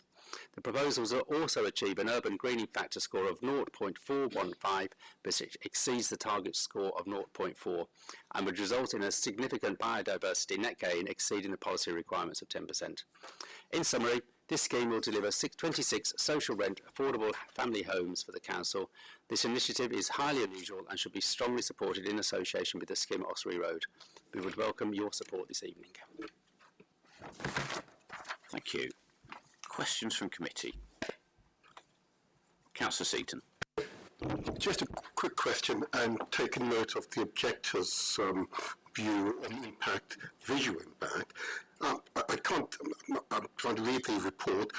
Or is the building facing their living rooms, bathrooms, kitchens? Can you just distinguish which of the amenities? So on that frontage, there's a mix of mainly bedrooms, but also living spaces as well. Councillor Roberts. Thank you, Chair. I also wanted to ask about the windows, and I mean, obviously, this is going to be a big impact, as residents have just said. When the scheme was 9 stories, was there going to be, the impact was going to be similar, but was it going to be a different kind of, is it going to be the kind of lower failure point? You know what I mean? Yeah, I think I know what you mean. So I think Alex, as Alex has sort of helpfully pointed out in his report, I think one of the key things to sort of consider here is that this revised application actually only results in 7 additional shortfalls to the Backwell House building. It was previously acknowledged that there is some impact to those windows, which is kind of an inevitable consequence of having a building that's built on a small site in relatively close proximity to that neighbouring property. What we also did as part of the Daylight and Sunlight report is we carried out a comparison between this proposed application and the previous one. And that's included within Appendix 5 of our report. And what that actually shows is that albeit you get 7 additional shortfalls, the vast majority of those windows experience only a 1 to 2% difference between the previous planning permission and the current proposals, which in real terms will be imperceptible. And I completely understand the residents' concern with a building of that size, but I think it needs to be put in context that actually there would have been a similar impact with the previous planning permission. Councillor Roberts. Yeah, and if I may, slightly different question. We've heard about the quality of the builds at the other sites. I just want to kind of be assured that the quality of the build is not going to be completely different in this site, because they are going to be social rent homes. I just want to make sure that there's a parity of quality. Yeah, absolutely. So the way, obviously, we've designed this through the same process that we did with the other sites. We worked at length with the community review panel on materiality, scale, how it interfaces with the street. We've worked very closely with Southwark's own housing team as well. So obviously, there's a bar that is demanded there. But I think, and hopefully, the base studies and the sort of architectural intent within the design and access statement sort of speaks for itself in terms of how we see the detailing, the quality of the materials proposed. This is enduring materiality that will, has been proven to stand the test of time. Brickwork, deep reveals, high quality architectural metalwork, precast. I think we're really confident that we've got all the ingredients here to make a really superb scheme. Councillor Soames. Thank you, Chair. Given the objections that Saba and her neighbour outlined regarding the height, could you just let us understand why you couldn't at least have built it to the previous 9 stories? I mean, you've gone up an additional 5 stories to 14. And then my second question is, she referred to, because again, they're concerned about structural damage and vibration, etc., and requested a structural independent impact statement. So I'd like you to comment on that, but also why couldn't you build it at perhaps even at 9 stories, please? Thank you. So I'll start with that response. And so I think the first point to make around the structural impact to neighbours is on this site we deliberately didn't design a basement, and part of the reason for that was the proximity of the adjacent buildings and the fact that it is, it's a small site, as we've said, 0.05 hectares. So the intention there, right from the offset, was to mitigate a sort of construction time, duration, impact, etc. This would also be subject to the same construction environmental management plan, demolition management plan as the previous scheme as we've discussed. In terms of the height, so obviously one of the aspects of this site is it's part of an area action plan. There is a vision from Southwark in terms of how this whole area will transform over the coming years. There's a great opportunity here. It's an opportunity area, and the allocation for this particular site is a building of around 12 stories. So in that context, what we're looking at here is around that threshold. The fact that we've gone slightly higher than the consented scheme, as Paul's demonstrated as well, is that there is a very minor impact in terms of the material considerations, so daylight, sunlight, etc. From a townscape point of view, there was extensive work, and again, it followed through extensive consultation, including with the community review panel, in the Heritage Townscape Visual Impact Assessment. So a series of views were set up, and there was a lot of work with the Townscape Consultancy as the experts in Townscape, in terms of how this would both sit in today's context, but also in the backdrop of what's coming forward and what will come forward in this area, which is a really positive thing. So we sort of see this corner site as a real catalyst for what's going to happen in the future. The only other point to make as well is that the way we've designed the top of the building, so this is ground plus 14, but the 14th floor is intended to be more transparent and open, and that leads to that kind of rooftop garden, which residents have a view out of, and also has views through to the sky. So we've tried to kind of diffuse the top of the building as well. Councillor Dalton. Just on the sunlight aspect again, and on back to a house where it says there's those 34 properties that will experience a 40% or greater reduction. Do we actually have the figure for how much reduction that is beyond it just being above 40%? So within the daylight and sunlight report, each individual percentage for each individual window will be identified. So that's effectively within Appendix 2. There's a ratio column, and that ratio column effectively is your equivalent percentage reduction per window per room as a result of the scheme. But then again, just sort of coming back to the comparison between the previous planning permission, the comparison that we've done doesn't look at percentage impact, because what it's doing is it's comparing absolute figures for those windows, assuming the planning permission was or the previous planning permission was implemented, versus if we receive approval for this particular scheme. So you have the percentages in the Daylight and Sunlight report, yeah. Councillor Johnson. Thank you, Chair. I noted that you made the point that the previous application was no longer legally permissible, presumably because of changes in building regulations and a requirement for an additional staircase. I wondered if you could talk to what extent the increase in floors has been driven by that change in legislation, because presumably you've lost, well, I don't know what number of bedrooms from a second staircase. Yeah, so I think, as Alex alluded to, with the advent of the revisions to the building regulations and the requirement for an additional stair and also evacuation lift, which is part of the London plan as well, it did mean that the core had to grow. And as a result of that, the amount of units that were able to be achieved per floor did reduce from the consented scheme. So obviously there was a pressure there to try and optimise the site. We've said before it's a small site, and so that opportunity lent itself to more stories in order to deliver more affordable housing, which we're doing at 41%. So I think that was the context of the sort of building regulation side and how that informed the increase. I think it's also worth adding that the decision to deliver 4-bedroom housing was as a result of a direct dialogue with the council, because we ran a number of schemes. You asked a question, I think, earlier about why is it only 26 units in a 14-storey building? Well, that was it was you. Sorry. Well, I didn't hear the question. That was a direct consequence of that dialogue. We could have if we were delivering 1 and 2 bedroom, we could be obviously a much higher number of units, but we wouldn't be meeting the identified need that Southwark was.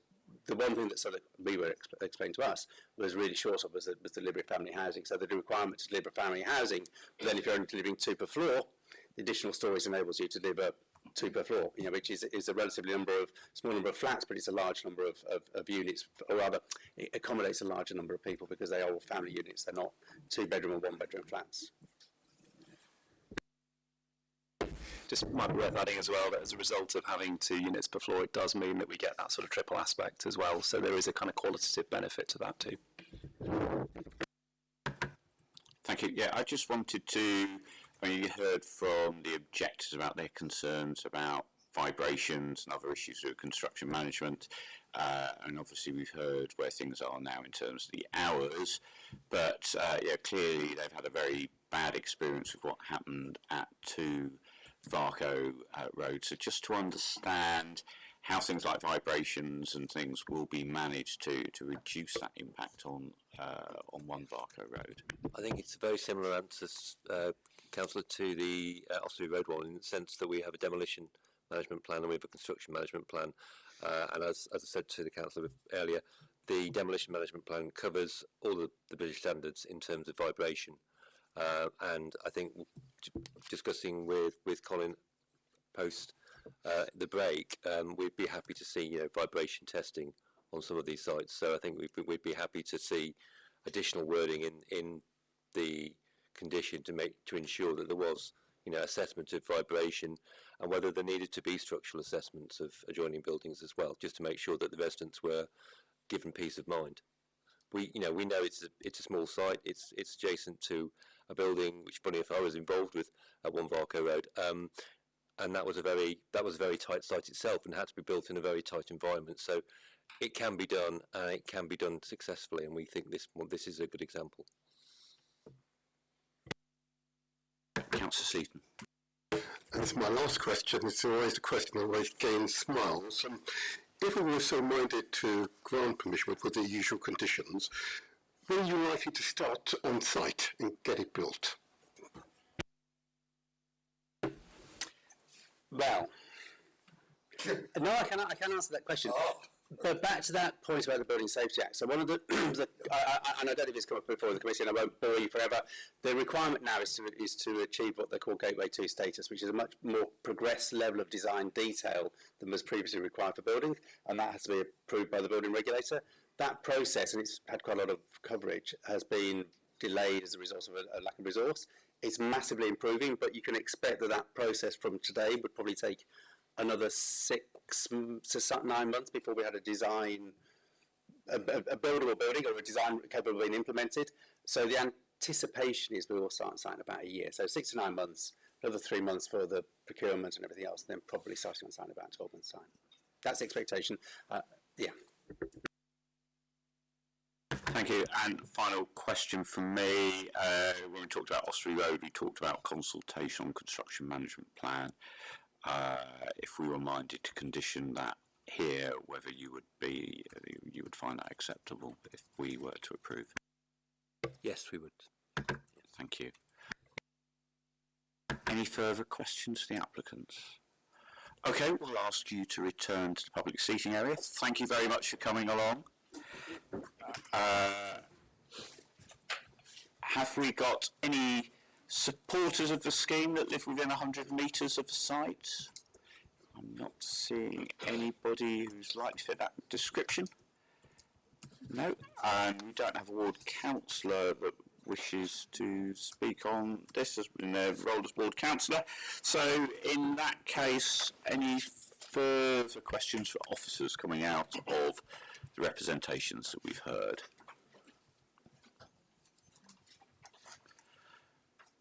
Councillor Seaton. Just a quick, well, maybe not so quick.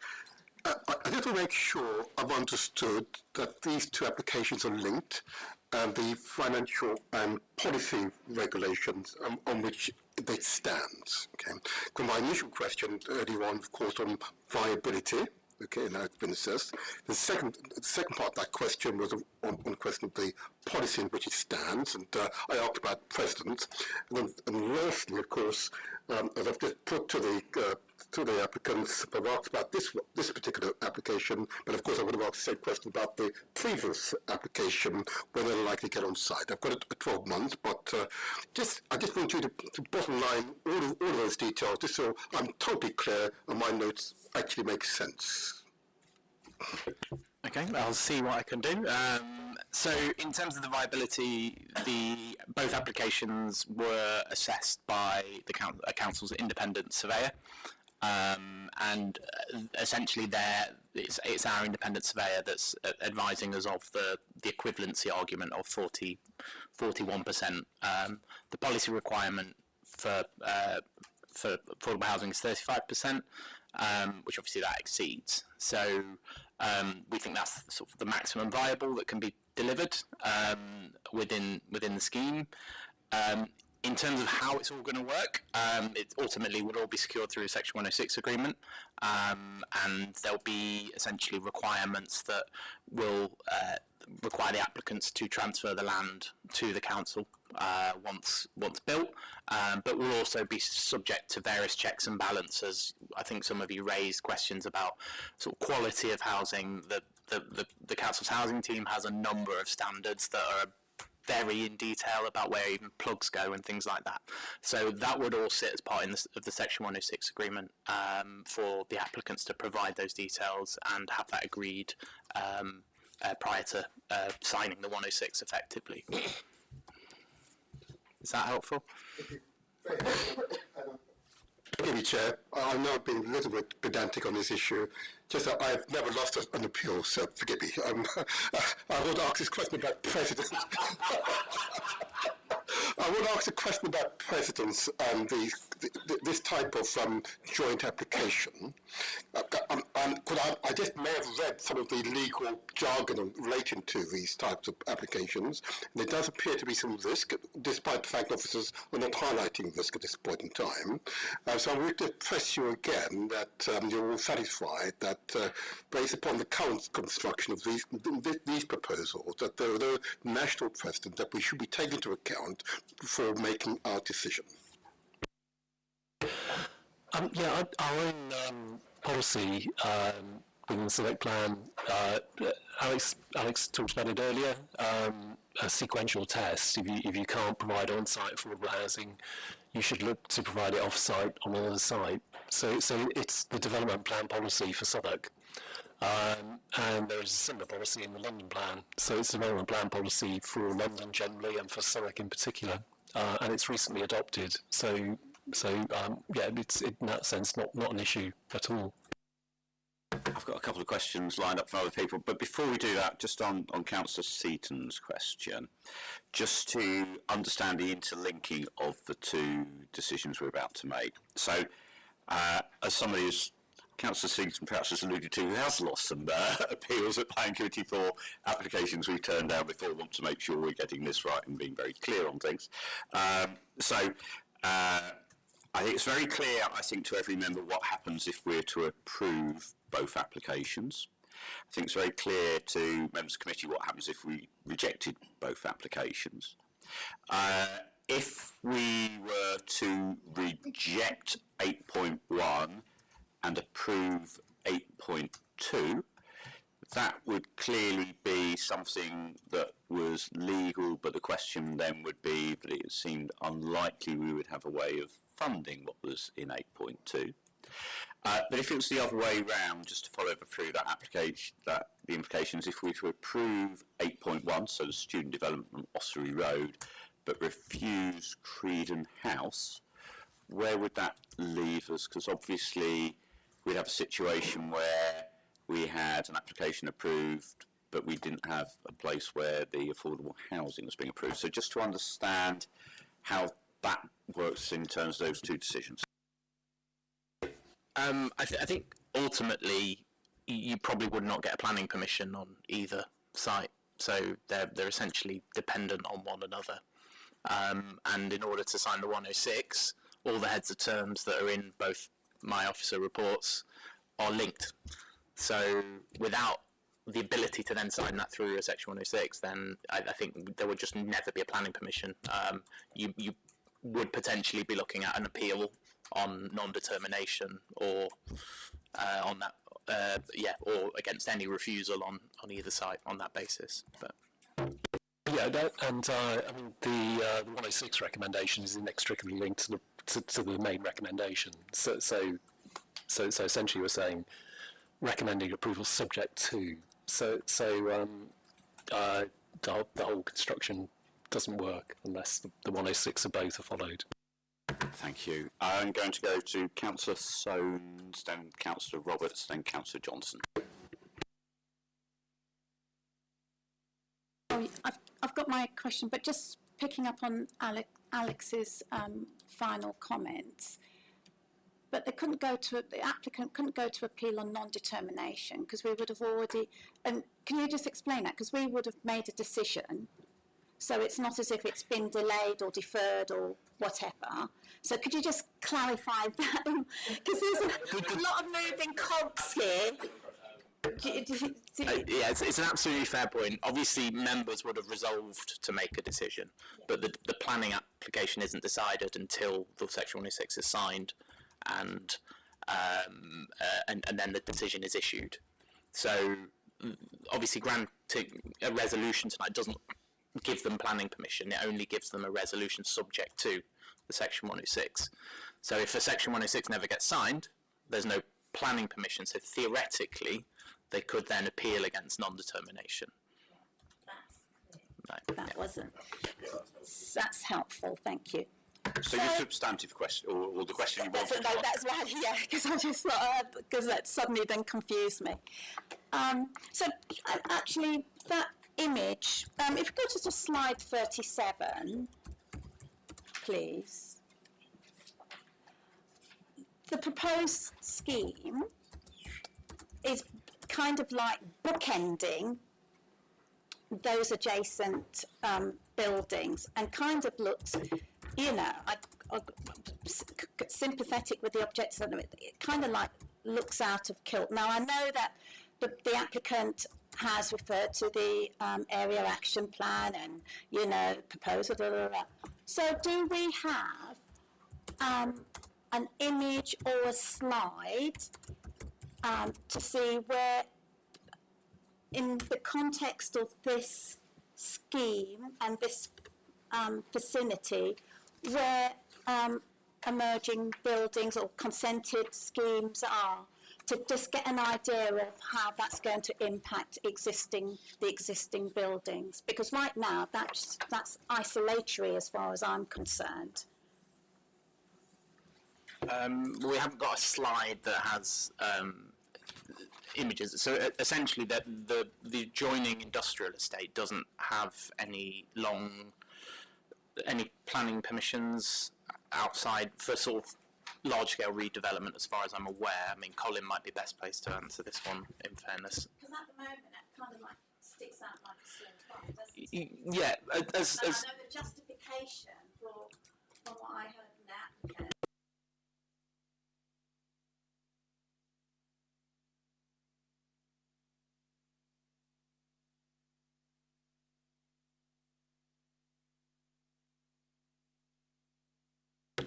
Fair question. I think Colin will. Sorry, I didn't have my mic. So the area action plan has a master plan illustration of building heights onto Verney Rose, and there aren't planning consents at the moment for the buildings immediately adjacent to that. But what it is proposing is that there is a mix of use where you have light industrial uses, commercial uses at ground floor, and you have a shoulder height buildings of 7 to 8 stories onto Verney Road, and then you have taller buildings along Verney Road as you're heading towards Old Kent Road, and it proposes that they're of a height of 14 stories. So this wouldn't be in isolation in that view.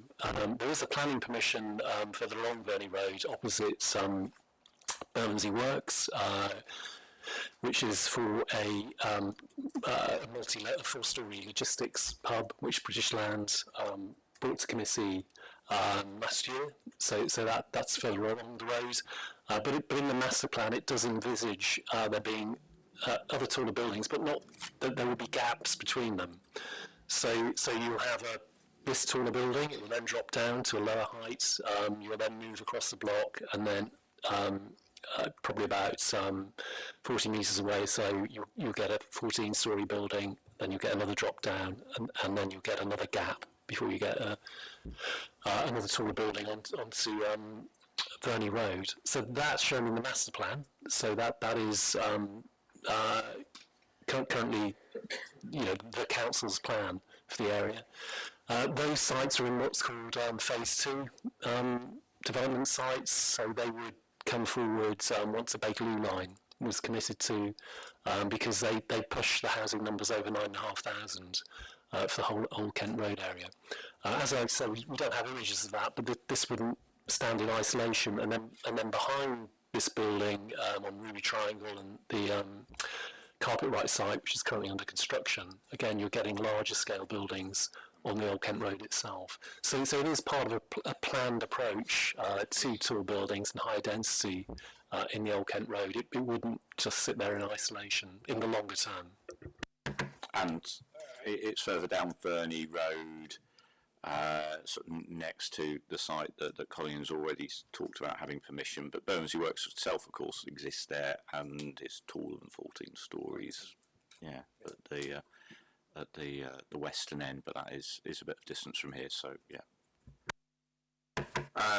Councillor Roberts. My question is kind of linked to this, but it's a bit of a timing query. What happens if we build the first lot, the student housing goes up, and then we never get the social housing? I mean, in short, they can't. So the Section 106 agreement will essentially link occupation of the student housing to completion and handover of this building. Yes, excellent question, and yes, that's it was. Yes, so we covered that one in the briefing. You're right, that hadn't come out here, so that was very helpful. Councillor Johnson. Thank you, Chair. surely it's impossible to approve one of these schemes without the other. If we approve 8.2 and not 8.1, there isn't the money to build it. If we approve 8.1 but not 8.2, 8.1 doesn't have any social housing and it doesn't have a payment in lieu. And if the developer were to say, well, we'll make a payment in lieu, that's a separate application. I think probably the simple explanation for this is that the recommendation on both schemes comes with the proposal for the link through a section 106. So the only way that could happen is if you as a committee were to say, well, we don't want there to be a link between these things. We've read the officer's recommendation that planning permission is granted for the first scheme, subject to a section 106, which would secure the delivery of affordable housing. The circumstance you're describing would mean that you would have to collectively say, yeah, we want to grant it planning permission, but we don't want that 106 agreement to be part of it, which I don't think is probably something you're going to go for. And then the second scheme, similarly, is a recommendation that it is approved, subject to a section 106, which links it back to the first one. And again, for it not to do that, you would have to say, yeah, we've looked at your recommendation, but we don't agree with that aspect of the recommendation, so we don't want that 106 in. Yeah, the agreements are inextricably linked with that section 106 mechanism. So it comes back to your point right at the beginning of the meeting, Councillor Johnson, that actually they are very much linked and we should almost be treating them as part and parcel of the same application. I think the advantage of treating them separately is we've been able to hear from both sets of objectors, and I think that would have been difficult to have managed if it had been treated as one application. So I think that's possibly been the advantage to how we have treated it, but it is fiddly, you're right. Yeah. Okay, any further questions to officers at this stage? In that case, we do have two recommendations which are interlinked. Do people want to express views on one or other of the applications before we move forward and where they are on them?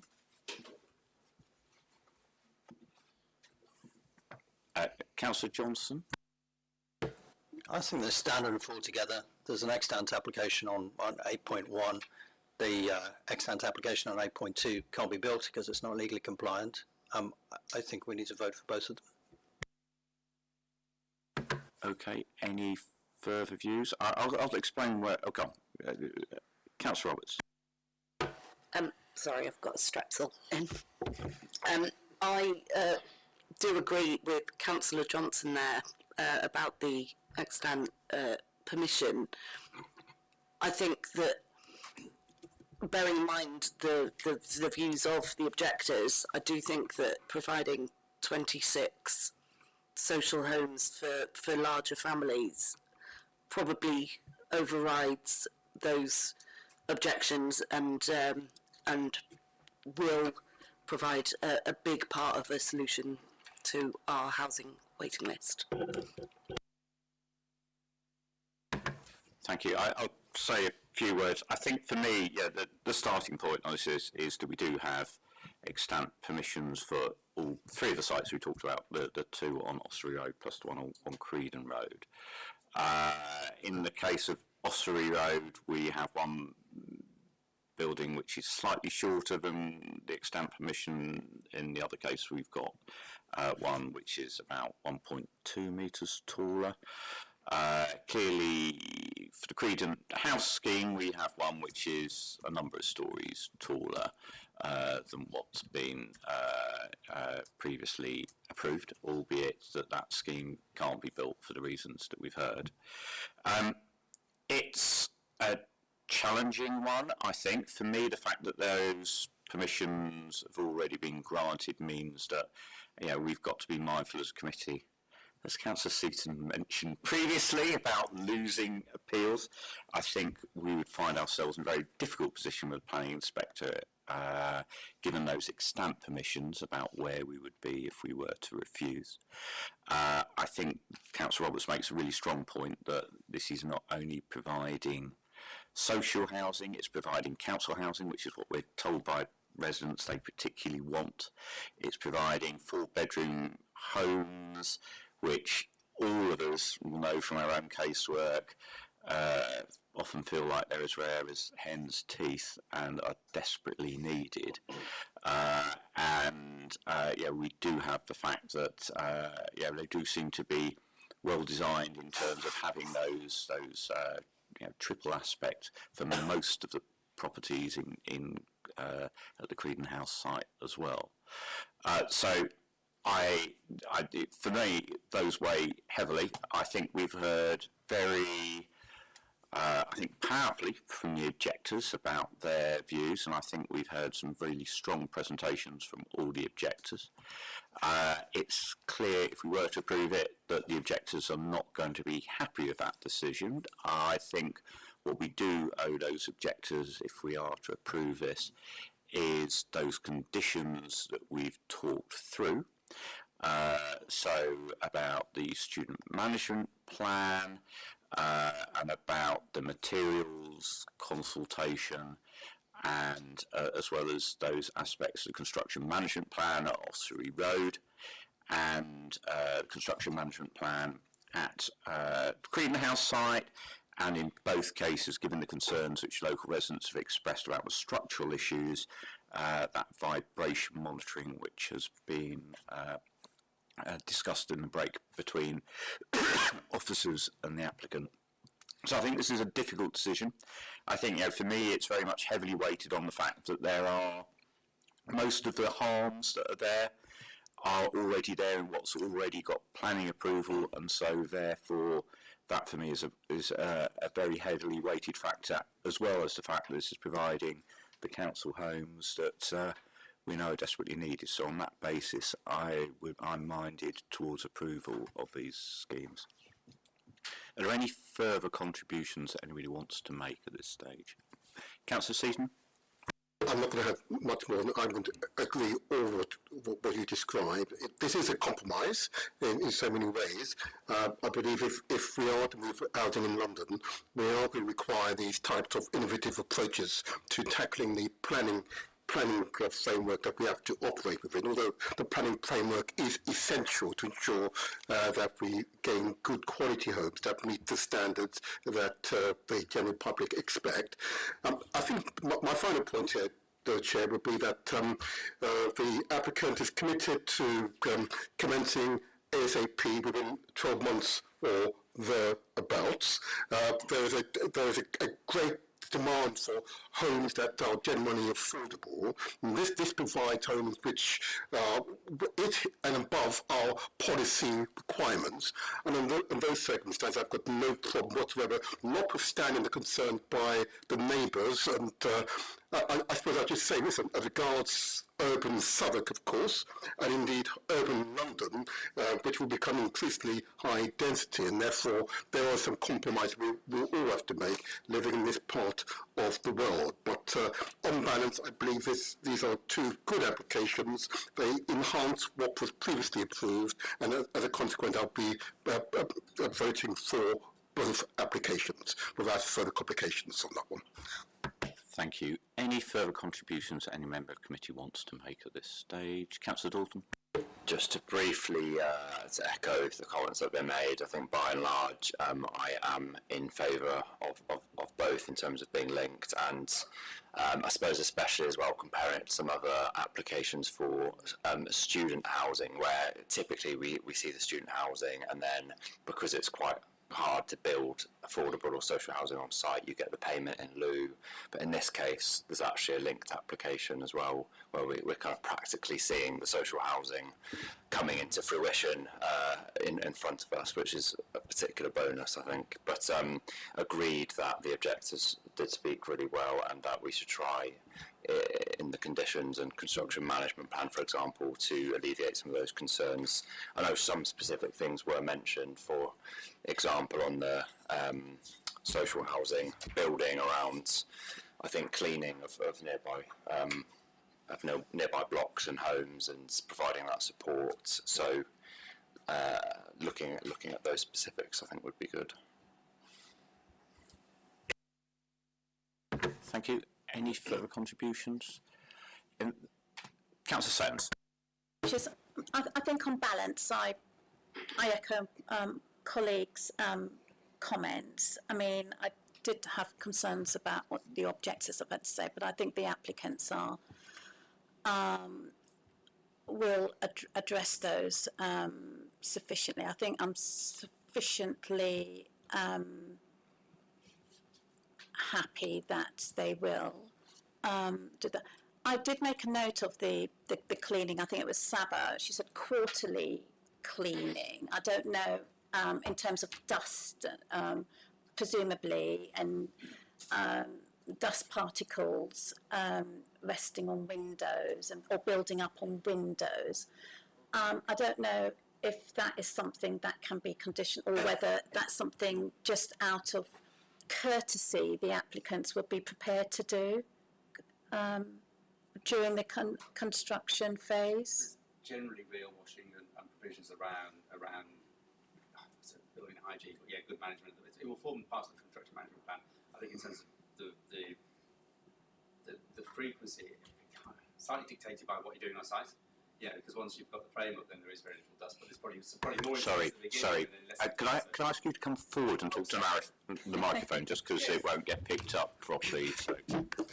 I think what I was in synopsis, yes, is the short answer, but I think the frequency should be looked at in relation to the construction management programme, because the earlier works tend to be far more higher impact, because once the building tends to go up, so you're more likely to do monthly at the beginning, and then maybe a lower frequency later on. So it will be tied to the construction management plan, and the construction management plan will be tied to the programme and the actual nature of the work that's going on site. And good communication with the residents. And good communication is essential, absolutely essential. Right. Yeah. Okay. That's excellent. My only little niggly was that question that I put to Alex and obviously Colin commented. I know it's aspirational in terms of these other taller buildings coming forward, because what I would hate to think, and I know with housing costs and etc. and building materials, a lot of schemes have had to be halted, even within my ward, and I really would not want that to just, if we were minded to approve that building just to remain there and not other buildings come forward within the vicinity, so that it just doesn't stick out like, a sore thumb, one end of the street. Because at the moment it's all aspirational in terms of the area action plan and all these other taller buildings coming forward. I don't know if Colin would like to just have some sort of final comments on that, because we don't actually have any proposed schemes. We mentioned a four-storey scheme, but any others coming forward? Given the impact that it's going to have on adjacent residents anyway in terms of sunlight, daylight. We've certainly had some pre-application schemes on neighbouring sites over the last 4 years, but none of those have then kind of become full applications. And at the moment, because of the phasing around the Bakerloo line extension,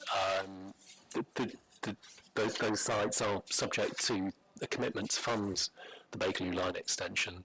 So more recently, we haven't had those pre-application schemes there. But the plans in the area action plan are the council's commitment to delivering that master plan, albeit it's private development that will come forward in due course to do that. So the long-term plan is for this not to, as you describe it, sort of stand on its own. It is part of a wider master plan for the area.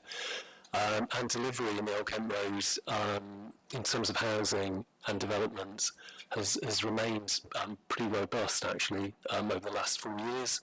So you'd be familiar with there are quite a few sites on site at the moment in the Old Kent Road with some fairly significant housing schemes coming forwards, and we think that has been in certainly in large part because there is a definitive plan from the council to try and develop those 20,000 homes. Certainly to get to that 20,000 target, the setting here will change in the longer term. But for this the particular sites next door, that is more dependent on the Bakerloo line becoming an eventual commitment, which obviously as a council with Lewisham and GLA and TfL, we continue to lobby for. But there is a plan in place to transform this part of Verney Road. Okay, and before we vote, I just want to check that officers have got a full list of the conditions that we have discussed. Yes, please. So, in terms of 8.1. So in terms of 8.1, as part of the student management plan, restrictions on hours of operation for the roof terrace, and also commitment to single gender floors, or not a specific number, but how that would be delivered. Revising the materials condition to include Sorry, and also the student management plan was about managing dockless bikes as well. Oh yeah, no, I've got that. Yeah. It's at the top of my list, which I haven't scrolled back up to. Sorry. Yes, yeah, that is also on there. In terms of the construction management plan and demolition management plan, requirement for consultation with residents. Same with the materials condition on Ossory Road. And then obviously subsequently we've talked about vibration monitoring and including that on both sites. So that's everything for Ossory. Thank you. Councillor Soames? Chair, did say that they would be prepared to do some sort of structural investigation. So if that could be written in. That's part of the incorporated into the text. I think that's. I put that on Creedon House, but I guess we'll transfer it to both. Yeah. Okay. Yeah, that's helpful. Thank you. Okay. So those are conditions we're talking about for 8.1. So I'm going to take the resolution on that. So the resolution we have in front of us is that planning permission be granted subject to conditions, the applicant entering into the appropriate legal agreement and referral to the Mayor of London. And secondly, in the event of the requirement of paragraph 1 not being met by the 30th of October 2026, the Director of Planning be authorised to refuse planning permission if appropriate for the reasons set out in paragraph 372. Does any member wish to second this? Councillor Seaton. Okay, we will vote on the resolution. So, first of all, Councillor Dalton. For, Chair. Councillor Johnson. For, Chair. Councillor Roberts. For, Chair.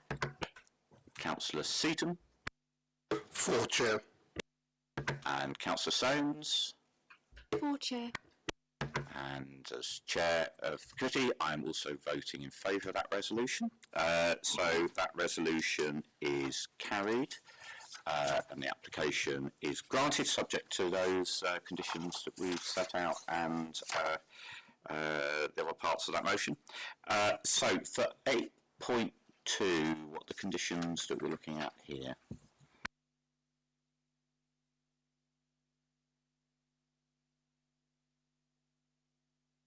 Sorry. I've got vibration monitoring, again consultation on the construction and demolition management plans with specific reference to window cleaning at a to be determined period, but we'll make sure that there's reference in that. And that can be covered in the consultation to make sure we're getting that right. Yeah. And then I guess the only question I had was whether you wanted sort of similar consultation on materials for that site as well. I think that would feel consistent, wouldn't it? Yeah, I think that would be healthy. Yeah. I think that's everything. Okay, so with those conditions, the motion we have in front of us is that planning permission be granted for the application, subject to conditions, the applicant entering into the appropriate legal agreement and referral to the Mayor of London. And secondly, in the event the requirements of paragraph 1 are not met by the 30th of October 2026, the Director of Planning be authorised to refuse planning permission if appropriate for the reasons set out in paragraph 254. Does any member of the committee wish to second this? resolution. Councillor Seaton, I have seen. Yep. Councillor Dalton, how do you wish to vote on this? For, Chair. Councillor Johnson? For, Chair. Councillor Roberts? For, Chair. Councillor Seaton? For, Chair. Councillor Soames? For, Chair. And I am also voting for that. So again, that is carried and the application is granted. So we have another application to take, but I know that people are sweltering. So again, I'm going to allow a very brief break. Please do come back here as quickly as you can.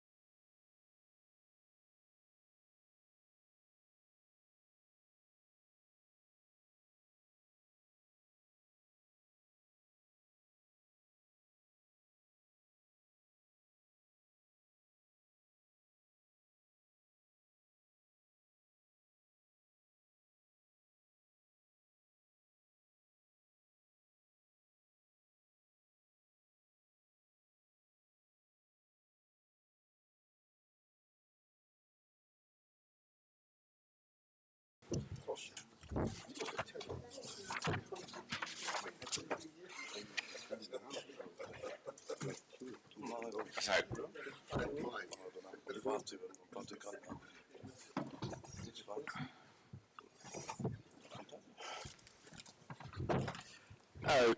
everyone, if we can just get people to return to their seats. Thank you very much. First of all, I want to thank you all for your perseverance, for staying here this long. It has been a very long meeting.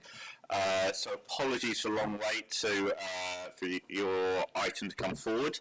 That item is item 8.3, which is for 22 to 24 Southwark Bridge Road.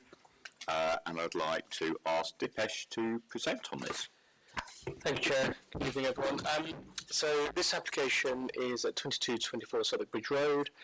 It's for partial demolition of the site, which was last used as offices. Still some occupation on there at the moment, which I'll go into. It's for redevelopment of the site for a hotel, 530 bedroom hotel, 80 stories, with cultural use on the ground floor. Draw members' attention to the addendum report. I'll touch on some of these, but importantly, we had a late comment and an objection from the London Bridge Islamic Centre, who are using 22 Southwark Bridge Road for some prayer meetings and some events.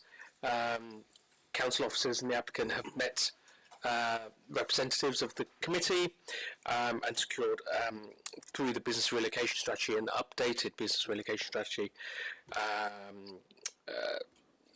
some commitments from the applicant for that organisation, in addition to the commitments to CoLab and Sandbox, who have formal tenancy agreements with the applicant, but I'll come on to those.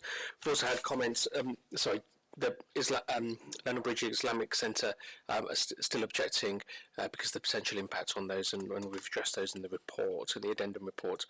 We've also had comments from Living Bankside, again, which are detailed, and CAG, the Conservation Area Action Group. So on to the main presentation. The site itself is on Southwark Bridge Road, on the western side of Southwark Bridge Road. The image on the right shows number 24, which is further to the left, to the south, and number 22, which is further to the north. So those two buildings are in a pretty poor state of affairs. They're not really fit for refurbishment, for offices. There is an extant scheme, which I'll also come on to, which the Planning Committee heard and resolved to grant back in February last year. From Landsec, and I'll come on to that in just a moment. So just some images showing the site, its context. There are some recent office schemes around there, including Rose Court, which is on the bottom right of your screen, but members will know the area, I'm sure. This slide just shows the heritage assets and the site constraints. Of note, across the road onto the Bridge Road is Anchor Terrace, which is a Grade 2 listed terrace. It's also within Thurl Street Conservation Area. The report, the main report, goes into detail on the impact on the conservation areas, on listed terrace. Officers find there is no harm to those heritage assets, so the development would preserve their settings. It's a view that the CAG don't agree with. So in terms of the planning history, the slide on the left shows the office scheme from Landsec, who've got the site further to the west, the Forge. They've redeveloped, and that's occupied. So that was given planning permission, or there was a resolution to grant that in February last year. Landsec subsequently sold that site and been bought by the applicant, who is proposing a hotel, which is the image on the right that you can see. So in terms of the proposed uses and the height, so the height you can see on the two slides on the left of the screen. The dashed image, if I just zoom in, dashed image is the resolution to grant the office scheme. So as you can see, the site or the development itself, while being slightly higher on that particular image, is not as wide, is slightly less of a development than the scheme. And there's also some images on the right showing at the top the typical floor layout, the mezzanine level, and here the image I've just zoomed in on is on Park Street. The area in blue would function also as the cultural space for the development. So in terms of the design, we as officers view this to be an improvement, in fact, on the Landsat scheme, as you can see on those images. The architect's taken a much softer approach to this development, with a sort of curvilinear form, and there were some positive comments made about the design. So we're pretty happy with what's been proposed, including some of the brick detailing, and also balconies that you can see on the image on the top right for some of the hotel guests. And these are just some views on the top. The views looking south along Southwark Bridge Road. One of the important points that was in discussion was the relationship to Rose Court and maintaining that shoulder line, which you can see on the image on the top left, and on the bottom of the screen there are some, bottom right is the image looking north along Southwark Bridge Road, and the bottom left on the right, this is along Park Street, the building in the foreground to the right is the WPP scheme on One Southwark Bridge Road. So this is looking across Anchor Terrace and to the scheme through the viaduct. Just again some other more local views, and the view from the north of the river on the top right. So in terms of the proposal itself, I won't go into all this, but there's been some quite a lot of public engagement from the applicant, and I'll come on to some of the more detailed. Right, sorry about that. I've got some repeated slides. I'll go back to where I was. So yes, on daylight impact. So a lot of the comments that we received were regarding daylight and sunlight. So the image on the top left is the Landsat office scheme with the hotel scheme on the right. So as you can see, the massing is comparable, and I'll come on to some of those comparative impacts. So sorry, Councillor Roberts, I've got a similar slide to the one Alex has got. I'll try and explain it. So this slide on page 66 looks to explain the difference between the office scheme and the current scheme. So the number in the brackets is the office scheme, and the number just above those is the current scheme. So Anchor Terrace, which has the biggest impact. So the office scheme had 14 windows on Anchor Terrace, which would have had a loss of 40% or more. The current scheme, that number goes up to 23. The other sites there that you can see aren't as affected as Anchor Terrace, which being across the road, you'd expect to have the biggest impact on. So focusing specifically on Anchor Terrace, slide 67 of the pack, this shows the existing situation with the 6 and 8 story building compared to the proposed. So this isn't a comparison to the office scheme, and shows the absolute changes. As you can see, some of those changes are quite large in terms of the percentage reduction, with those blue ones being between 45 and 60% reduction in terms of the VSC. But when we consider that when we look at the consented scheme versus what's being proposed now, in absolute terms, if I just zoom in on some of those windows that which would have the largest proportional reduction, as you can see, the numbers would go from, for example, 4.9 to 5.3, 4.2 to 4.1. So the actual change in the VSC compared to what was consented or one has a resolution to grant isn't that great, and in all circumstances, that change in VSC is less than 3%. This slide looks at the no skyline, again showing the large proportional reductions on page 69 compared to the existing situation. But similarly, when we look at the consented scheme's performance, the resolution to grant scheme's performance against what's being proposed now, the reductions are fairly similar and comparable.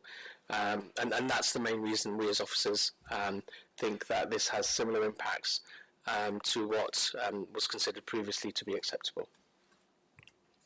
A number of the comments I've looked at have talked about the impact from movement from the hotel itself and trip generation. So on 71 of the member pack, the tables on the right show at the top the modal share, modal distribution of the existing office. In the middle is the consented or resolution to grant scheme, the office, and at the bottom is the hotel scheme. So as you can see, there's a reduction in trips compared to the existing office of 13%, 13% increase compared to the existing office, 37% reduction compared to the approved office, but there would be a significant increase in taxes, which is something that the comments have mentioned. So we're looking about a taxi every 10 to 15 minutes in the peaks as an additional impact. So in terms of the taxis would drop off as they would anywhere else on a single yellow line, which could be on Summer Street, Park Street. They wouldn't be dropping off on Southwark Bridge Road. And this slide on page 72 just shows some of the taxi bays that are in the area. The applicant also undertook a survey of the pedestrian flows. One of the things that came up at a consultation event last week was the impact on the Thames Path. So this is the existing site, and specifically on the Thames Path, it's estimated there'd be 220 pedestrian movements a day. Onto the resolution to grant scheme, that goes up to 397 on page 74. Which then goes down slightly to 373. So those slides are demonstrating that the impacts on local pedestrian routes would be similar to the resolution to grant office scheme. I mentioned the business relocation support package. So the existing users would benefit from that support package, who are Sandbox and CoLab. Both of those organisations have written in to support the scheme. London Bridge Islamic Centre have objected. So there's a support, and I'm sure the applicant will sort of talk about this and answer questions on this. So at the moment, Sandbox and CoLab are both in there on zero rent. London Bridge Islamic Centre are using this CoLab theatre space. And for number 22, the applicant has been paying the business rates for CoLab Theatre and is committed to pay another month. So that's a value of £160,000 they've already invested in that organisation. The support will enable all of those organisations to stay in the premises until the start of works, which is predicted to be Q3 this year. They would also provide agency services for the organisation to find alternative premises, albeit Sandbox will probably move to one of their other satellite locations, and those support will be including discussions on potential rent, and the list you can see there on the screen. So in terms of the overall support package, I mentioned this before. There's a list there. I won't read them out. We'll be expecting, around just under 100 jobs and apprenticeships as well for apprenticeships as this, with a total Section 106 contribution of £1.2 million, with a local and mayoral seal investment of just under £5 million. So we recommend the application for approval, and I'm happy to take any questions. Okay, questions from committee members? Councillor Johnson. Thank you, Chair. Thank you, Depeche. If the Old Kent Road has high popularity for student accommodation, I suppose this area could be said to have high population for hotels. Do we have a view on what the saturation point for hotels within this confined area would be, the point at which we would say no more hotels? We don't have a policy on saturation in terms of hotels. There's great demand in the area. The applicant did submit a hotel demand survey, which shows there is strong demand for hotels in this area. If we were to identify other harms that would be resulting, so for example, if there are significant daylight and sunlight impacts, then that would be a consideration to take into account. But in this respect, we're looking at a site which is an office site, which is not going to come forward as an office use because it's in a less desirable location. Landsec have sold the site. This would deliver sustainable growth or sustainable development for the site within the parameters of daylight and sunlight that I've discussed, and also deliver 250 jobs within the hotel development site. That's a very long way of saying we haven't got a saturation policy on hotels. Councillor Seaton. Maybe two very quick questions. Just to follow up on the last response, I understood the Mayor had targets for hotel rooms in boroughs. And, if I've got that wrong, please correct me. That's my first question. My second question is on the business relocation policy. Can you just remind us what it says in the policy in respect of the obligations of applicants to relocate businesses, particularly those who've been, and the period of time that businesses need to have been in situ for them to be eligible under that policy?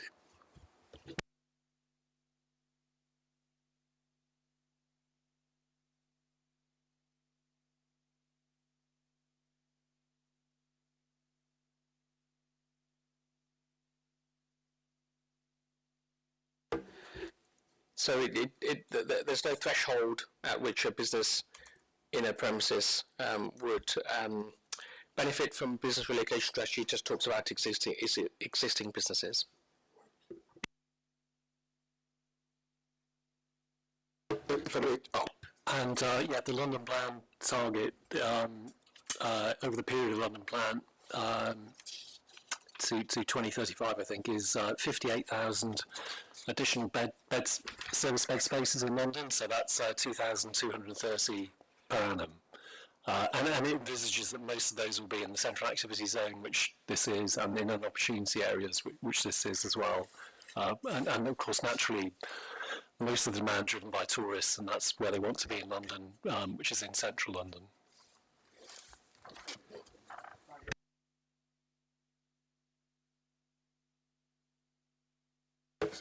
Forgive me, if I may, just for the business relocation strategy, for some reason I've had some experience of this one, but just to be clear, are we saying that a business that may have appeared in the past 3 months would be protected within the policy by virtue of the fact that they are operating at the point at which the application was submitted, or does the business need to have an established legal agreement in order that we would ensure that they are suitably relocated as part of this an application?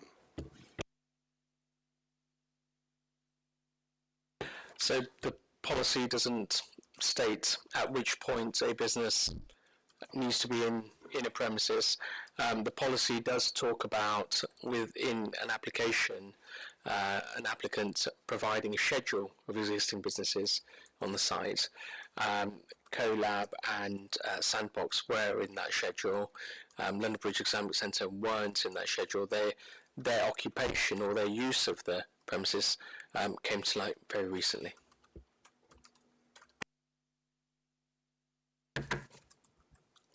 Just to follow up on that point, just to understand, because I understand from what we've seen that various mitigations and the business relocation was discussed with the Islamic Centre, but they appear to be unhappy with the outcome of that, as maintaining their objection. So just to understand from those conversations what those objections, the outstanding objections are, and why they didn't think that the proposals met their concerns. Sure. So there were three asks from the London Bridge Islamic Centre. One ask was for them to keep their use of the number 22 until the work start on site. So that was agreed to. The second ask was for some assistance with finding a new premises, either permanently or temporarily, and for some financial assistance to subsidise rents. That has not been offered, and the third ask was for some space in the new hotel, and again, that has not been offered. The business relocation strategy, the support that has been offered to the Islamic Centre is the same support that's been offered to CoLab Theatre and to Sandbox, who do have formal agreements with the owner and the applicant of the site. And could you just spell that out, what that actually means in terms of business relocation? So it's good to hear that two of the existing tenants are happy with it, but we've got this other group that's unhappy. So just to understand what those criteria are. So those are things on the slide there. So it is to allow those organisations to use the space until the development work starts, and then the support would be to find those organisations another premises, and effectively that would be through the use of an agency that the applicant would pay for to provide that support on the screen. Thank you. Thank you. Any further questions from committee members at this stage? I wanted to just follow up. So one of the addendum report, we'd had not only comments from London Islamic Centre, but we also had comments by Living Bankside, who came forward with a number of suggestions they made. But just to take a view on those and officers' view on the reasonableness of the requests. Yes, thank you, Chair. So we have looked at those requests from Living Bankside. For example, contribution for Coach Gardens of £100,000 plus some yearly funding, conditions on obscure windows. So there's commentary and officers' comments within on page 6 and 7 of the addendum report. We don't think, for example, the obligations that Living Bankside are asking for are proportional or necessary to mitigate the impacts of this scheme, so wouldn't comply with the regulations, Regulation 122 of the civil regs. And in terms of the impacts on amenity, in terms of overlooking, the separation distances are compliant with what's normally expected across the street, and I've talked about daylight and sunlight there. The other impacts through in terms of amenity can be controlled through a condition prohibiting the use of the outside terraces. There are 2 terraces on the 13th and 14th floor, so prohibiting those uses after 10 o'clock, and for there to be no amplified music or sound on those terraces. Thank you. Any further questions at this stage? No. In that case, we will move forward on the agenda to hear representations. So first of all, does anybody wish to speak in objection to the application that is present? Would you like to come forward? So thank you. What we will do is we will ask you to introduce yourselves, and then you have 3 minutes between you in which to present to the committee. So I know some of you are used to this committee, but in any case, we will turn to you to first of all introduce yourselves. Hi, my name's Emily Eden. I'm a local resident, and just one thing I just want to say, I'm very fatigued today, so just bear with me in terms of timings, because I've been fasting and it's been a long day. Hello, my name is Abdullah Jab, and I'm also a local resident of Park Street. Thank you both. You have 3 minutes. So I'm speaking as a local resident and also a beneficiary and supporter of various different community organisations, including Living Bankside, London Bridge Islamic Centre and Bankside Village, which is the residents association there. The principle of an appropriate development at this site is supported and accepted. We believe that the applicant is well intentioned and that they have shown commitment to the local community, including through vital meanwhile use, as you've heard. We know that the application has incorporated some mitigations which are appreciated, but we also know that the proposed development could potentially result in various benefits for the immediate community, but these benefits lack detail, which needs to be secured, I believe, at this stage, not in the future during Section 106 discussions, because that sometimes doesn't lead down the right route and doesn't get the result that we're hoping for in terms of mitigation. So unless that is conditioned into this permission, if it is to be granted, in terms of making sure that the different groups and residents have a say and perhaps some meaningful say in those discussions, I think at the moment they lack detail. So in terms of potential benefits, that could be around the local employment, but sometimes, as we see, there's a payment in lieu, and here I think it would be good if there was co-collaboration on that with the local community and ward councils perhaps. Same with the cultural space. I think it's a well-intentioned proposal, however there isn't any detail around how it's going to function, and any funding, for example, how programming would occur, and this has been achieved in other sites where the applicant has been involved. And also, obviously, the retention of community and vital services up until demolition, that is appreciated. However, there are serious impacts that this scheme will have, and the lack of mitigations or measures to address these harms make this scheme unacceptable in planning terms. And I'm going to try and whittle through these quickly and summarise them. One is on, as you've heard, around the protected characteristics linked to the London Bridge Islamic Centre, which will be talked about a little bit later. My understanding and understanding of residents, and there's been about 101 objections, is that there is no cumulative transport assessment as part of this application, which is a requirement of the planning Southwark plan. And because of that, the total vehicular traffic that would be coming onto these very narrow roads is unknown. This is a 535 bed hotel being proposed. It's going to be the biggest in SE1 and bigger than 2 to 3 hotels combined.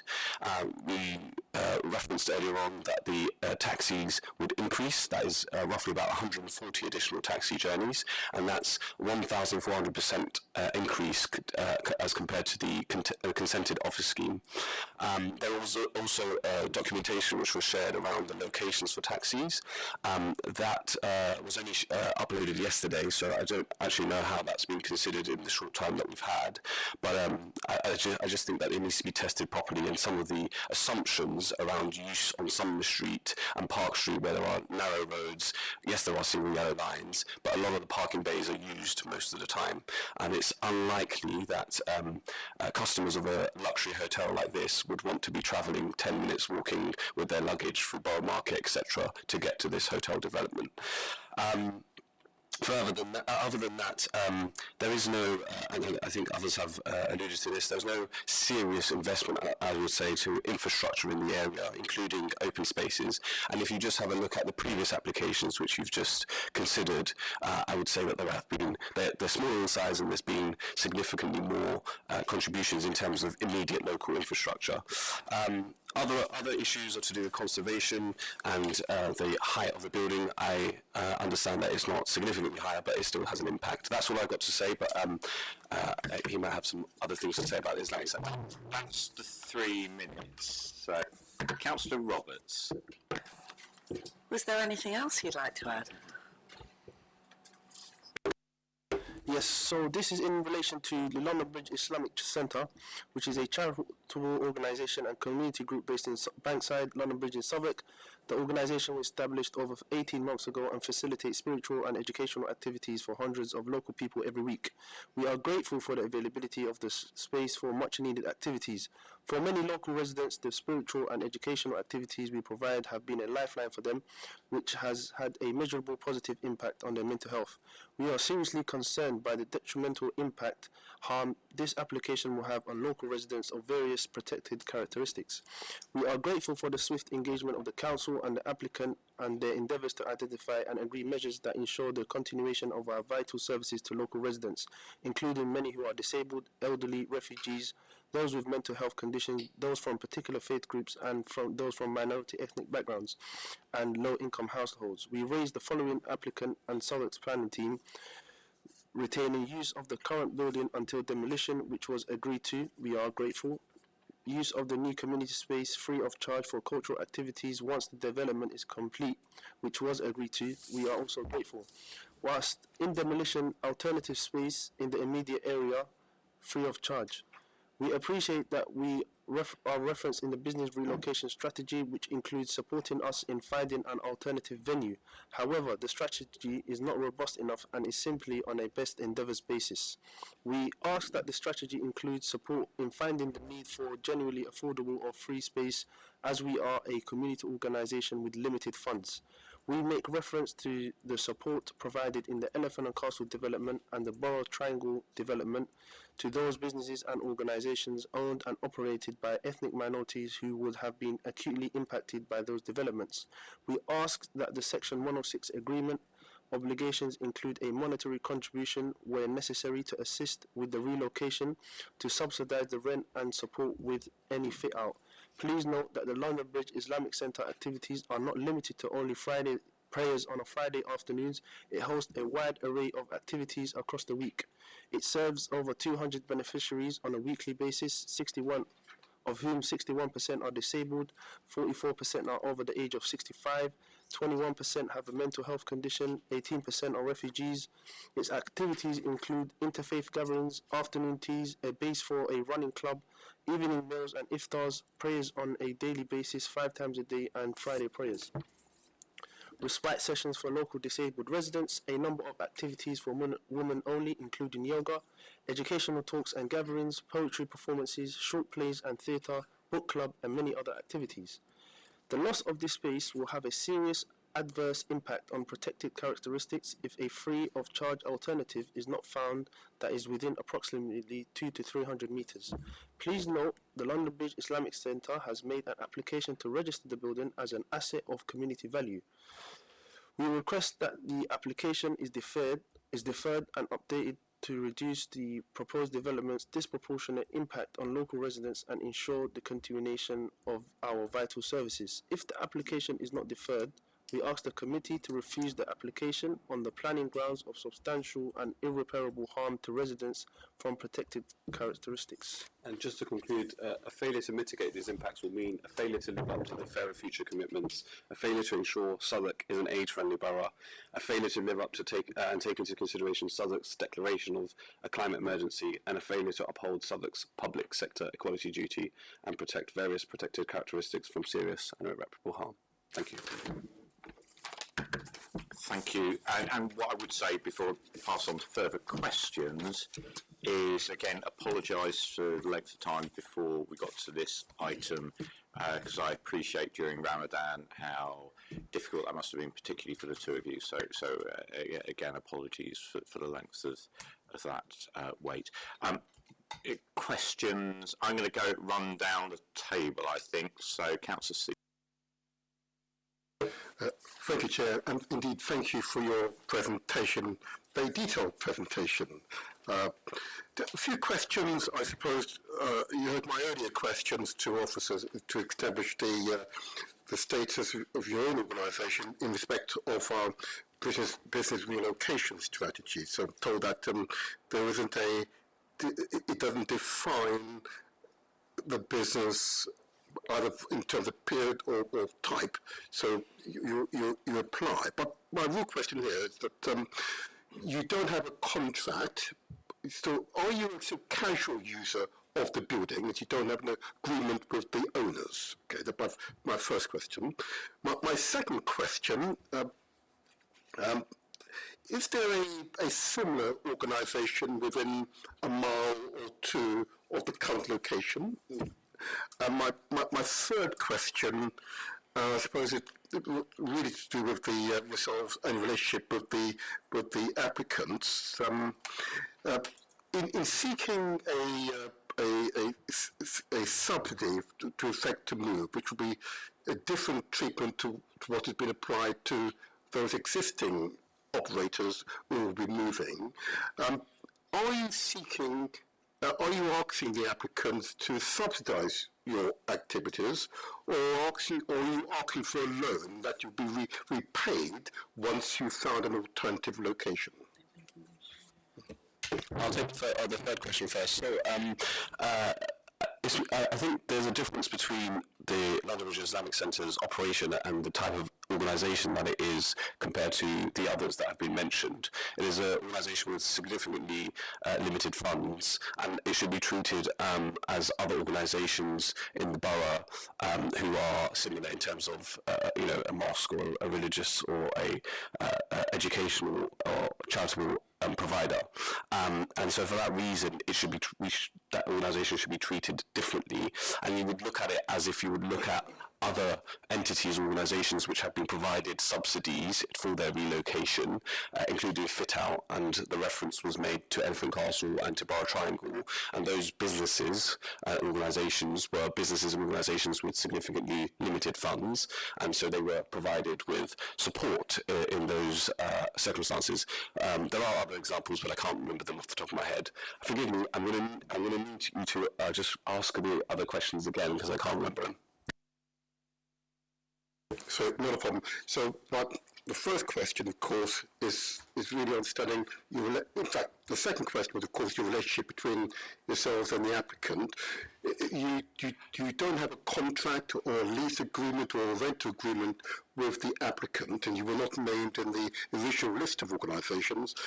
I suppose I'm going to qualify that question further. Why were you not listed? Were you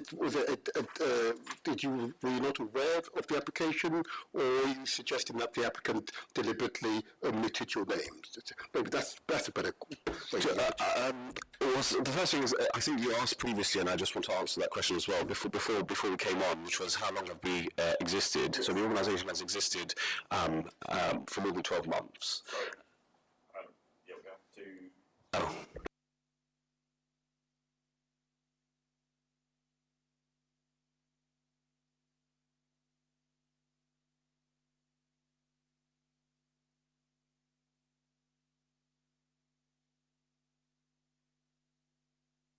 So we've existed for, the London Regional Islamic Centre has existed for over 12 months. That is before the new owners assumed ownership of the building, and my understanding is there was awareness that such an activity was happening, perhaps not the depth of all of the different types of activities, but certainly occupation in the more ad hoc sense, I would say, without an agreement as such. But there was an understanding that there was use of the space for community and charitable activities. That certainly was there. That's as far as I could probably tell you in terms of your question. So was there another question?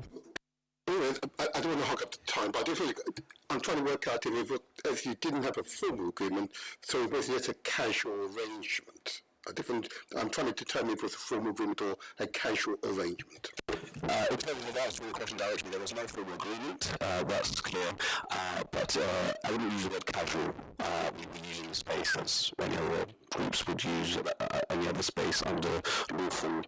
If someone has a lawful lease, they can let other people use the space, so if that is known, then it's known. Thank you. Councillor Soanes. So, you mentioned the extensive community use of the centre, but I've just gone on to your website and there isn't any programmes listed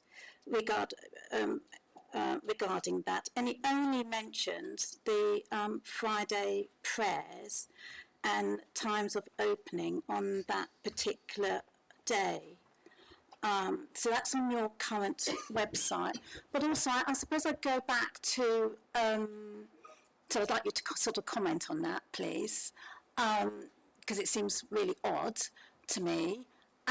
But were you not aware that this building that you currently occupy was going to go through some sort of transformational change when you decided to enter some negotiation to operate from that site?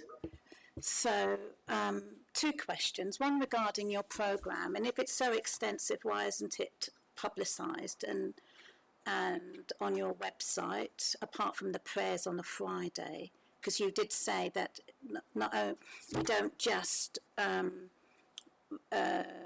refer your activity to Friday prayers. You've got this extensive programme during the course of the week, which is not advertised from what I can see. Thank you. So in terms of the website, as I mentioned earlier, the organisation has limited funds. The website hasn't been updated, as you can probably tell. There is a WhatsApp channel that is used that is much more direct. That's where most of the things are advertised. In terms of the activities listed, weekly is talking about them in a broad sense. They're on an ad hoc basis happening. It's different stuff on different weeks, depending on what's available, what space is available, etc., etc. So, as I just said earlier, they're advertised through WhatsApp. That is the primary means of advertising to our beneficiaries, and that's how it's done. The website does need approval. There's no money. Hopefully, the council or someone will fund that. Councillor. Oh, all right. Councillor Johnson. I think you indicated next. I think. Yes. Happy to. Thank you, Chair. Thank you both.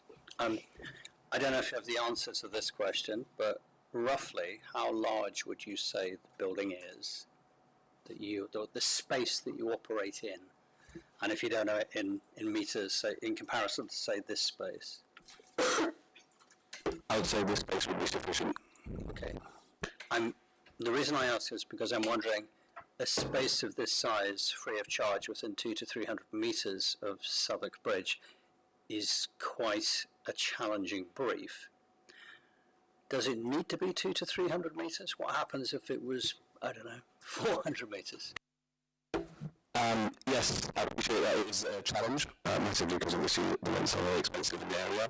The reason that it's been suggested 200 to 300 metres, or roughly about that, is because of the disabled users predominantly, and the users that would find it very difficult to travel or to go elsewhere. That's the engagement that's been done by the centre with its beneficiaries to ask what would be what would work and what wouldn't work.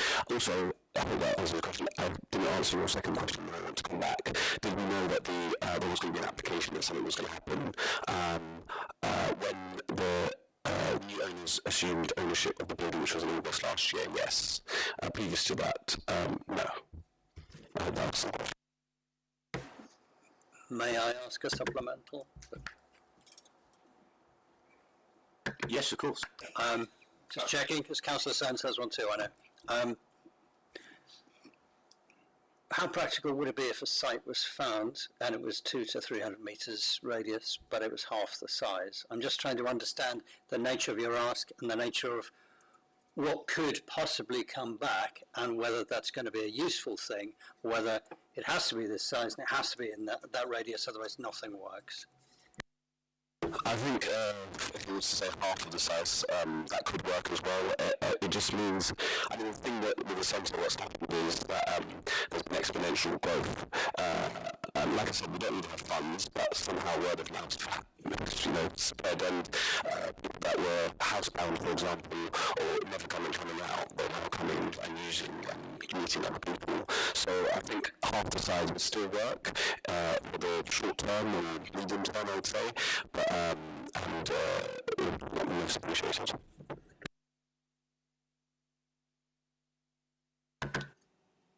Any further? You potentially had a supplemental question, Councillor Soames. Do you want to come on with that now? Or? So, Nick asked it. In terms of where is the next or closest? Because I know there's a mosque within just off Borough High Street, so there's a mosque within the vicinity. So where is the nearest? But this is not. This is a Islamic centre. Where is the next closest Islamic centre to this particular site within Southwark?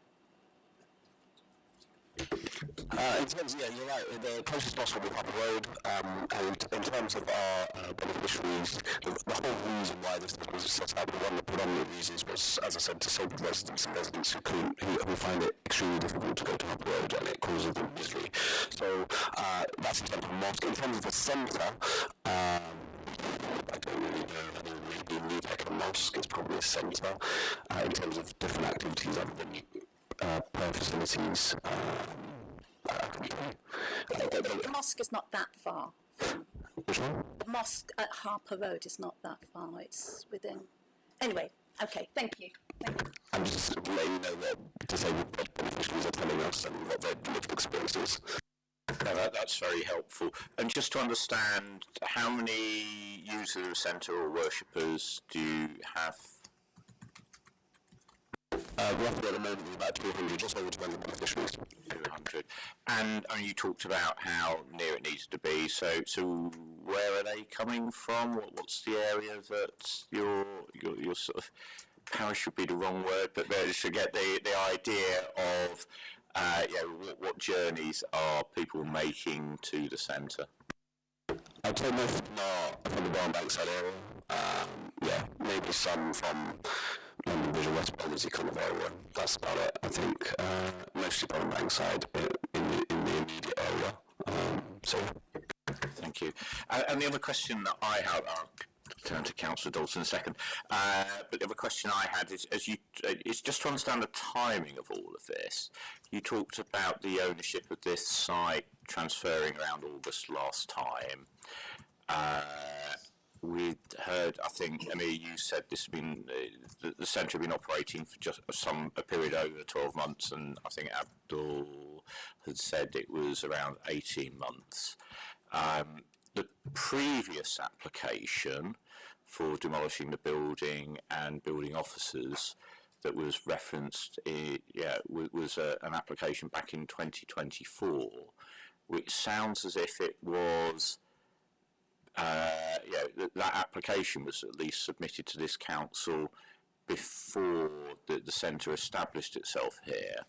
So, I mean, obviously I can understand disruption if you had no idea about what the future of the building was, but to understand, it sounds to me, and perhaps I haven't understood this correctly, but it just sounds as if when the centre moved in, the future of this building was known, albeit it's changed hands. So at the time you moved in, it was always likely, and even if the Islamic Centre didn't know that, then certainly the people that you're letting or not letting the space, but using that space on behalf of were aware of the likely future of the building. So really just to understand when the centre moved in, what your understanding of the future of the building was going to be, because from what we've seen here, it always feels as if it was likely to be known to have been a short-term use, given that information. Yeah, I guess, I mean, it's a tired old building, so anyone would assume that it's going to be redeveloped. I think after the first application was consented, there was kind of a period where it was kind of unknown as to what would come.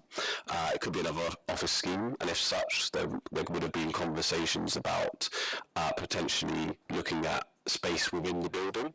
I think obviously this is a different application in the sense that it's an hotel application, and so ancillary uses are different and not necessarily something that could be discussed or negotiated in terms of having an in situ space for the activities mentioned. But I mean, the centre and its activities were born out of necessity, and I think with any building that isn't new in the area, you would assume that it's going to be up for redevelopment sometime. But I wouldn't say that should restrict, or we were thinking that should restrict the use of the space on that basis, if that makes sense. Okay, thank you. Councillor Dalton and then Councillor Roberts.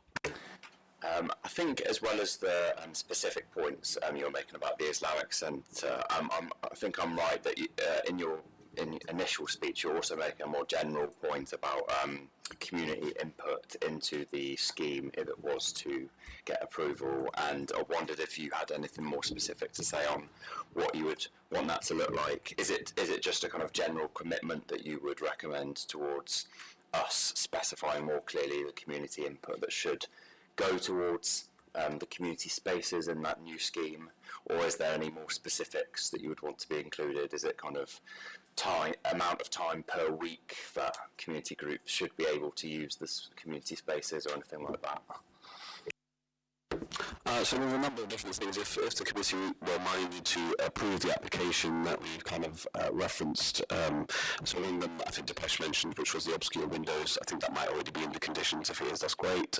And then I guess around the different things which would be discussed at more detail after the scheme was consented or not consented, etc., would be co-production around the servicing plan and the SEMP having a meaningful say on that. Same with the cultural space. So yes, there is a commitment to ensure that the community are involved. It's more to say how much of a say are local people going to have, and crucially, I think also, you know, the report that Community Southwark produced 1 or 2 years ago suggests that you know, finding space is a great thing if you can get it, and once you get it, charities and community organisations don't have funding to deliver things. So how does that happen? You know, you could be delivering 10, 20 different spaces in lots of different developments, but does that necessarily mean something is going to be delivered for the community? So there just needs to be a bit more detail around that. The other stuff is there's a few minor things around. I think there was jet washing approved or agreed to for Anchor Terrace. I think it might be useful if that's also agreed for some of the buildings, which is adjacent to the development, if it's not already. There's serious concern by residents around the closure of Sumner Street, Emerson Street and Park Street. That's not part of the application, but maybe it may come about as a necessity because of construction traffic, etc., etc. So is there a way that we can condition and ensure that there isn't closure of those roads? I think would give a lot of comfort to local residents. Same thing with co-production around local jobs and local procurement. And I think the other ones has been already mentioned in the presentation, which is obviously around the subsidisation and fit out for the centre, but also further contributions for the different green spaces, open spaces, courage gardens, etc. Seeing as this development is not necessarily delivering open space on site, I take it, I appreciate that the users will to some degree be transient. However, we are in an area which is significantly deficient in green space, and there will be some impact, and you know, 40,000 is not going to make the dent that is required to improve green spaces in the area. That's just our contention, I guess. So those are the kind of different things. There was also something about reducing hours for the use of external terraces. There are already some hours on there up to 10 o'clock. It might be something to consider to reduce it further in terms of reducing impact on families and those protected characteristics that I mentioned in the immediate surrounding buildings, including some of the buildings. Councillor Roberts. Thank you, Chair. Thank you both for your presentation. I was just wondering if you had identified a space that you think would be suitable. There's, you know, obviously a bit of a lack of kind of community space in the area. So if you thought that there was somewhere that could be useful, that might help, you know, move the conversation on. I think there's two options, and I'm just putting that out there. So there are a few buildings that the council owns in the immediate area, 2 to 300 metres away. So I don't know if they can be considered. One of them is 56 Sudbury Road. It owns the entire building freehold. So that's a suggestion. There are other buildings also in the area, but also if there was flexibility and perhaps a discussion around the new office buildings that are being delivered and they're being asked to provide 10% affordable workspace, is there a discussion around perhaps looking at the flexibility around that and having something in there? That's a possibility. There are a lot of office developments in the immediate area, and that would help massively and potentially may not require any financial contribution. So. Okay, thank you very much. I'm not seeing any further indications, so thank you both for coming forward and raising those issues. That was really helpful. Gives us some food for thought as we move on. So I'd like to ask you to return to the public seating area. And we will now hear from the applicant's agents. So please come forward. Again, I apologise for the long wait until we got to this stage in the in proceedings. So as before, I'll ask you to introduce yourselves and then give you 3 minutes in which to address the committee. Good evening, councillors. I'm James Penfold, representative of the owners and the applicant. Good evening, Chair and Committee. James Armitage-Hobbs from DP9 with the Planning Consultants. Good evening, Paul White, Director, Buckley Gray Yeoman Architects. Thank you. You have 3 minutes in which to address us. Thank you very much. So just to say, we're an experienced team. We're currently on site building out 2 ACO-branded hotels, one of which is on New Kent Road in the borough. We've met many different local people and groups over the past few months. The residents we have met have expressed an interest in access to spaces within the project. This led us to designing spaces into the project with a cultural and community focus. The cultural space will be a 5,000 square foot space at ground floor level dedicated to emerging local creative talent. It will provide a platform for local creatives to showcase and grow their skills across music, literature, the arts and comedy. We will also deliver a public space at ground floor level which will be available for local people to access and use throughout the day and the evening. These spaces will be secured in perpetuity as part of the Section 106 agreement. We've received feedback from local people about construction impacts and traffic impacts. In order to minimise any impacts on our neighbours during construction, we will deliver a pit lane for construction vehicles on Southwark Bridge Road. Following a request from our neighbours and ward councillors, we have agreed to monitor vibration impacts during construction on Anchor Terrace, and this is a planning condition. We have also agreed to host regular meetings with our neighbours over and above those normally required to ensure good communication and that we respond to any concerns from residents immediately. In line with the approach we are taking on our other construction sites, I will give residents my phone number and email address for direct contact throughout the construction phase. In terms of traffic impacts, when the development is operational, all servicing and deliveries will take place off-street in the existing service yard for the Forge development to the rear of the site. This will minimise any traffic impacts on neighbouring streets. We are working closely with the existing tenants in the buildings, Sandbox and the CoLab Theatre, who have short-term leases on a as part of a meanwhile strategy.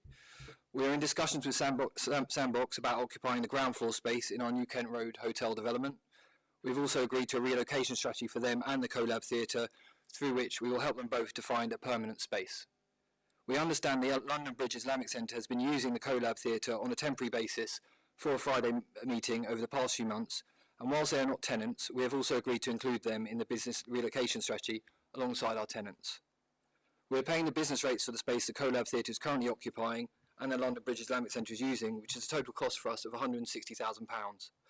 This is in addition to the business relocation strategy, which will be a cost of circa £10,000 for us to deliver. In addition to the £6 million package of SIL and Section 106 payments, we have also committed to a funding package of £70,000 towards local community groups, including the Bankside Village Residents Association Courage Garden project on Maiden Lane, Blackfriars Settlement towards its programme for the elderly people, Bankside Open Spaces towards a local sports group for young people, and the LGBTQ+ Centre for its ongoing programme.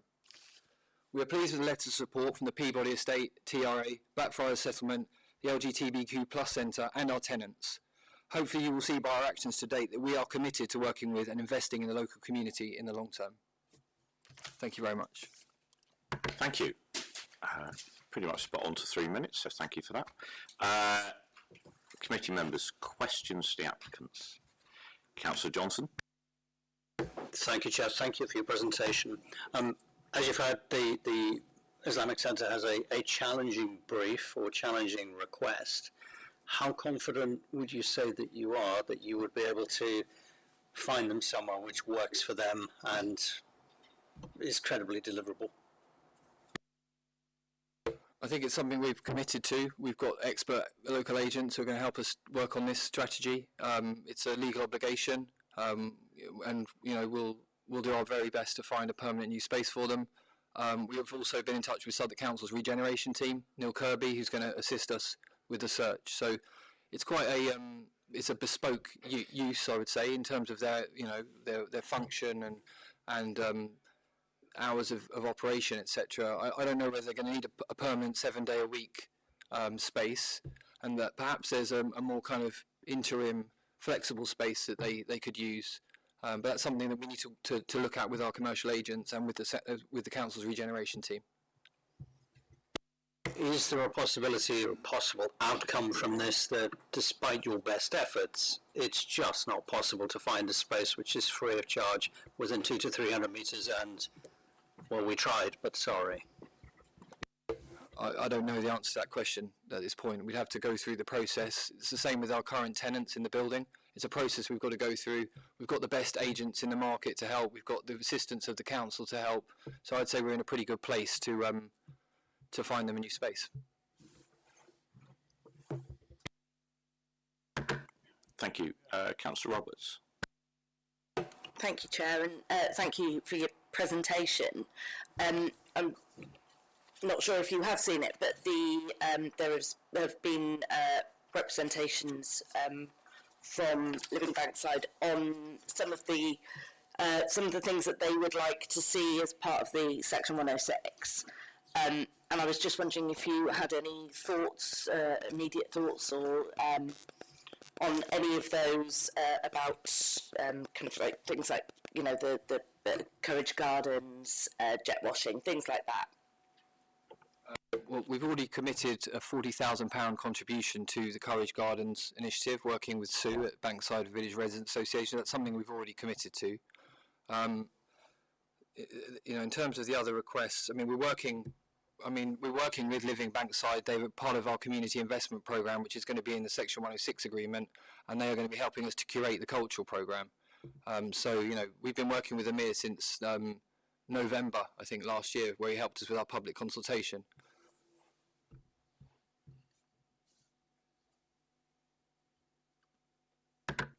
Any further questions? Councillor Soames.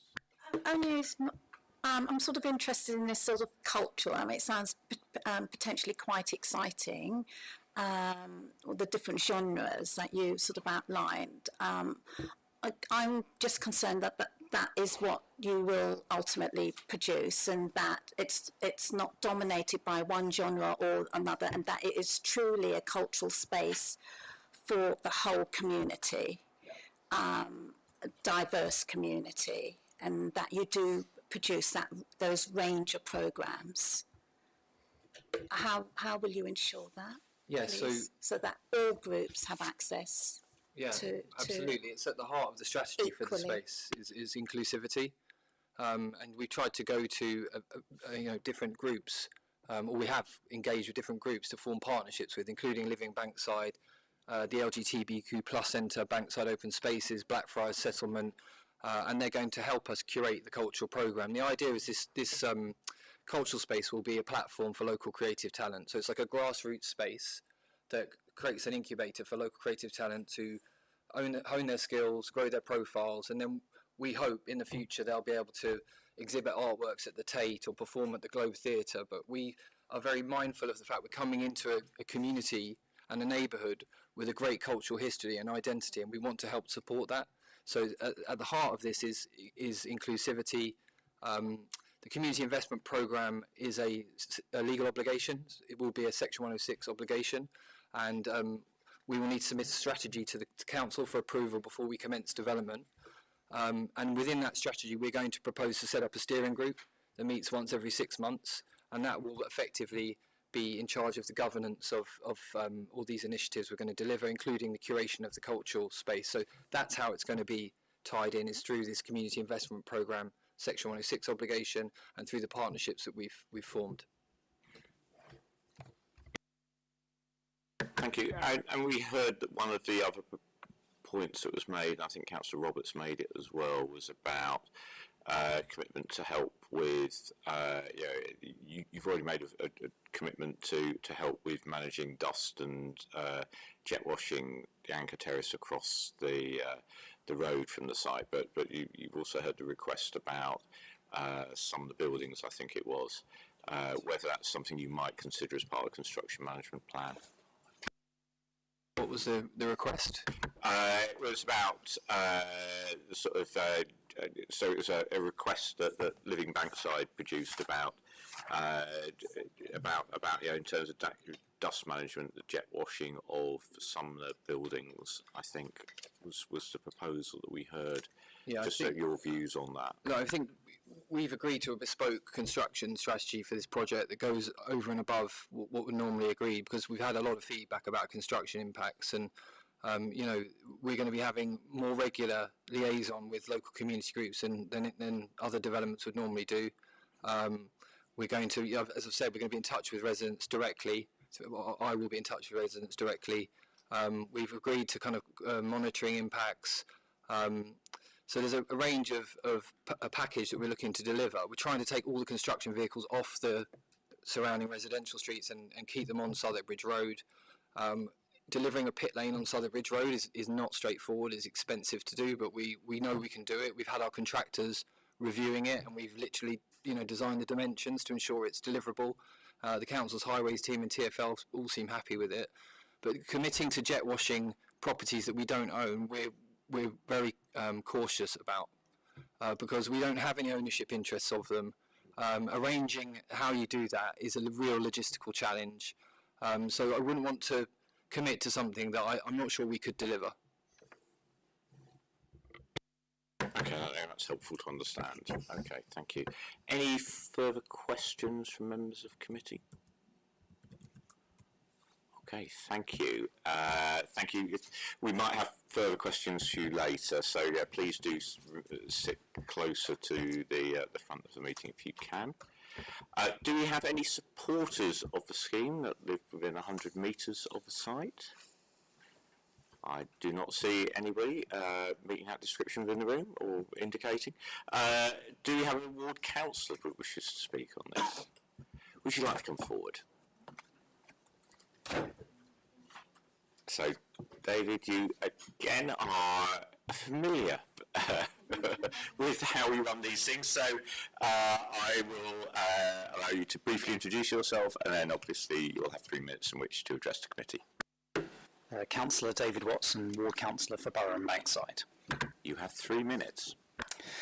Thank you, Chair. So thanks to officers for their work to prepare today's discussion, and particularly for joining the public meeting organised recently by Living Bankside with us on the application. That was appreciated.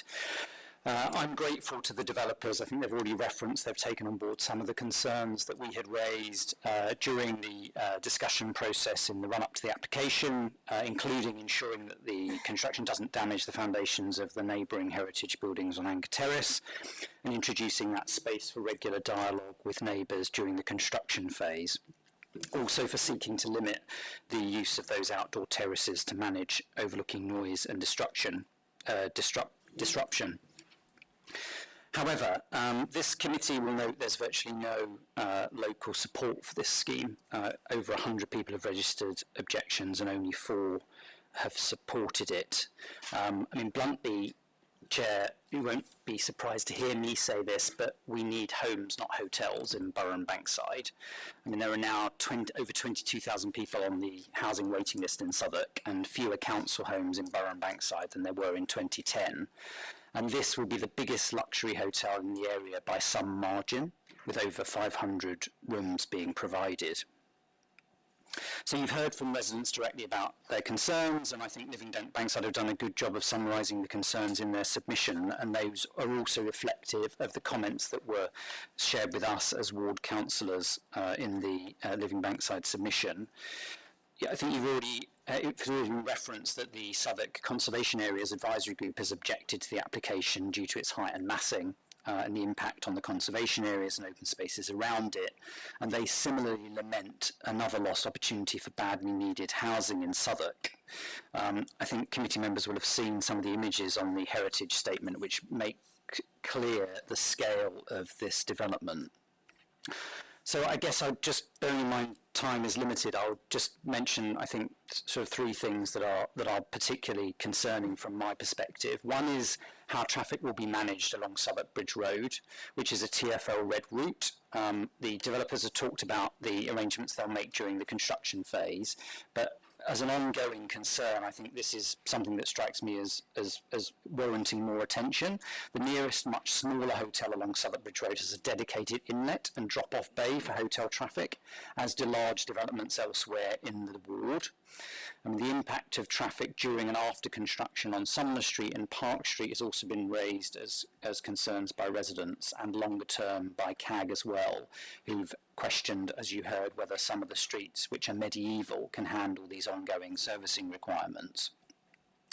Secondly, the development's going through at the same time as another mega development about 300 metres away, the LSE proposals for Bankside House. At our recent public meetings, residents raised concerns about how two such large construction projects would interact with each other and be managed to protect resident access and avoid traffic chaos. These are huge developments, both of them, that will take over the neighbourhood.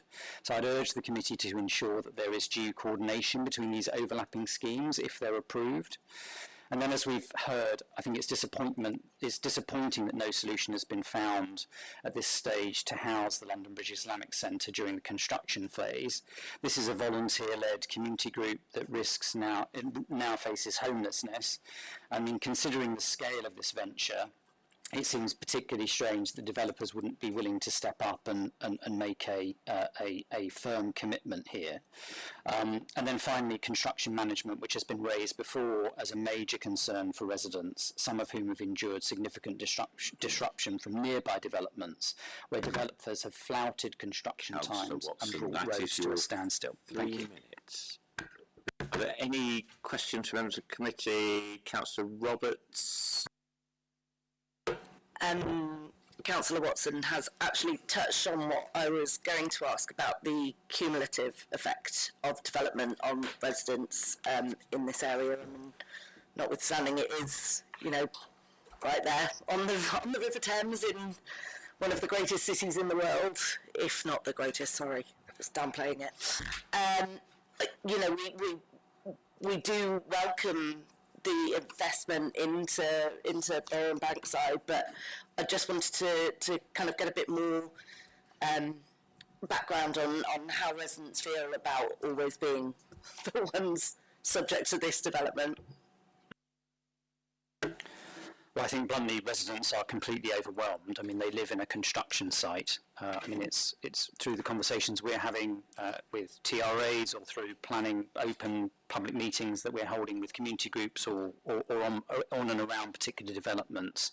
Residents arrive weary, having had little sleep because of the noise. I mean, I was hearing from one of the gentlemen that presented to us here this evening that another development on the other side of Park Street, so literally around the corner, was going on at around 7 p.m. So outside of the times they should have been operating loud machinery and noise, and there was traffic chaos just outside.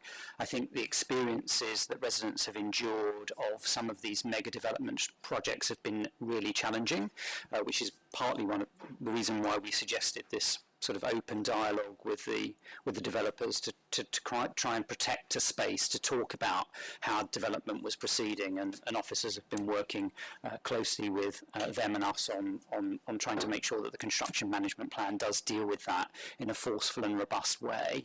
But there have been examples of developers just flouting it, and that's really tough.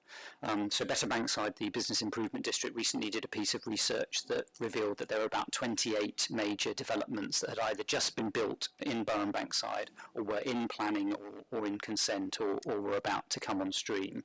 So it is really a building site, albeit a glorious one at points, and one that people love living in. But it does make living and enjoying people's home life incredibly challenging with all of this disruption.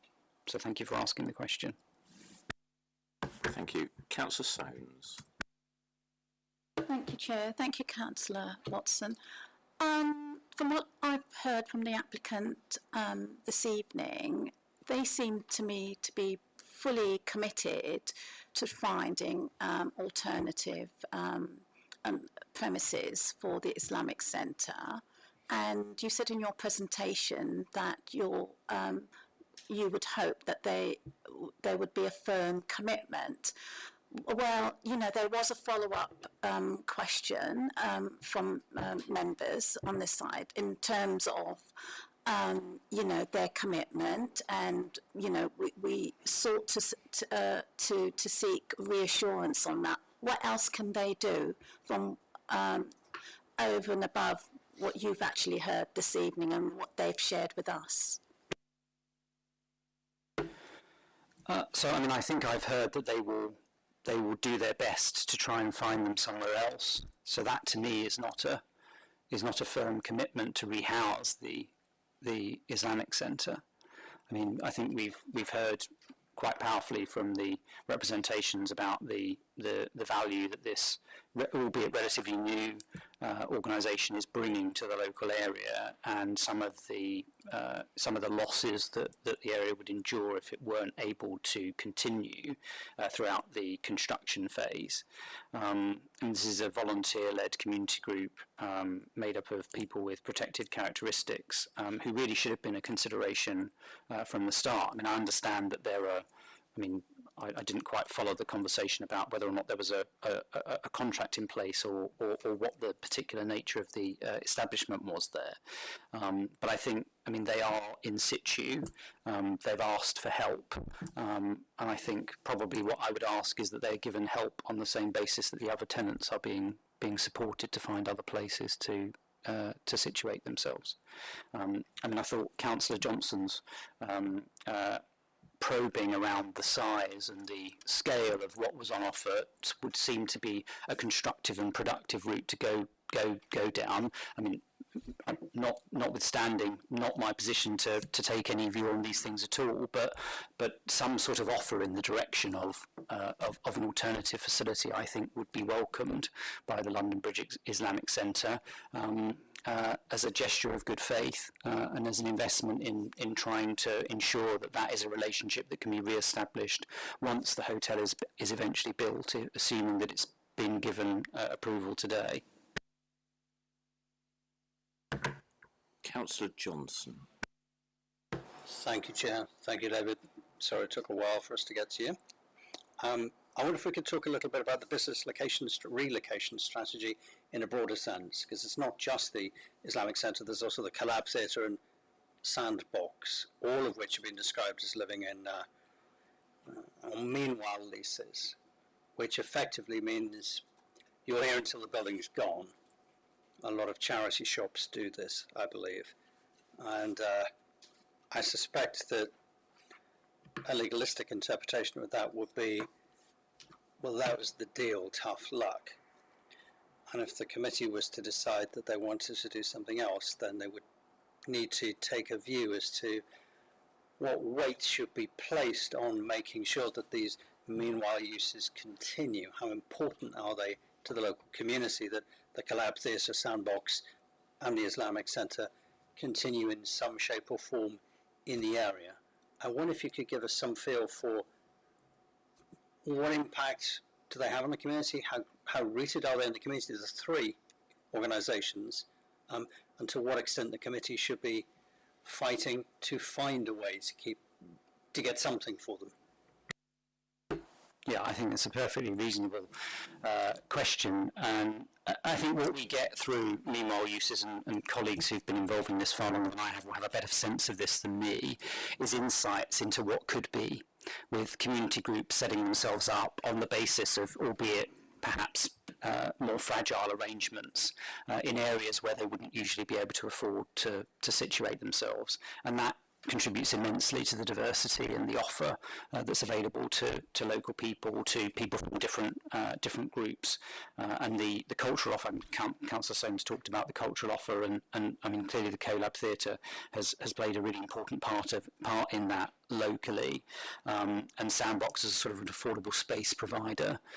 Similarly, I mean the council goes on repeatedly about the importance of affordable workspace and its commitment to the voluntary and community sector. It would be great to see that enshrined in a robust way through the decisions and conditions that it puts in place through its planning approvals.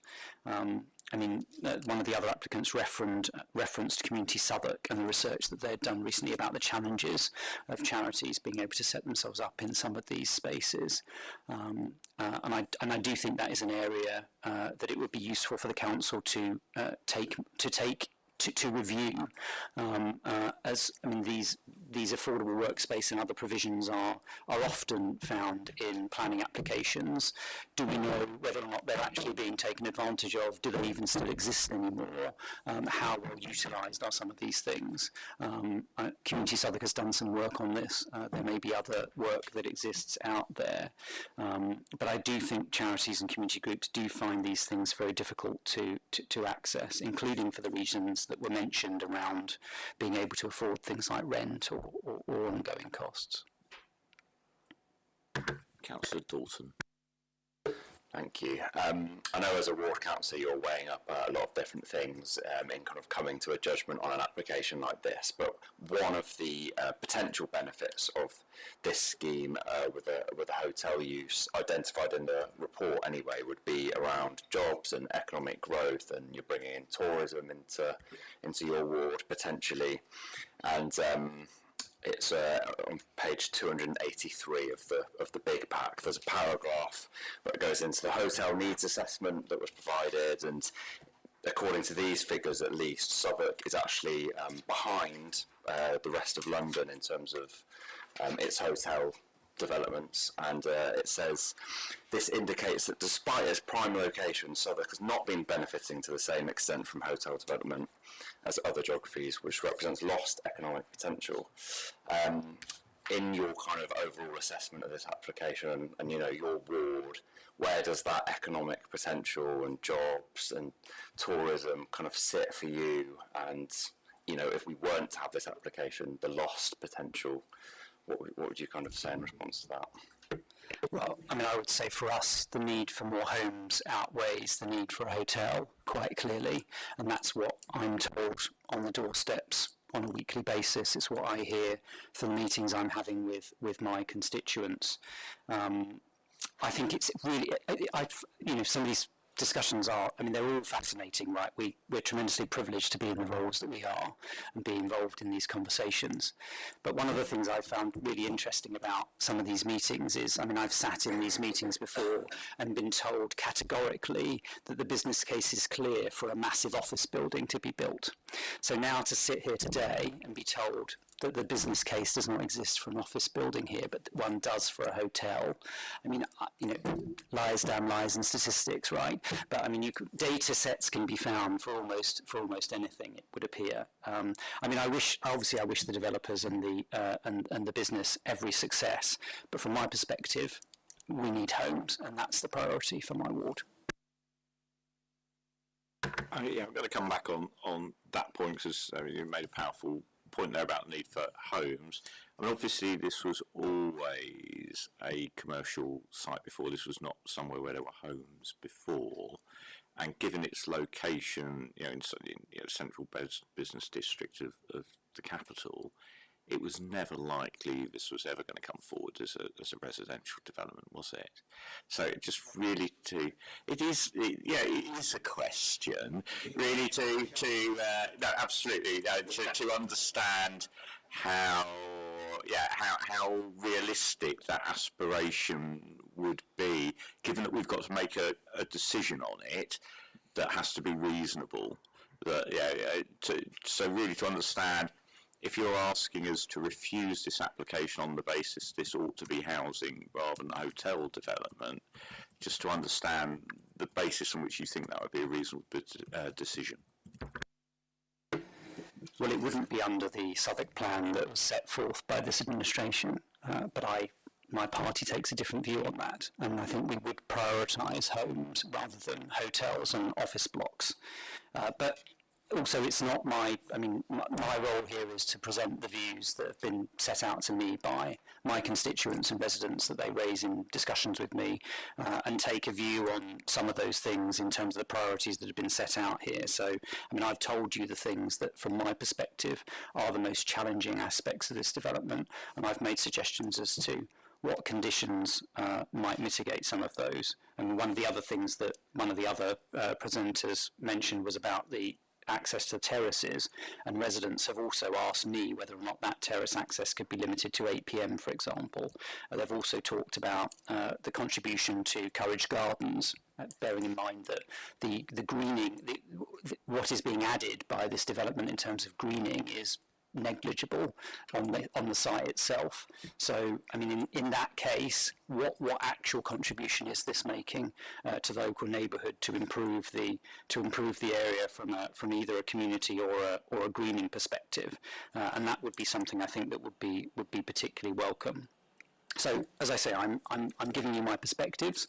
I don't necessarily expect the committee or the council to agree with all of them in its current formation, but that may well change.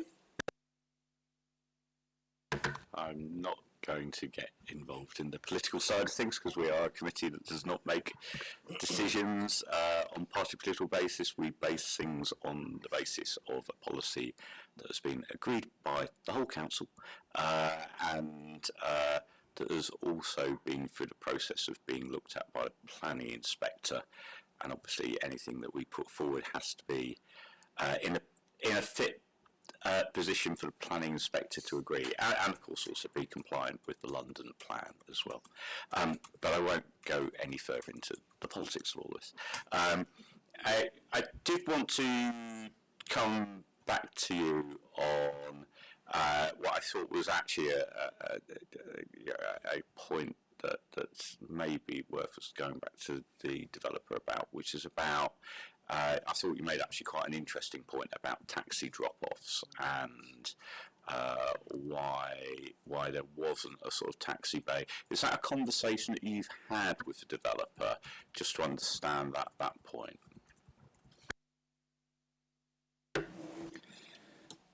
So it might be helpful for Dipesh to come in here as well. I mean, we talked about the provision during the construction phase, but I wasn't able to get a response on this for what would go forward. My understanding is that there will not be an inlet or a lay-by once the actual hotel is built.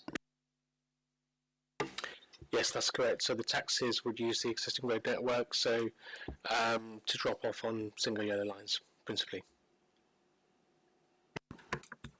Thank you. Yeah. Okay, thank you.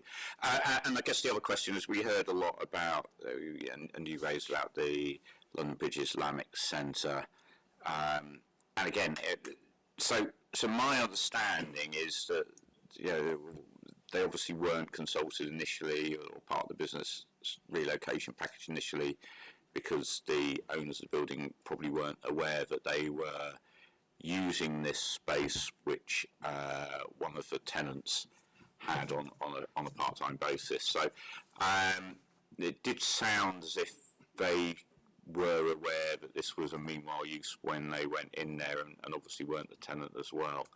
So just to really understand from your point of view about the history of the group and how that fits in with the timings of not only this application but the previous one that was on site as well. I think Amir has explained that, actually, so I wouldn't add to Amir's explanation. Okay, that's fine. Any further questions for Councillor Watson? Okay, Councillor Watson, it's always a pleasure to have you here addressing committees, so thank you very much. And again, apologies for a long wait before coming to speak to us. It wouldn't be anywhere else.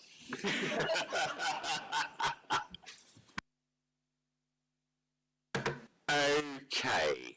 Are there any things arising from any of the representations that we need further information on?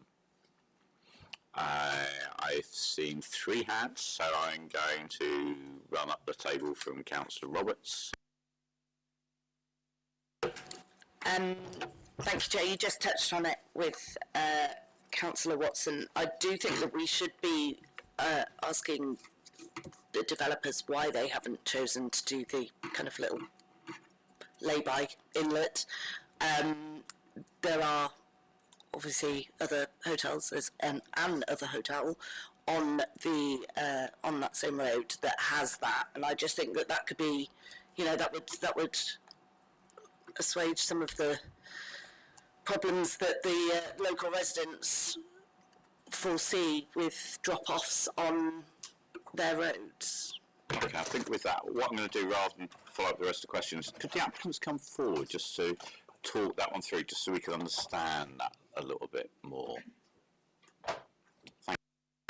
Hi, we've got Chris, our transport consultant, but just from a logistical standpoint, we've got a very constrained site. We couldn't have an inlet on Southwark Bridge Road. It's a red route, and you know there's a cycle highway coming in.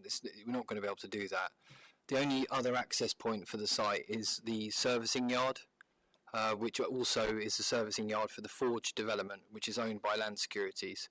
So as part of our deal when we bought the site, we agreed with Land Securities that we would have legal rights to use their service yard to service our development, which means that we didn't need to build our own service yard, but our building backs onto that service yard. So in short, there's nowhere to put the taxi bay on the site, and for it to be accessible in a safe way. I don't know if you have anything to add. Yeah, I think the only thing to add is we spoke about this comprehensively with your Transport and Highways officers and with Transport for London.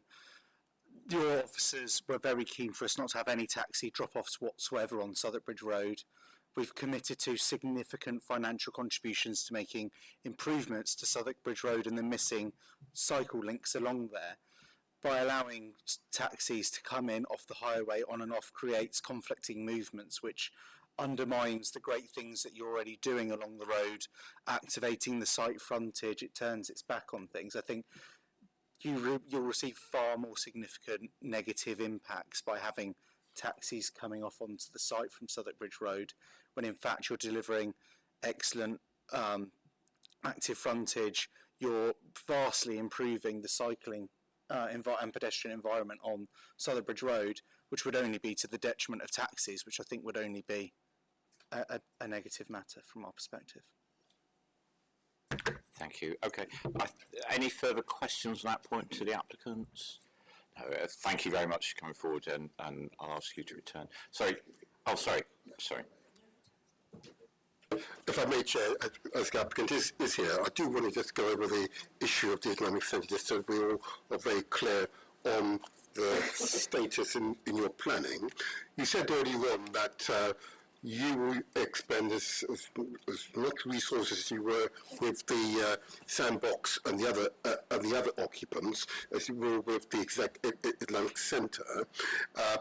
You were approached by Councillor Watson as to whether or not that would mean that you utilise both Southwark as an alternative provider, or indeed you make direct investment. And I believe you suggested the investment you're currently making is in the region of £160,000. Yep, wow, gosh. I like you, which is a real commitment, I must say. Is there an upper limit to how much you're prepared to invest? And how far will you go to finding alternative accommodation for all 3 organisations? Thank you. When we bought the site and we inherited this kind of meanwhile operation within the building, there was no kind of contractual obligations around what we were required to do, but we felt it was the right thing to do to keep the operation going and to look after these groups, and we've cross-funded the operation since we acquired the site, which hopefully shows our intentions and commitments going forward. We have agreed to exactly the same business relocation strategy for our 2 tenants as for the London Bridge Islamic Centre. So everybody is getting equal treatment, and we want it to stay that way. we think it's fair to do it that way. The council has a policy which requires this approach, which we're following, and so we're mindful of that and kind of veering away from that, which we don't think it's the right thing to do. Thank you. I next had Councillor. Sorry, if you'd like to return to the public seating area. Thank you for that. Councillor Johnson, you've been very patient. Thank you, Chair. Question to Pesh, or two actually. Amir raised the prospect of various council-owned buildings in the vicinity. I have no idea what those buildings actually are used for currently. I don't know if it's even at all practical to suggest that as a solution, but I wondered if you could talk to that. And the second question, which might as well get them all out. So it's not possible to have an in-out bay for taxis, but I can see 500 beds plus however many other hotels in the area. There's going to be a hell of a lot of taxis, a hell of a lot of Ubers. The only thing I can think of will be to have a no drop-off at this building. I don't know if that's enforceable. I don't know if Ubers would pay any attention, but is that a thing? So on the first question, as was mentioned, we're talking to our colleagues in our sustainable growth about alternative accommodation specifically for the London Bridge Islamic Centre. So we are speaking to other community volunteer sector organisations about space they might have that might be available at certain times. And as part of the continuing discussions on alternative provision, we will certainly have a look at the buildings that we are in control of as part of that relocation strategy. So those conversations have been taking place and will continue to take place. On the in and out bay, I'll just sort of putting the slide back on again. So we are talking about sort of 139 taxis during the day. That's 11 an hour peak drop off in the evening, or peak collection in the evening. I know some no drop off areas can be agreed. That might be something for the applicant to consider and look at, and we could secure it through the 106. Just one brief follow-up question on the relocation. Are you intending to extend that council-assisted search to the other organisations, the Collab Theatre and Sandbox as well, or is the focus only on the Islamic Centre? I would suggest it should be to all of the meanwhile uses. Yeah, I was going to. Seems a bit unfair otherwise. Yes, I agree that offer should be for all of those organisations. Well, we did hear, I think, was it Sandbox has already identified a location from, I think the applicants identified that. You can. Don't take Old Kent Road's name in vain. Councillor Seaton and then Councillor Dalton. No, yours is done. Councillor Dalton.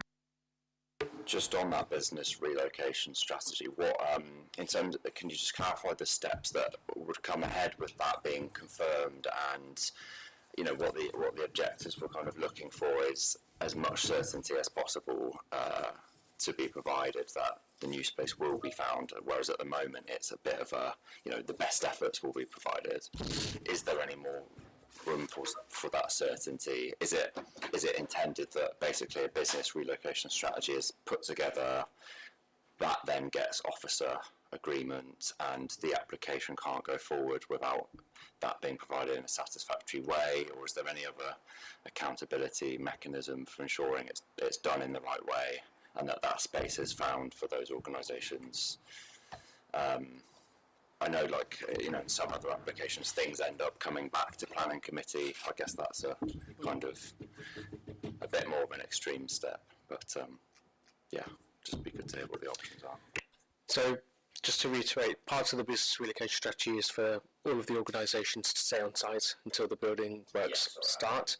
And then the alternative location, once that period has ended, the applicant will need to enter into more detailed discussions with the various organisations, including the Islamic Centre we've heard today, about the specific requirements that they're looking for.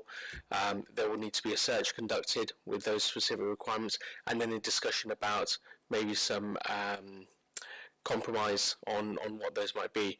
We will look at, as I mentioned, with the voluntary sectors we work with, the premises, good grief, the sites we manage and we own as well. The resulting relocation strategy that's put together in consultation with the organisations will need to be submitted for approval, and then they would need to comply with that.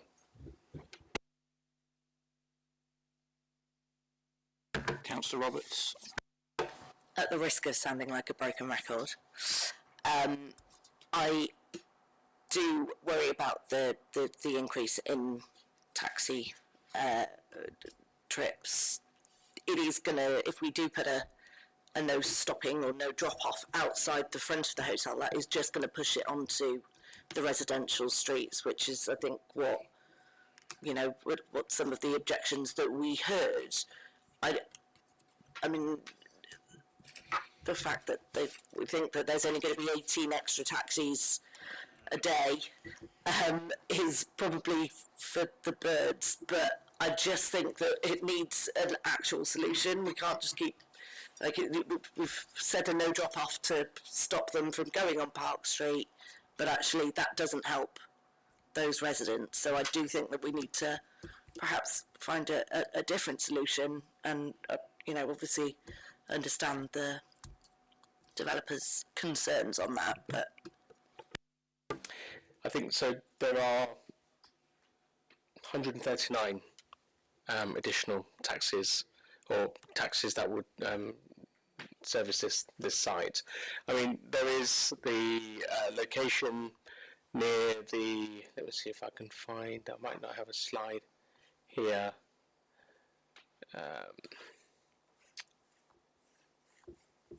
Sorry, apologies.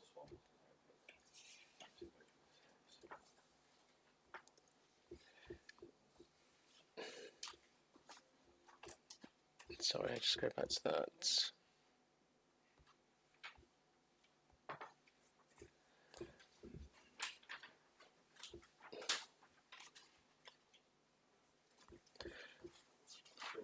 There we are. So, yes, thank you, Chair. So, there is this area just to the south of the building, which is near the service bay entrance, where that arrow in the centre of the screen is. So that might be an area for drop-off.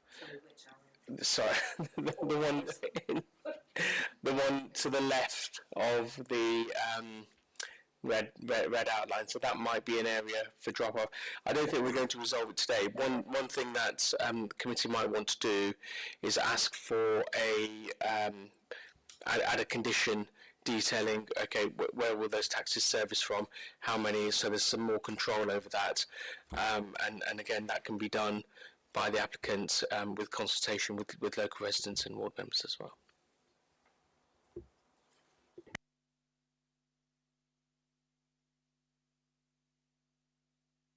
Committee members supportive of that as something we include. Thank you. Any further questions at this point? Any views on where we should go with the application? Any further conditions or things that people want to add? In that case, I'm going to move us forward towards a resolution. And just in terms of my own views, I think we do need to be mindful that this application is less massive than the extant application that we have on site. I think there is a concern about taxi movements, but I think we have a way forward on that. I think some of the I think clearly it is important in terms of qualities duties. We are looking after the London Bridge Islamic Centre and making sure that things are being done to help them move. But it does, we do have that in terms of business relocation strategy, which has been agreed by the other two tenants as a reasonable way forward and has been supported on that. And I think, clearly we do have a commitment to best endeavours, and we've heard that probably isn't just paying lip service. We've heard from in terms of what potential sites could be explored. There are alternatives that might be identified for that. This is going to help the economy of Southwark and both in terms of business rates, in terms of jobs and employment, and in jobs of boost to the local economy. And for those reasons, I am supportive of the application, but happy to listen to any alternative views. Councillor Johnson. It's not so much an alternative view, but I take Councillor Watson's point that probably Borough and Bankside is reaching saturation point for hotels. This is a very tight site, particularly for 500 beds with no in and out. And yes, we're probably just diverting or displacing taxis from one traffic jam to another. I don't see a ground to reject it, however. Whether you think there are too many hotels in Borough and Bankside or not, I don't see this grounds to reject it on that. So the only thing we are left with is seeking to ensure that the impact is minimised.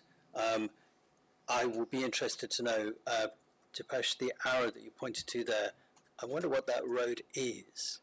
I would hate to have how many taxis an hour dropping outside what is a small low-rise block of housing, for instance, that would just displace one load of misery to another place. But we do need to find a solution to that.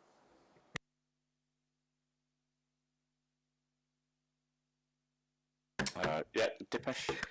That's Sumner Street, and the reason I mentioned it is because that's where the servicing comes in, so there's already a certain amount of activity there. But you're absolutely right, some more work needs to be done onto that to look at the place that can have the least impact. Okay, so subject to that additional condition about that work in terms of traffic management and taxis, which hopefully officers are happy with what the appropriate wording is for that. You've got that worked out, and the applicants are happy with that. Yeah. Given that, I'd like to move that we adopt the officers' recommendations as set out in paragraphs 1 to 4 of the report on page 265 in the main agenda pack, and as taking note of the additional comments in the addendum. So firstly, the planning permission is granted subject to the recommended conditions and the applicant entering into the appropriate legal agreement. And secondly, that the Director of Planning Growth be authorised under delegated authority to make any minor modifications to proposed conditions arising out of detailed negotiations with the applicant, which may necessitate further modification and may include the variation, addition or deletion of the conditions as drafted. And thirdly, that in the event of the requirements of one are not being met by the 30th of September 2026, I'm going to make that 30th of October to be consistent with what other decisions we made this evening. So 30th of October 2026, the Director of Planning and Growth be authorised to refuse planning permission if appropriate for the reasons set out in this report. And finally, that the Planning Committee, in making this decision, has due regard to potential equalities impacts which are outlined in this report and the addendum. Does any member of the committee wish to second this? Forgive me, Chair. Sorry. I think I said right now, you used the term, bring up the sentence. I think the Director of Planning will be authorised under delegated authority to make any minor modification to proposed conditions arising out of detailed negotiations with the applicant, which may necessitate further modification and may include variation, additions or deletion of conditions. Yeah, no, I get that. Yeah, Colin, do you want to come in here? Yes, apologies for this. Sorry, I hadn't checked this. It's come up before, and on the other draft committee report, I asked for it to be taken off because it's not the usual way that we do committee reports. Because obviously you need to know that the conditions you're agreeing, the 106s you're agreeing, are the ones you're agreeing, and that myself, Dipesh, and Steve aren't going to change them later without asking you. So it's a mistake on our part, so for which my apologies. It won't happen again. And we will replace, we will go back to the wording actually in the previous committee report, which is the standard wording which you would have seen on every other committee report that's come to this committee since I've been here. So given that we are late in the day, could you just advise, is that the removal of paragraph 2, or are we rewording that? It's rewording, so removal of those words, and I think you probably find the standard words in the previous committee report. Yeah. I hope. Well, in the previous one, we didn't mention that at all. I know it's getting late, but indeed, if we didn't mention it, as long as it says that there's a delegation to the director to refuse. Probably, yeah. We certainly got that in paragraph 3 in any case, the delegation to the director. So I'm going to propose that we strike paragraph 2 out completely. Apologies for that late in the day, because I know these things are complex to get your head around, particularly when we're already in Wednesday. So I will read out the motion again. So I'd like to move that we adopt the officer's recommendations as set out in paragraphs 1, 3 and 4 of the report on pages 265 in the main agenda pack. Firstly, that planning permission is granted, subject to the recommended conditions and the applicant entering into the appropriate legal agreement. And secondly, that in the event the requirements of 1 are not met by the 30th of October 2026, the Director of Planning and Growth be authorised to refuse planning permission, if appropriate for the reasons set out in this report. And finally, that the Planning Committee, in making these decisions, has due regard to the potential equalities impacts which are outlined in this report and the addendum report. Is that now seconded? Happy second. Thank you, Councillor Seaton. We will take a vote on that. Councillor Dalton. For, Chair. Councillor Johnson. For, Chair. Councillor Roberts. For, Chair. Councillor Seaton. For, Chair. Councillor Soames. Well, thank you. For, Chair. And as Chair of the Committee, I'm also voting for this recommendation. So the motion is carried and the application is granted. Apologies again for the very long wait, particularly for those people who have either long journeys home or are also observing Ramadan, because I understand the impact that will have on you. But safe journey home, everybody.